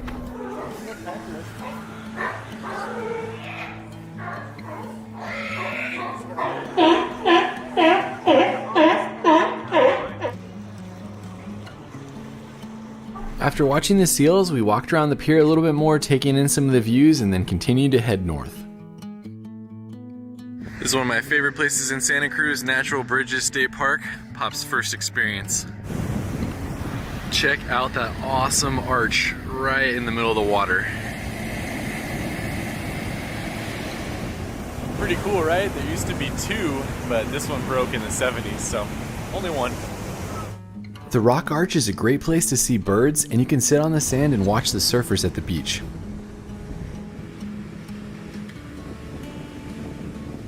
That's the first of two cool rock formations we're gonna see today. Next up is Shark Fin Cove. As you head north from Santa Cruz, the cities melt away and you get small towns and nice coastal views. Made it to the turnoff for Shark Fin Cove. There's no sign or anything, so you definitely have to know where you're going. This spot is really well known and popular now, but it used to be a hidden gem on PCH. Shark Fin Cove, Pops. Another really interesting logical formation. If you want to visit the beach, you can walk down this trail, or you can walk along the edge and you can get some different views down at it. Shark Fin Cove is of course famous for the massive rock that's out in the middle of the water that looks like a shark fin. It's an incredible spot and I like walking around the upper bluffs and getting some views down towards it. This place is amazing. If you come here though, please pack out your trash. Every time I come, there's more and more trash down there, so take care of spots like this. It's places like this that make Pacific Coast Highway the amazing road trip that it is.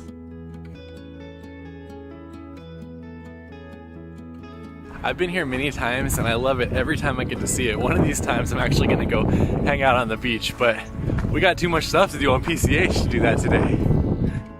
After about 7 minutes of driving, we saw a sign for pies and the Swanton Berry Farm. Figured we had to pull over and see what it was about.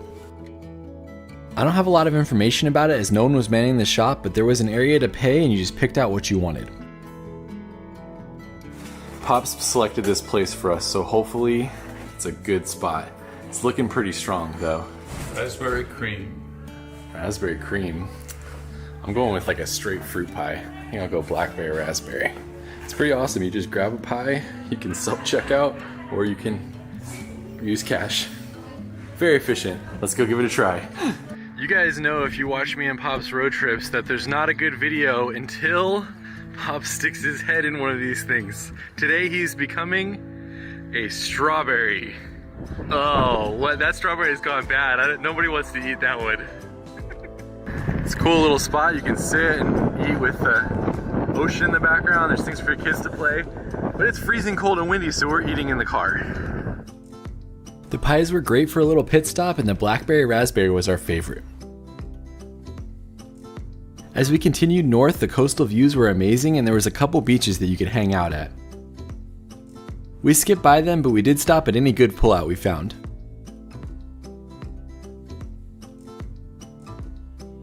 The next major stop for us was the Pigeon Point Lighthouse. It's really windy here too, but this is the Pigeon Point Lighthouse and you can actually stay here if you book it in advance. While the lighthouse is completely off limits, you can explore the surrounding area. The hostel rooms are on the right side and there's a coastal trail on the left side. In the middle, there's some information about the shipwrecks that happened in this area. I'd love to stay here one day. If you have done it, let me know in the comments how it is. I can't imagine how cool it would be to take night sky photos of the lighthouse and just to be able to wake up to these amazing coastal views. If you want to see me make a video on staying here, let me know in the comments.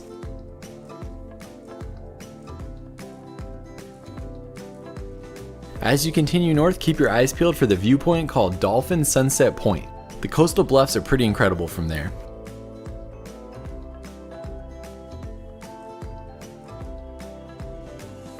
By the time we got to Half Moon Bay, it was already the early afternoon and we were getting hungry. We skipped the downtown area and went straight to our lunch spot. Next up, we're at one of the most famous fish places on the entire route, Sam's Chowder House. This is another spot that gets really busy with people often lining up before they even open. Also note that it's pricey as well, but it's one of the best lobster rolls I've had on the West Coast. Pops wanted to share with me when this is the only thing that we're eating today. I said, I'm not sharing my lobster roll with you. What the heck's wrong with you? I'm getting my own. Look at those massive pieces of lobster. It's amazing. This is the naked style lobster roll. Naked style lobster roll. That's the best I've had. That's amazing. Outside of Boston? Yeah, that's delicious. This is another spot that has lots of outdoor seating and great views out over the coast. Alright, so that's basically our lunch and dinner for today, but in a few stops I'm going to show you a fun, cheap place to eat at if you want something different. Now we're heading on to Mavericks. Mavericks was only a 5-minute drive from our lunch spot. I knew the waves probably wouldn't be big, but I wanted to see it for myself as I had never been. Mavericks in Half Moon Bay is one of the most famous surfing breaks in California and even the entire United States. I've never seen it before, so I'm excited to finally check out this California legend. It's usually only going off in the winter, but we'll see what it's like today. From the parking area, it's about a 1-mile round-trip walk out to the beach. When you make it to Pillar Point Harbor, you'll be at the viewing location for Mavericks. Danger, deadly waves at any time. The waves break about a half-mile off the shore though, so it's not like you'll see massive waves right next to the sand. During the right time of year, these waves can be 25 feet tall and some have even been up to 60 feet tall. It was fun to finally see the spot for myself, but there wasn't much to do here, so we continued on. As we approached the tunnels that led to Pacifica, we headed off to the left to go to Devil's Slide. This is the Devil's Slide Coastal Trail. That's a bunker from World War II. But this is a 1.25 miles that you can walk along this old piece of Pacific Coast Highway. We're not going to do the entire thing today because I want to do a hike in San Francisco, and I did it like a couple months ago. But you can see the full video of this right here. The Devil's Slide was a particularly dangerous part of Pacific Coast Highway due to the grade and how often it got washed out from landslides. What's awesome is that when they completed the tunnel, they left the road here for hikers and bikers to enjoy. It's a place I come back to again and again as it's just an amazing walk, and it's cool to be able to walk on old Pacific Coast Highway. From here, the trail continues up for about another mile, around a couple more bends, then it actually goes into another parking area. This was where we turned around, and we only walked about a quarter of a mile before heading back. It's pretty cool to see the views of the bunker on the coastline as you're walking back to your car. As you head through the tunnel, note that this is easily the longest tunnel on Pacific Coast Highway. When you come out, you'll be driving down to the town of Pacifica. We've made it to the beachside Taco Bell, and what you may not know is that Pops loves Taco Bell. So this is a huge stop for him. We're not eating though because we already did. Just get a drink, sit by the beach for a minute. Got a Baja Blast Freeze, and Pop's got a non-alcoholic Margarita Freeze. Pretty good. This is just an awesome spot along the coast as you can park for free for 30 minutes if you're eating at the Taco Bell, and then you can just sit and look out over the ocean and watch the surfers. Leaving Pacifica and the beach Taco Bell, and we're heading in to San Francisco. As we left Pacifica, we decided not to stop again until we made it into San Francisco. I love the Land's End Trail and I wanted to introduce it to my dad, so we headed straight there. The Land's End Trail is accessed from the Sutro Baths parking area in the northwest corner of San Francisco. This is where we're at. We're going to start right here, go down to Sutro Baths, and then go all along the coastal trail. Sutro Baths were developed in 1894 by Adolf Sutro, who was a self-made millionaire. The area started as an ocean aquarium and eventually expanded to a massive historic bathhouse. During a high tide, the pools were filled by the Pacific Ocean and the baths could accommodate up to 10,000 people. The baths waned in popularity over the next few decades until they were eventually closed. The building itself was destroyed in 1966 by a fire, and you can explore what remains at the Sutro Bath site today. This area is also amazing for sunset. I'll play some clips right here and then we're going to start the official trail.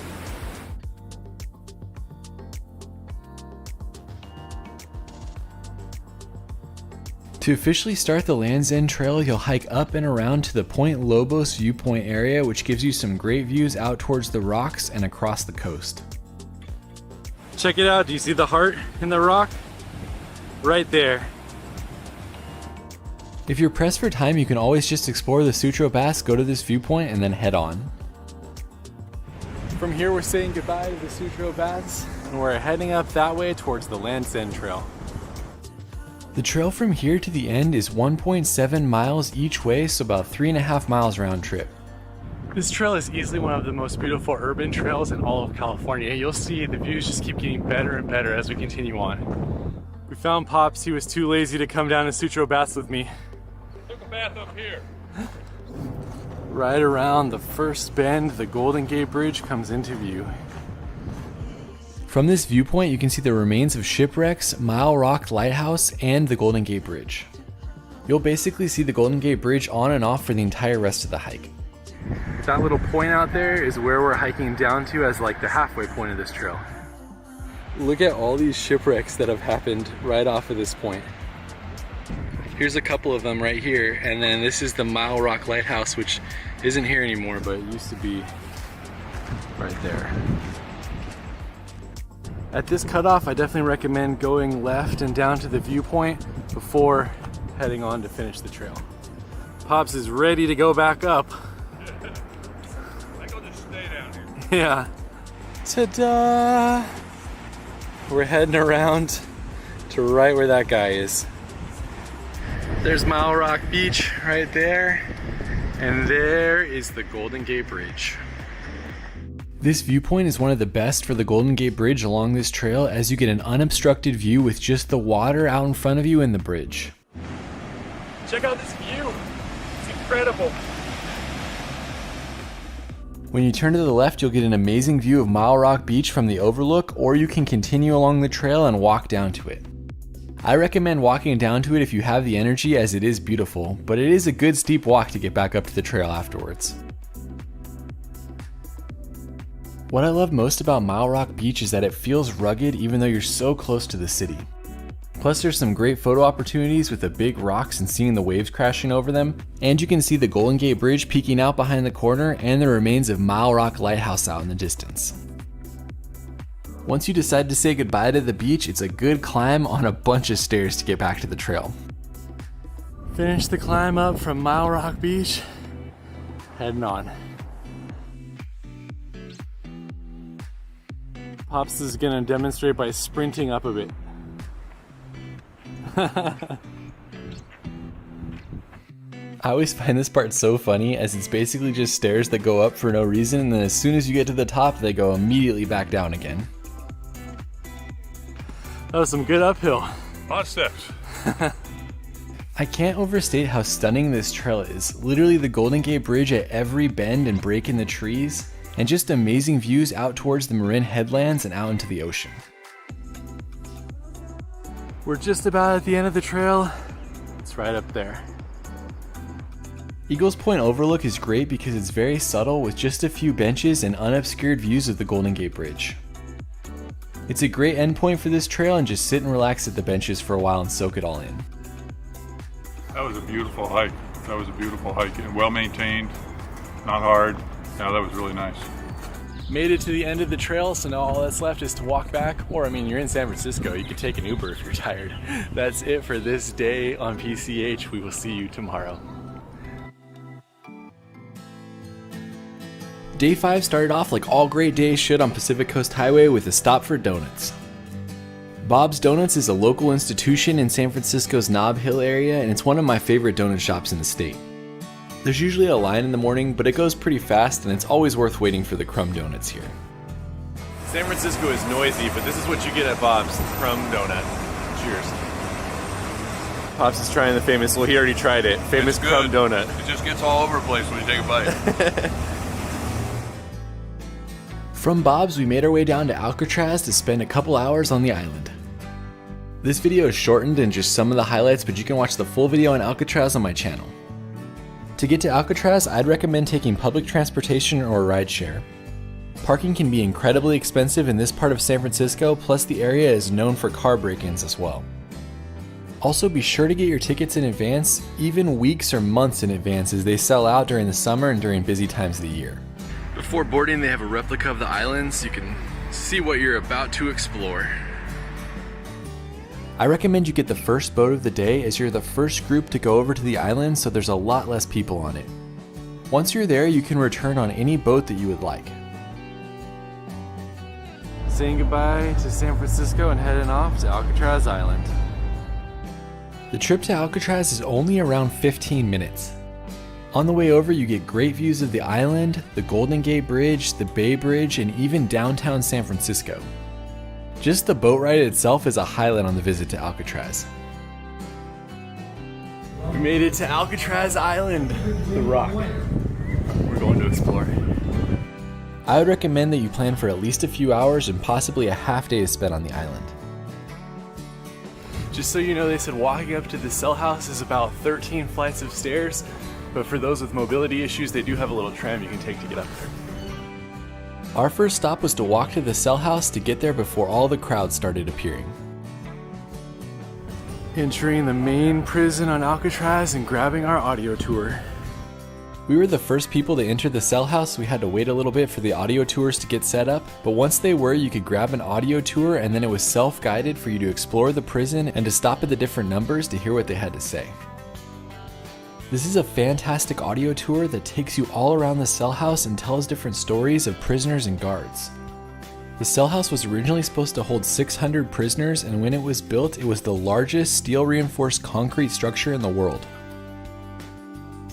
Some of the famous inmates, there's the Birdman, there's Machine Gun Kelly, and Scarface, Al Capone.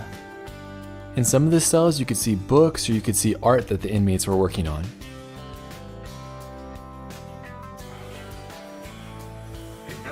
privacy here, please. Come on.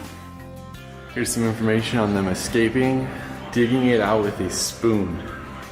And there was a cell that had a replica of a fake body that was actually created by one of the inmates during an escape attempt. Finishing the audio tour in the dining hall.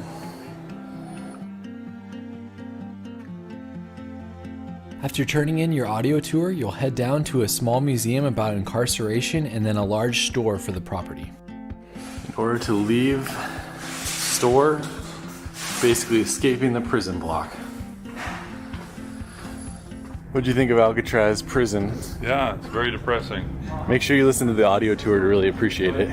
For sure. From there, we headed out to explore the lighthouse, which was the first built on the west coast, and the remains of the Warden House.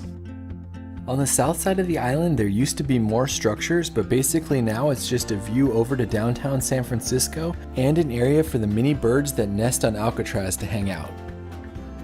The most common bird you'll see here is the western gull, but you'll also see some cormorants that are nesting here as well. Here's a few more shots of some of the birds we saw.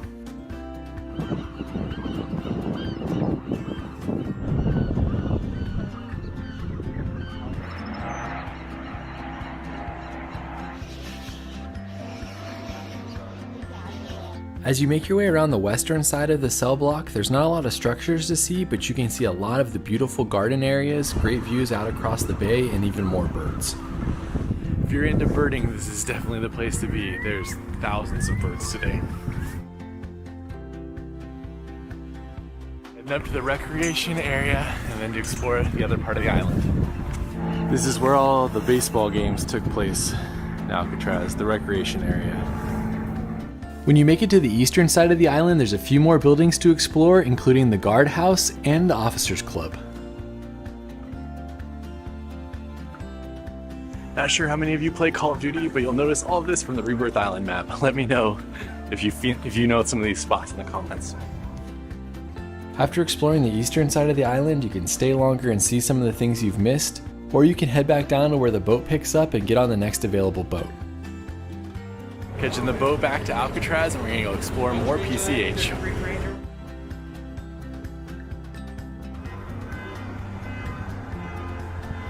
This is the other type of parking. It's outdoor, but they've had lots of problems with car break-ins, so that's why we didn't park out here, and just be warned.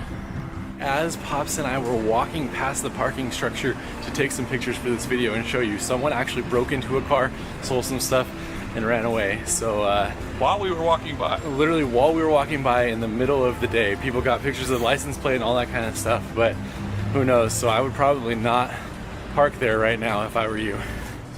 Here's our nice parking garage, so hopefully our car is still good. Our car is still in good condition, and it was only $19 to park, which is pretty good for San Francisco. I'll take that as a win. Before leaving San Francisco, we wanted to stop at the Palace of Fine Arts and then the Golden Gate Bridge. The Palace of Fine Arts was built in 1915 for the Panama Pacific International Exposition. It was designed to convert the watery bog that was there before into a beautiful place to display art for the exposition. This beautiful structure was built just for the event and not to withstand the elements over many decades. It started crumbling in the 1950s, so it was rebuilt from 1964 to 1974 to look exactly like it would have. Over the last century, it's become an important part of San Francisco and a beautiful place for both locals and tourists to explore. Be sure to walk around the whole thing, go inside, and then go around the outer portion to see it with the lake as well.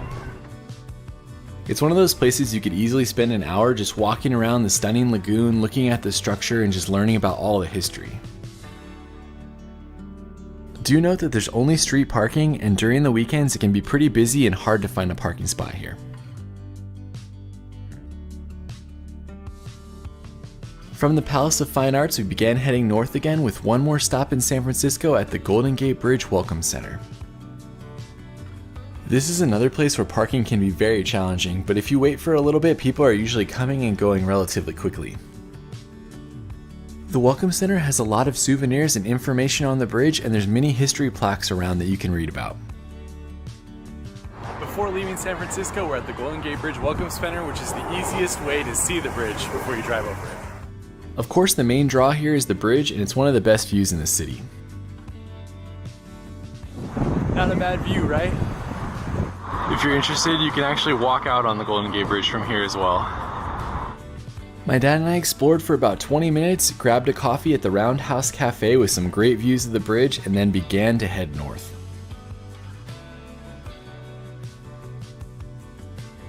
There were also multiple signs here about car break-ins. That's it for the San Francisco point of the PCH trip. I have a ton of other recommendations for San Francisco in the description, but now we're heading on to Muir Woods. As you leave the Welcome Center, get your camera ready, as there's something just iconic about driving on the Golden Gate Bridge. As we continued to head north on Highway 1, we got off and took a short detour towards Muir Woods. The road then winds through the mountains and down into Muir Woods. Note that currently, if you want to visit the park, you have to get a permit online and in advance to control the crowds. The main parking area fills up quickly, so you'll have to use one of the overflow lots that adds about a quarter of a mile to the hike. We're here starting at the visitor center. We're going to go all the way out and then take the hillside trail back. This trail can really be as long or as short as you would like. There are multiple bridges along the way that allow you to cross over the creek and make the trail into a loop. Almost immediately, there's a pretty giant tree.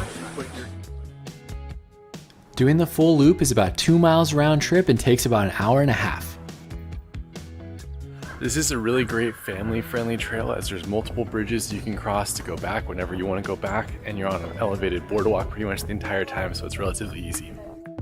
The first grove you'll enter is the Founders Grove, which has a massive tree that's named for Gifford Pinchot. He was an early conservationist that helped to preserve a lot of the forests that you see today. As you head further back, you'll leave the crowds behind. Here you may get some solitude and be able to hear the calming sounds of nature.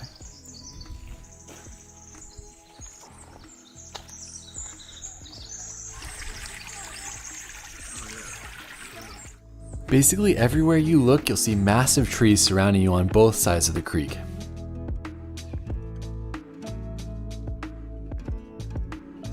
All these bugs that you see flying are ladybugs. Neither my dad or I had ever seen anything like this. There were thousands of ladybugs flying all around you as you continued back on the trail. The next grove you'll enter is Cathedral Grove, and this is where you can see the most stunning trees on the trail. They ask you to be quiet as you enter this grove and just to take in the surroundings as you walk under the trees. Look at that, 6-7 pops right there. These massive trees. Can't even hardly see you. This grove is where the tallest and oldest coastal redwoods are in the entire Muir Woods area. Also note that this trail is wheelchair accessible for the boardwalk portion, and as you continue on, there's more loose gravel and potholes, but we did see wheelchair users continue past that. That being said, I don't think the non-boardwalk portion is specifically designed for wheelchairs. I can't believe I'm with all these massive trees and then there's swarms of ladybugs that are coming around me. I feel like I'm like a Disney princess or something. There's Pops with all the ladybugs. His Disney princess moment.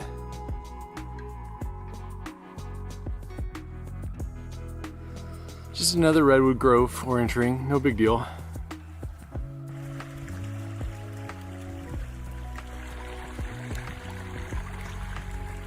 So once you make it here, you can either go back the way that you came or you can take the hillside trail. The previous time I visited Muir Woods, the hillside trail was closed, so I was excited to see a new portion of the Muir Woods area this time.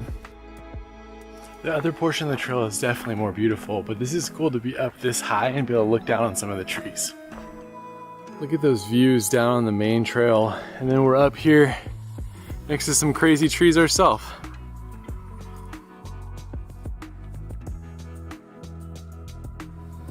Made it back to Bridge 2, found Pops, and we're heading on. As you connect with Bridge 2, the last portion of the trail is the Bohemian Grove Trail. The area was named after the Bohemian Club, which held one of its meetings here in the late 1800s. After passing this tree, it's only about a 5-minute walk back to the visitor center, completing your time in Muir Woods. Heading out of Muir Woods, a few more stops on PCH before we end today. As you leave Muir Woods, you can take Frank Valley Road all the way back down to Highway 1 near the coast. Technically, you're skipping a short portion, but you connect right back with the road at Muir Beach Overlook, one of my favorite stops in this area. We're coming off the hill, we're at the Muir Beach Overlook. There's where we were at in Muir Woods, and then we came all the way down through this canyon. Now we're at the overlook. Muir Beach Overlook was part of the coastal defense system, which is why you'll still see some of the remains there today.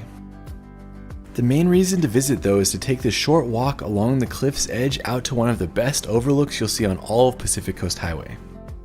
Just getting to the overlook is fun itself, as it feels adventurous as you walk along the narrow path with amazing views on both sides.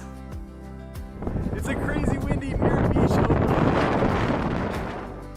Pretty much every time I've been here, it's been crazy windy, but the views are amazing, with San Francisco in one direction and the Point Reyes Peninsula in the other direction. When you're done exploring, you pretty much just walk back the way you came and try not to get blown off. Man, it's crazy windy, but that was incredible. As you leave the overlook, you'll be on a windy 2-lane road with coastal views out in front of you. Some of the best views in this section are when you cross the hill and see Stinson Beach. Right as you're coming down the hill, be sure to watch for the overlook on the left-hand side. From here you can see Stinson Beach stretching out into the distance, and it's a pretty great place for photography. We decided to spend the night in a fun hotel in Bolinas, so we went around the Bolinas Lagoon and towards the city. Our hotel in Bolinas was called Smiley's Saloon. While the history is a little shaky, it supposedly started in 1851, and it may be the oldest continuously operated saloon on the West Coast. Do note that if you're trying to stay in the Point Reyes area of Pacific Coast Highway, pretty much all of the hotels are going to be expensive.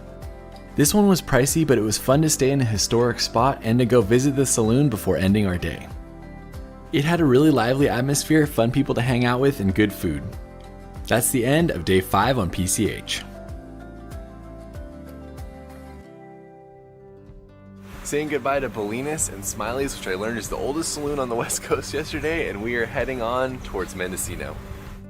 The main reason we stayed in Bolinas is that I wanted to spend some time in Point Reyes National Seashore. When you plan your trip, you'll have to decide whether you want to do this or not, but I recommend only doing it if you have at least a half day. Before heading into the park, we decided to head over to Bovine Bakery to grab some breakfast. So we're at this popular bakery in Point Reyes, and we got the morning bun coffee cake, and the savory scone. That was a really good spot for breakfast. Pops and I both like the morning bun coffee cake. That was our favorite. Heading in to Point Reyes National Seashore. As you head towards the park, you'll pass the small town of Inverness. Explore a little behind the store and you'll find something cool.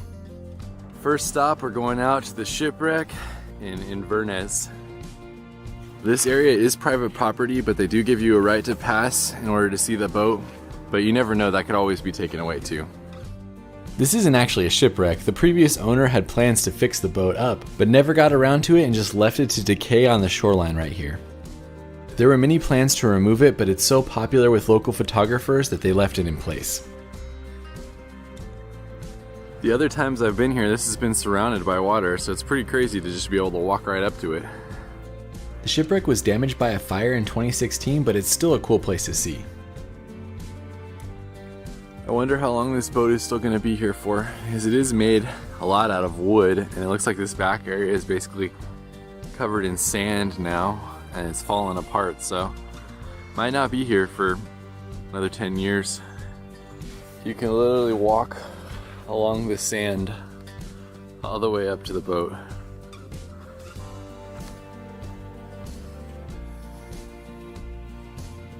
Leaving the SS Point Reyes behind, we headed into the National Seashore. Our end goal was to visit the lighthouse, but we made a few stops along the way. As we're coming down the road, this is the entrance to the Cypress Tree Tunnel. For some reason it's closed. Not sure why. You can walk in. But that is the famous Cypress Tree Tunnel right there. Many photographers have driven from far away to take pictures here, and it's a great spot for photos in the early morning or the late afternoon light. If you want to visit the lighthouse like we did, it's a good 20-mile drive from Pacific Coast Highway, and it takes at least 45 minutes. This is because it's a 2-lane road with many working farms, and you can't go very fast on this drive. Eventually we made it to the parking area and one of my favorite views in California. As you look out, the coastline is basically a straight line that stretches out as far as you can see into the distance. It's such a stunning view, and I never get tired of seeing it. Note that the lighthouse is only open 2 days a week, but even when it's not open, you can still take the quarter-mile trail out to look at it, which is well worth the walk. As we were walking, a deer jumped in front of the path and then walked in front of the coastline. This is one of the coolest things I've ever seen with wildlife in California, with the deer walking and the coastline views behind it. I spent a good 20 minutes here just trying to get the perfect photo, and the deer didn't care at all that I was there.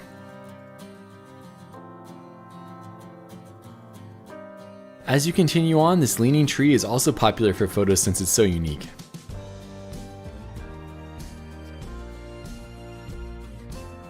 Look at where the employees live. How do you beat that? As you make it to the lighthouse, there's a small museum that's open when the lighthouse is open, a whale skull, and then great views of the lighthouse down below you. This is as far as you can get when it's closed, but it's definitely still worth walking out for, as it's one of the coolest lighthouses on the West Coast. I don't know about you, but I think this view is worth the extra effort. What do you think?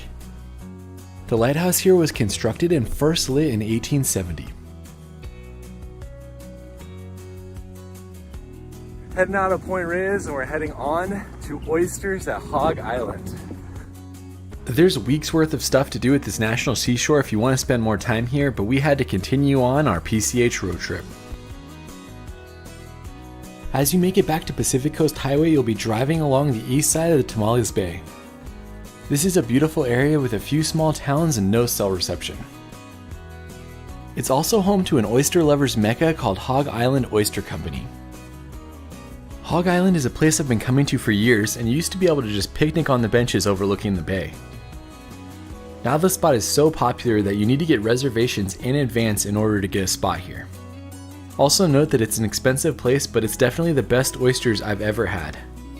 My dad and I got a charcuterie board with local cheeses, a dozen raw oysters, and some barbecue oysters. For me, it doesn't get better than the raw oysters, and be sure to ask for some horseradish to go with them. For some reason, my dad used the little fork to eat his oyster. Literally nobody eats oysters like that. Creamy, sweet. Yeah, they're delicious. Cheers.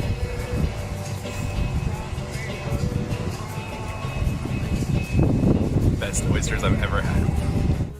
If you've never eaten oysters or you don't think you'd even like them, I would suggest you just give them a try here. It may change your mind. It's good. Excellent. If you don't want to get a reservation, you can get your oysters to go, and here's some locations that you can eat them at. That's the look of a man who just ate 12 oysters right there. Could have gone more. Could have gone bigger. Yeah. That was another pricey meal, but it's hard to think of something better you can eat on Pacific Coast Highway than those oysters. As you leave Hog Island, Pacific Coast Highway heads inland here for a little while before reaching the town of Bodega. If you're a fan of Alfred Hitchcock, then be sure to stop in Bodega, which is different than Bodega Bay, and it's actually before it on Highway 1. So this is the house from the Alfred Hitchcock movie, The Birds, which was fictional. There's a bird! Also, it is still a private residence, so just take your pictures from the road. It's a fun, quick stop on Pacific Coast Highway. As you drive on, Highway 1 goes back to the coast in the town of Bodega Bay. As you leave Bodega Bay, you'll enter one of the top 3 most beautiful sections of coast on the drive.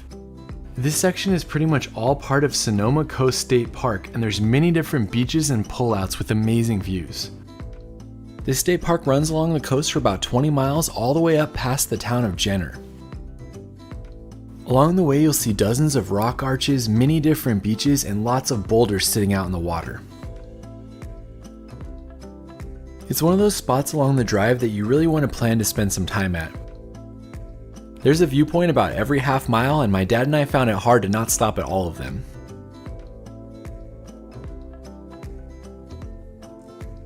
As you get close to Jenner, watch for the road that leads to Goat Rock State Beach. While we didn't have time to go all the way down to the beach, just going to the viewpoint for Goat Rock was well worth the extra excursion.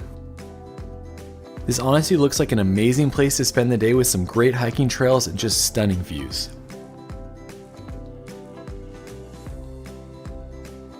Stopping at Cafe Aquatica in Jenner to get some coffee.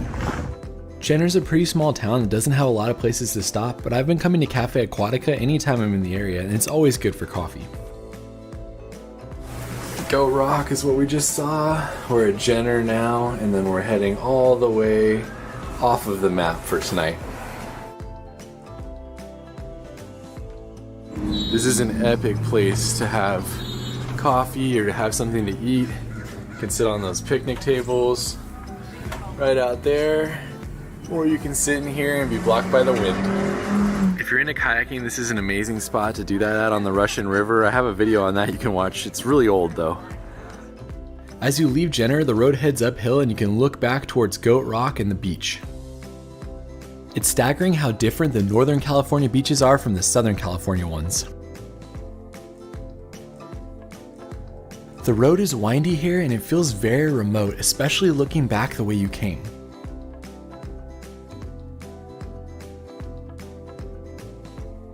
We continued north along the coast for another 25 minutes before arriving at our next stop, Fort Ross State Historic Park. Fort Ross cost $10 to visit when I went, but it's a fascinating part of pre-California history. At the Visitor Center, there's a great museum where you can learn all about the Native Americans that lived in the area and then the Russian influence in the 1800s. California's first windmill. This is what the fort looked like in 1840. This is the slide chute that they used until the late 1800s. That's how they loaded the boats from the fort. That is awesome. It's fascinating as it's a part of the area's history I had never heard about before I visited. From the Visitor Center, it's about a quarter mile to walk over to the old fort. The short trail to the fort is wheelchair accessible. As you approach the fort, you'll realize how big and how good the condition of it is. Basically everything here is a reconstruction, as Pacific Coast Highway at one point in time went through the fort before it was diverted. After that happened, many of the destroyed buildings were rebuilt, and the only building that's original here is the commander's house. Never seen anything like this before. It's a wood water fountain. Not working, but that's still kind of crazy. Check it out. You can read it in English and you can read it in Russian. When we were there, all of the buildings were open and you could walk inside of each one of them.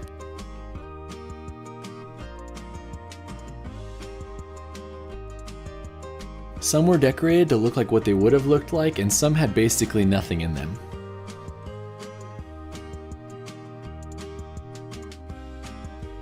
It's interesting to see the cannons in this tower looking out over the beautiful coastline.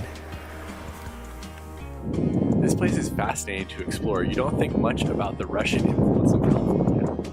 To me, the most interesting building was the chapel. Just the way that it was constructed with the round top is not something that you ever see.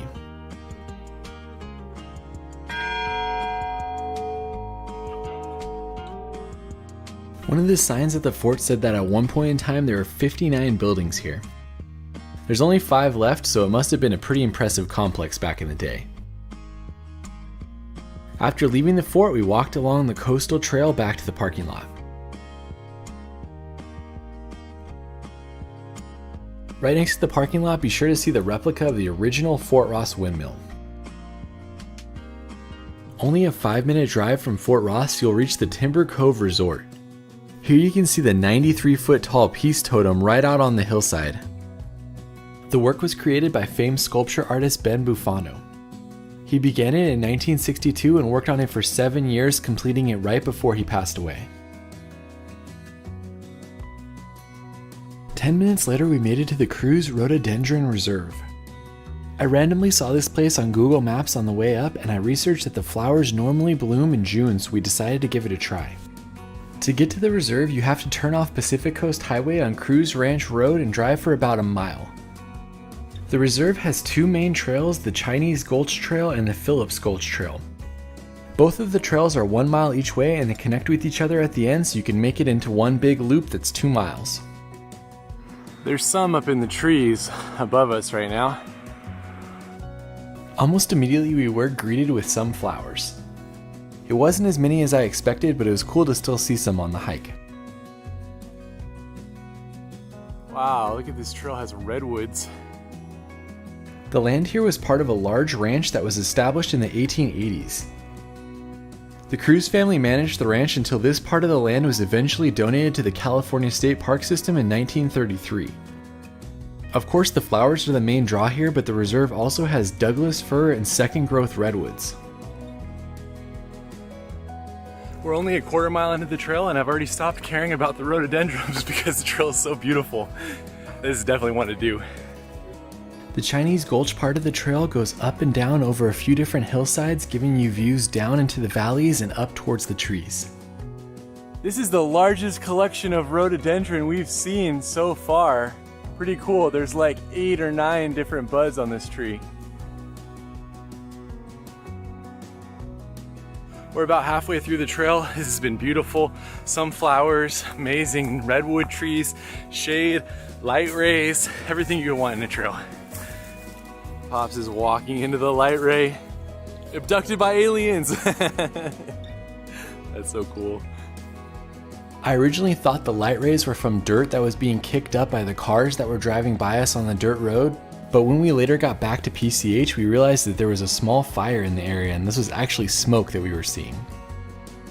During this portion of the trail, you pretty much go downhill for 3/4 of a mile, and then the last quarter of the mile is straight uphill back to the car.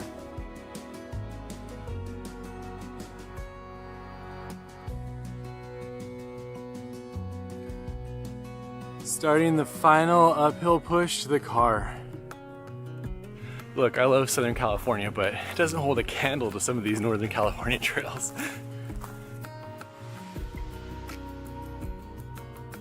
Finish the trail. Pops has something to say about it. This trail's a hidden gem. There are some rhododendrons, not a lot, but the other things make up for it. The redwoods and the fern and everything and the little bridges. It's great.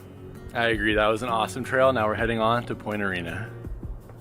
As we left the reserve, the smoke was getting worse and I had to call my hotel to figure out how to go around PCH to get there. We were told about this fun little chapel on the side of the road, so we're gonna go check it out. Hopefully it's still open. Also, as you can see, it's smoky now. There's a fire that's rolled in near the Point Arena area, but luckily we can go around it and still get to our hotel tonight. That's how it goes when you're traveling in California now. This building is known as the Sea Ranch Chapel. It took 7 months to build and was completed in December of 1985.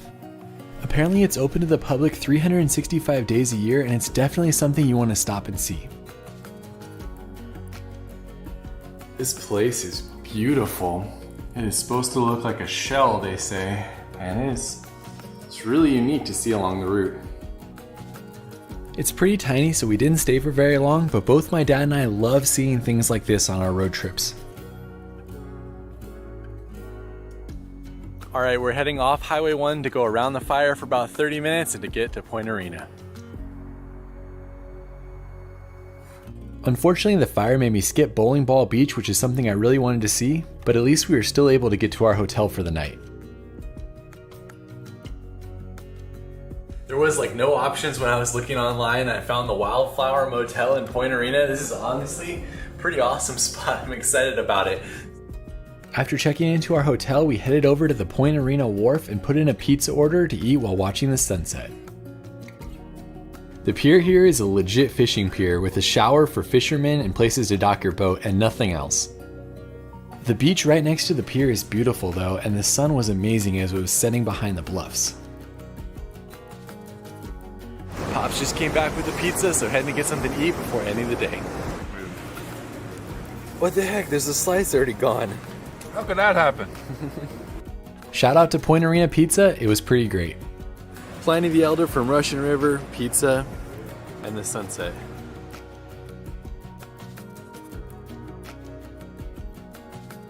That's it for day 6 on Pacific Coast Highway. We'll see you tomorrow to finish the road trip.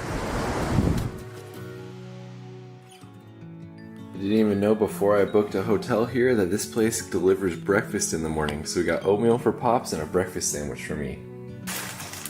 Pretty strong meal. You got some toast, you got oatmeal, and you got a whole bunch of toppings. Looks amazing. That's a pretty good looking breakfast sandwich for a hotel. Saying goodbye to the Wildflower Boutique Motel, and we are starting the last day on PCH. The town of Point Arena's most famous attraction is the lighthouse out on the coast.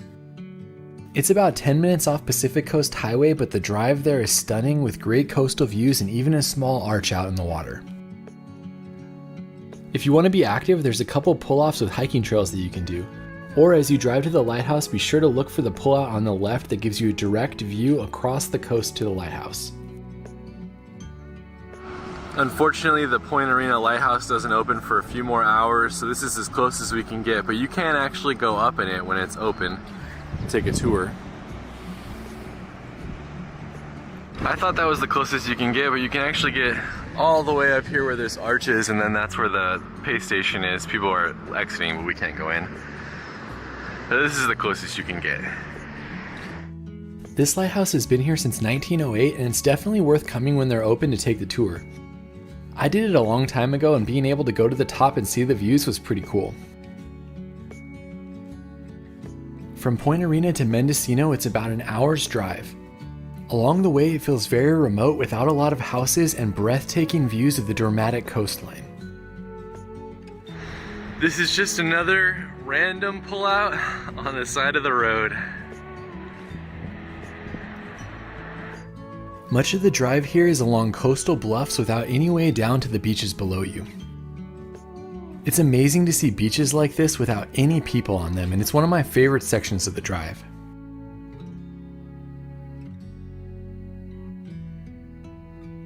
Eventually you'll cross over the Big River estuary and arrive in the town of Mendocino. Mendocino is a very relaxed town, and it's a nice area to walk around if you have time. We're here in the town of Mendocino, which is a great place to stay or to get some food. One of the best things to do here is this little walk along the headlands, which takes you some beautiful coastal views. I highly recommend you check out Portuguese Beach while you're at the Mendocino headlands. It's a little bit of a steep and slippery walk down to the beach, but it's well worth the effort. On the right side of the beach, there's an awesome little arch. The Mendocino Headlands area just feels like it has secrets like this that you have to discover by exploring. All that work for nothing. For nothing? What are you talking about? When you make it back up from the beach, continue along to the point for a special surprise. Before you head on, be sure to walk all the way out to the point so you can see this epic blowhole that they have. Whoa! It's not every day that you get to see something like this, and this is just one of a few of them that are in the area. If you have the time, continue exploring as there's lots of different trails you can take. What I love about the Mendocino Headlands is that I see something different every time I come. It's also an amazing place for sunset, and it's nice during certain times of the year when the wildflowers are blooming.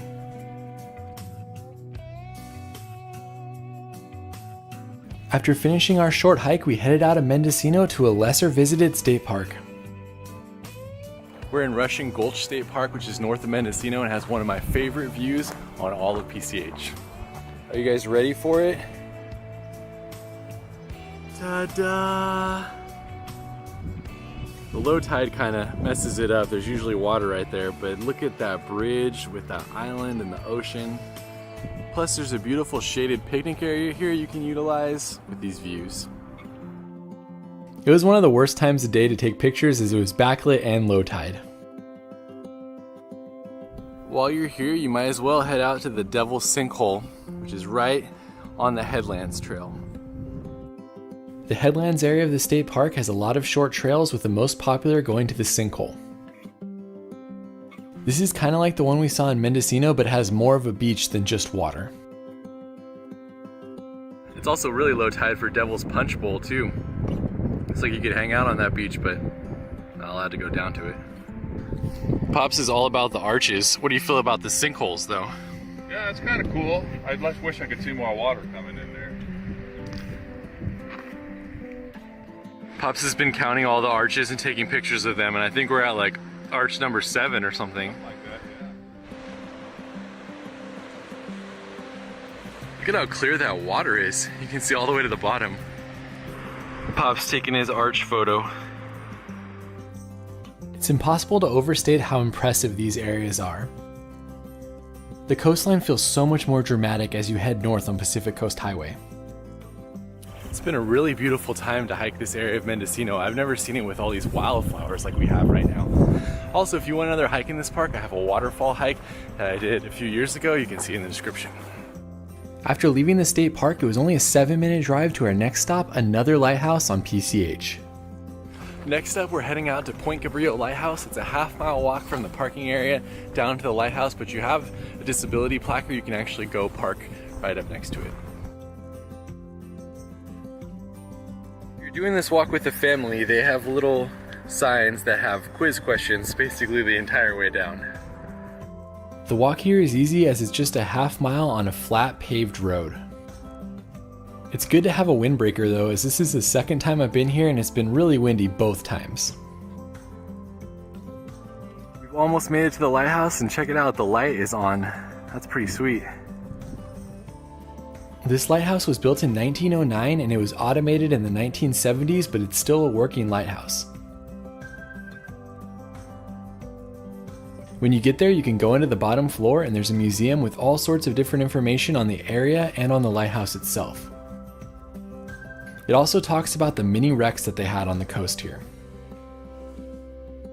When you leave the lighthouse, look for the little building off to the left as you're walking back.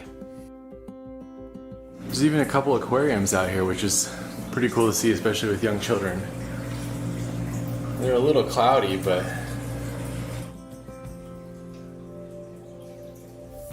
this is the head lightkeeper's house. Before you leave, be sure to go into the little museum that they have here that shows what life was like for the lightkeepers. This is definitely a great stop on PCH with the short hike, the nice lighthouse, and the museums.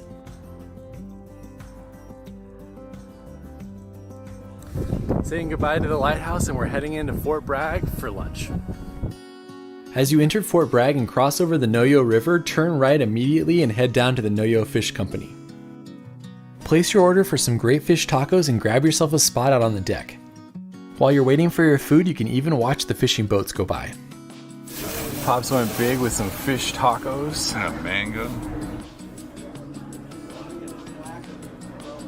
Very good. Good fish. Very crispy. A little sweet with the mango.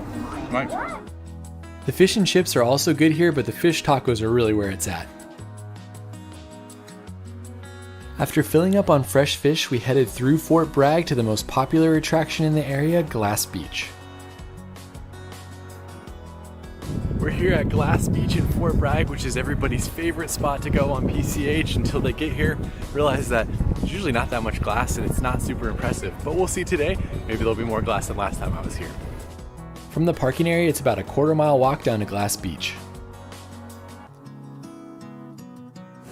There it is, Glass Beach. I'm gonna go down and see how much glass is on the sand. So this area used to be a dump site, which is why you can see all these pieces like this left over from appliances or something back in the 50s.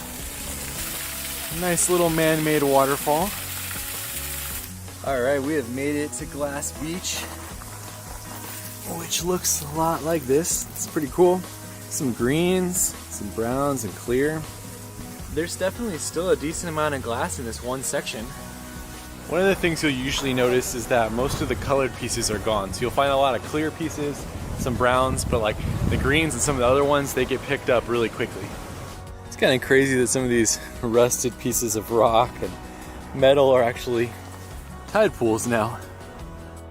For me, I like Glass Beach, and I think it's really fascinating to learn more about the history of this spot. That being said, a lot of people often complain to me about how anticlimactic it is. I mean, it's just like this. It's like all those different pieces of glass in there. Certainly unique, well worth the stop. Just don't expect a crazy amount of glass and definitely don't expect a lot of colors. I have a full video on my channel on Glass Beach if you want to learn more about the history of this unique spot. From Glass Beach, it's only a 2-minute drive to our next stop, the Pudding Creek Trestle. This is the Pudding Creek Trestle right here. You can walk and bike across it, go down, hang out on the beach if you want, or just take some pictures of it. As you know, I love old bridges, so always a stop for me. Here's what it looks like when it was in use.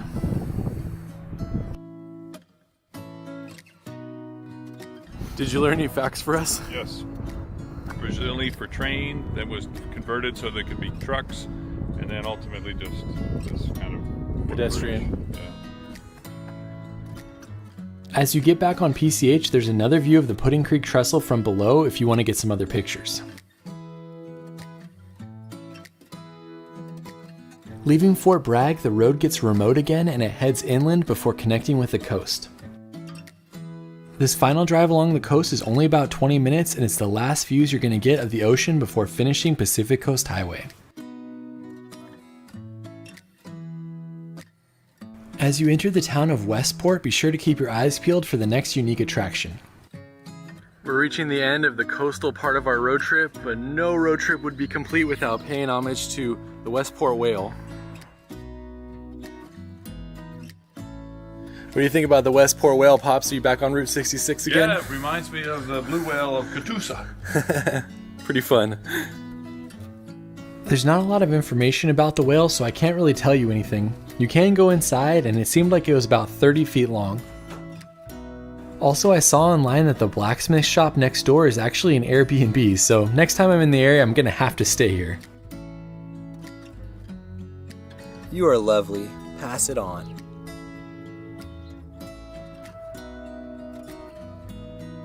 Pop's got a fact about the whale. The whale is just a roadside attraction that's trying to inspire people to follow their dreams, which is awesome. Awesome. I'm sure you guys remember Pop's great pose at the shark in Florida, so have to relive that here.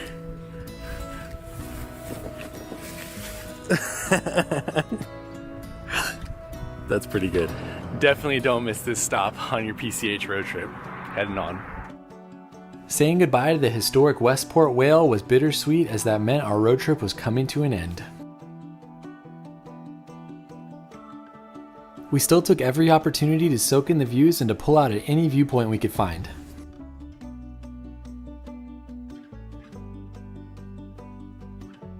Pops was also able to find a couple more ocean arches to add to his list. Pops, the arch hunter, has found another arch. Eventually we could see the road heading inland and knew that our time with the coast was over. You have been amazing, California coast. Thank you so much. Bye-bye. From here, our road takes us inland. It was hard for my dad and I to pull ourselves away from this spot. Anytime you finish a great road trip, especially one that's a week long like this, you just really don't want it to end. As you head inland, it's about 14 miles to reach the official end of Highway 1 Pacific Coast Highway. Luckily, there was one more stop before we finished. Made it to our last stop on the road trip, the drive-through tree. The drive-through tree is just a roadside gimmick at the intersection of Highway 1 and Highway 101. I've been here many times over the years and the price has actually gone up a decent amount to $15 per car. That being said, it certainly is unique and it's a fun place to take a photo of your car driving through the tree. The drive-through tree has been here since 1937, which means it's almost been 100 years of people driving through this tree. If you have a really big car though, you might want to skip this one. Nice work, you didn't break my car. I was trying not to. There's also a gift shop here and a few more places for families to explore with some downed trees and other things to look at. Highway 1 end! Woo! That's the end of our 7-day epic Pacific Coast Highway road trip. It was an awesome one. Thank you so much for following along with us. Let us know what your favorite part was in the comment section, and we will see you on the next road trip.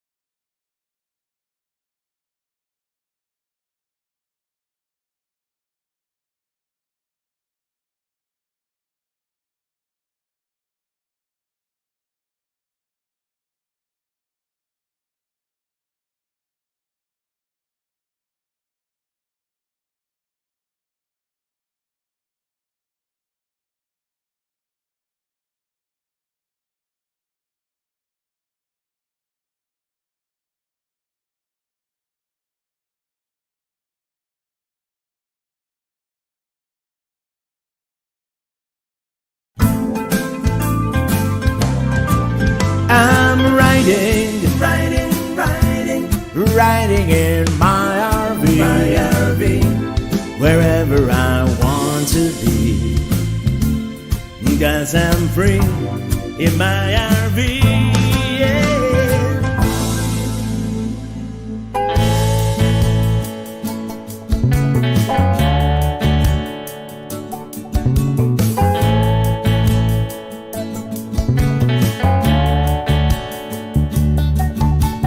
Well, here I am, leaving the Florida State Fairgrounds here in Tampa, where the Florida RV Super Show just took place. Actually, it is still taking place. But today we begin the long journey to the west.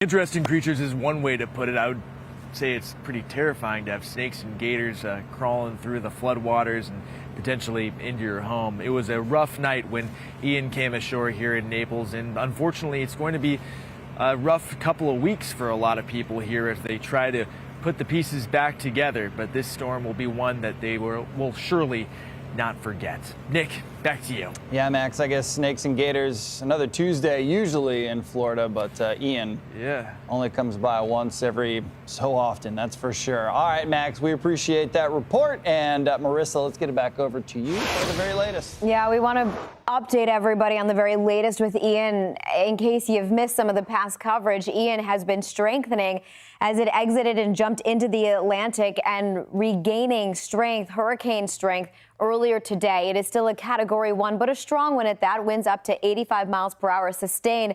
And really the dirtiest side of the storm and the strongest side of it is going to be on that northwestern side. And you can still see some of that rotation here. Outer rain bands making it into the coastal areas of the Carolinas, from Wilmington down through Charleston over towards Savannah, Georgia as well.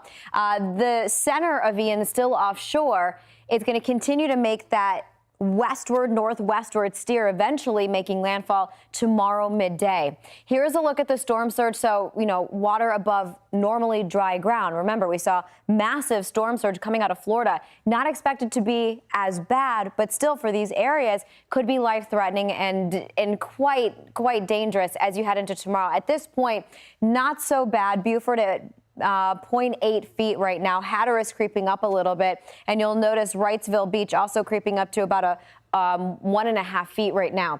That's going to continue to climb. You can see some of that onshore push, that more easterly wind coming over towards Hatteras and in towards the Outer Banks. We'll see that steering of the winds, but the concern, remember, that constant, persistent, strong push, that wind over the water, which is going to continue to push that water up against the coastline. Charleston now just over a foot there. And so you're seeing areas really start to creep up as you take it towards Fort Pulaski there and towards the Georgia coastline, 1.2 feet that's now being reported. It is expected to climb, and you're noticing those hurricane warnings stretching out of Myrtle Beach through Charleston and in towards Savannah, where hurricane strength winds, hurricane conditions are expected to play out. So as we continue to look ahead, notice areas even inland from North Carolina through South Carolina dealing with those tropical storm warnings as well. So pay attention to the warnings that pop up in your neighborhood. Flooding is going to be a problem as well, as we have just a whole lot of rain that's going to be dumping through these areas, Nick.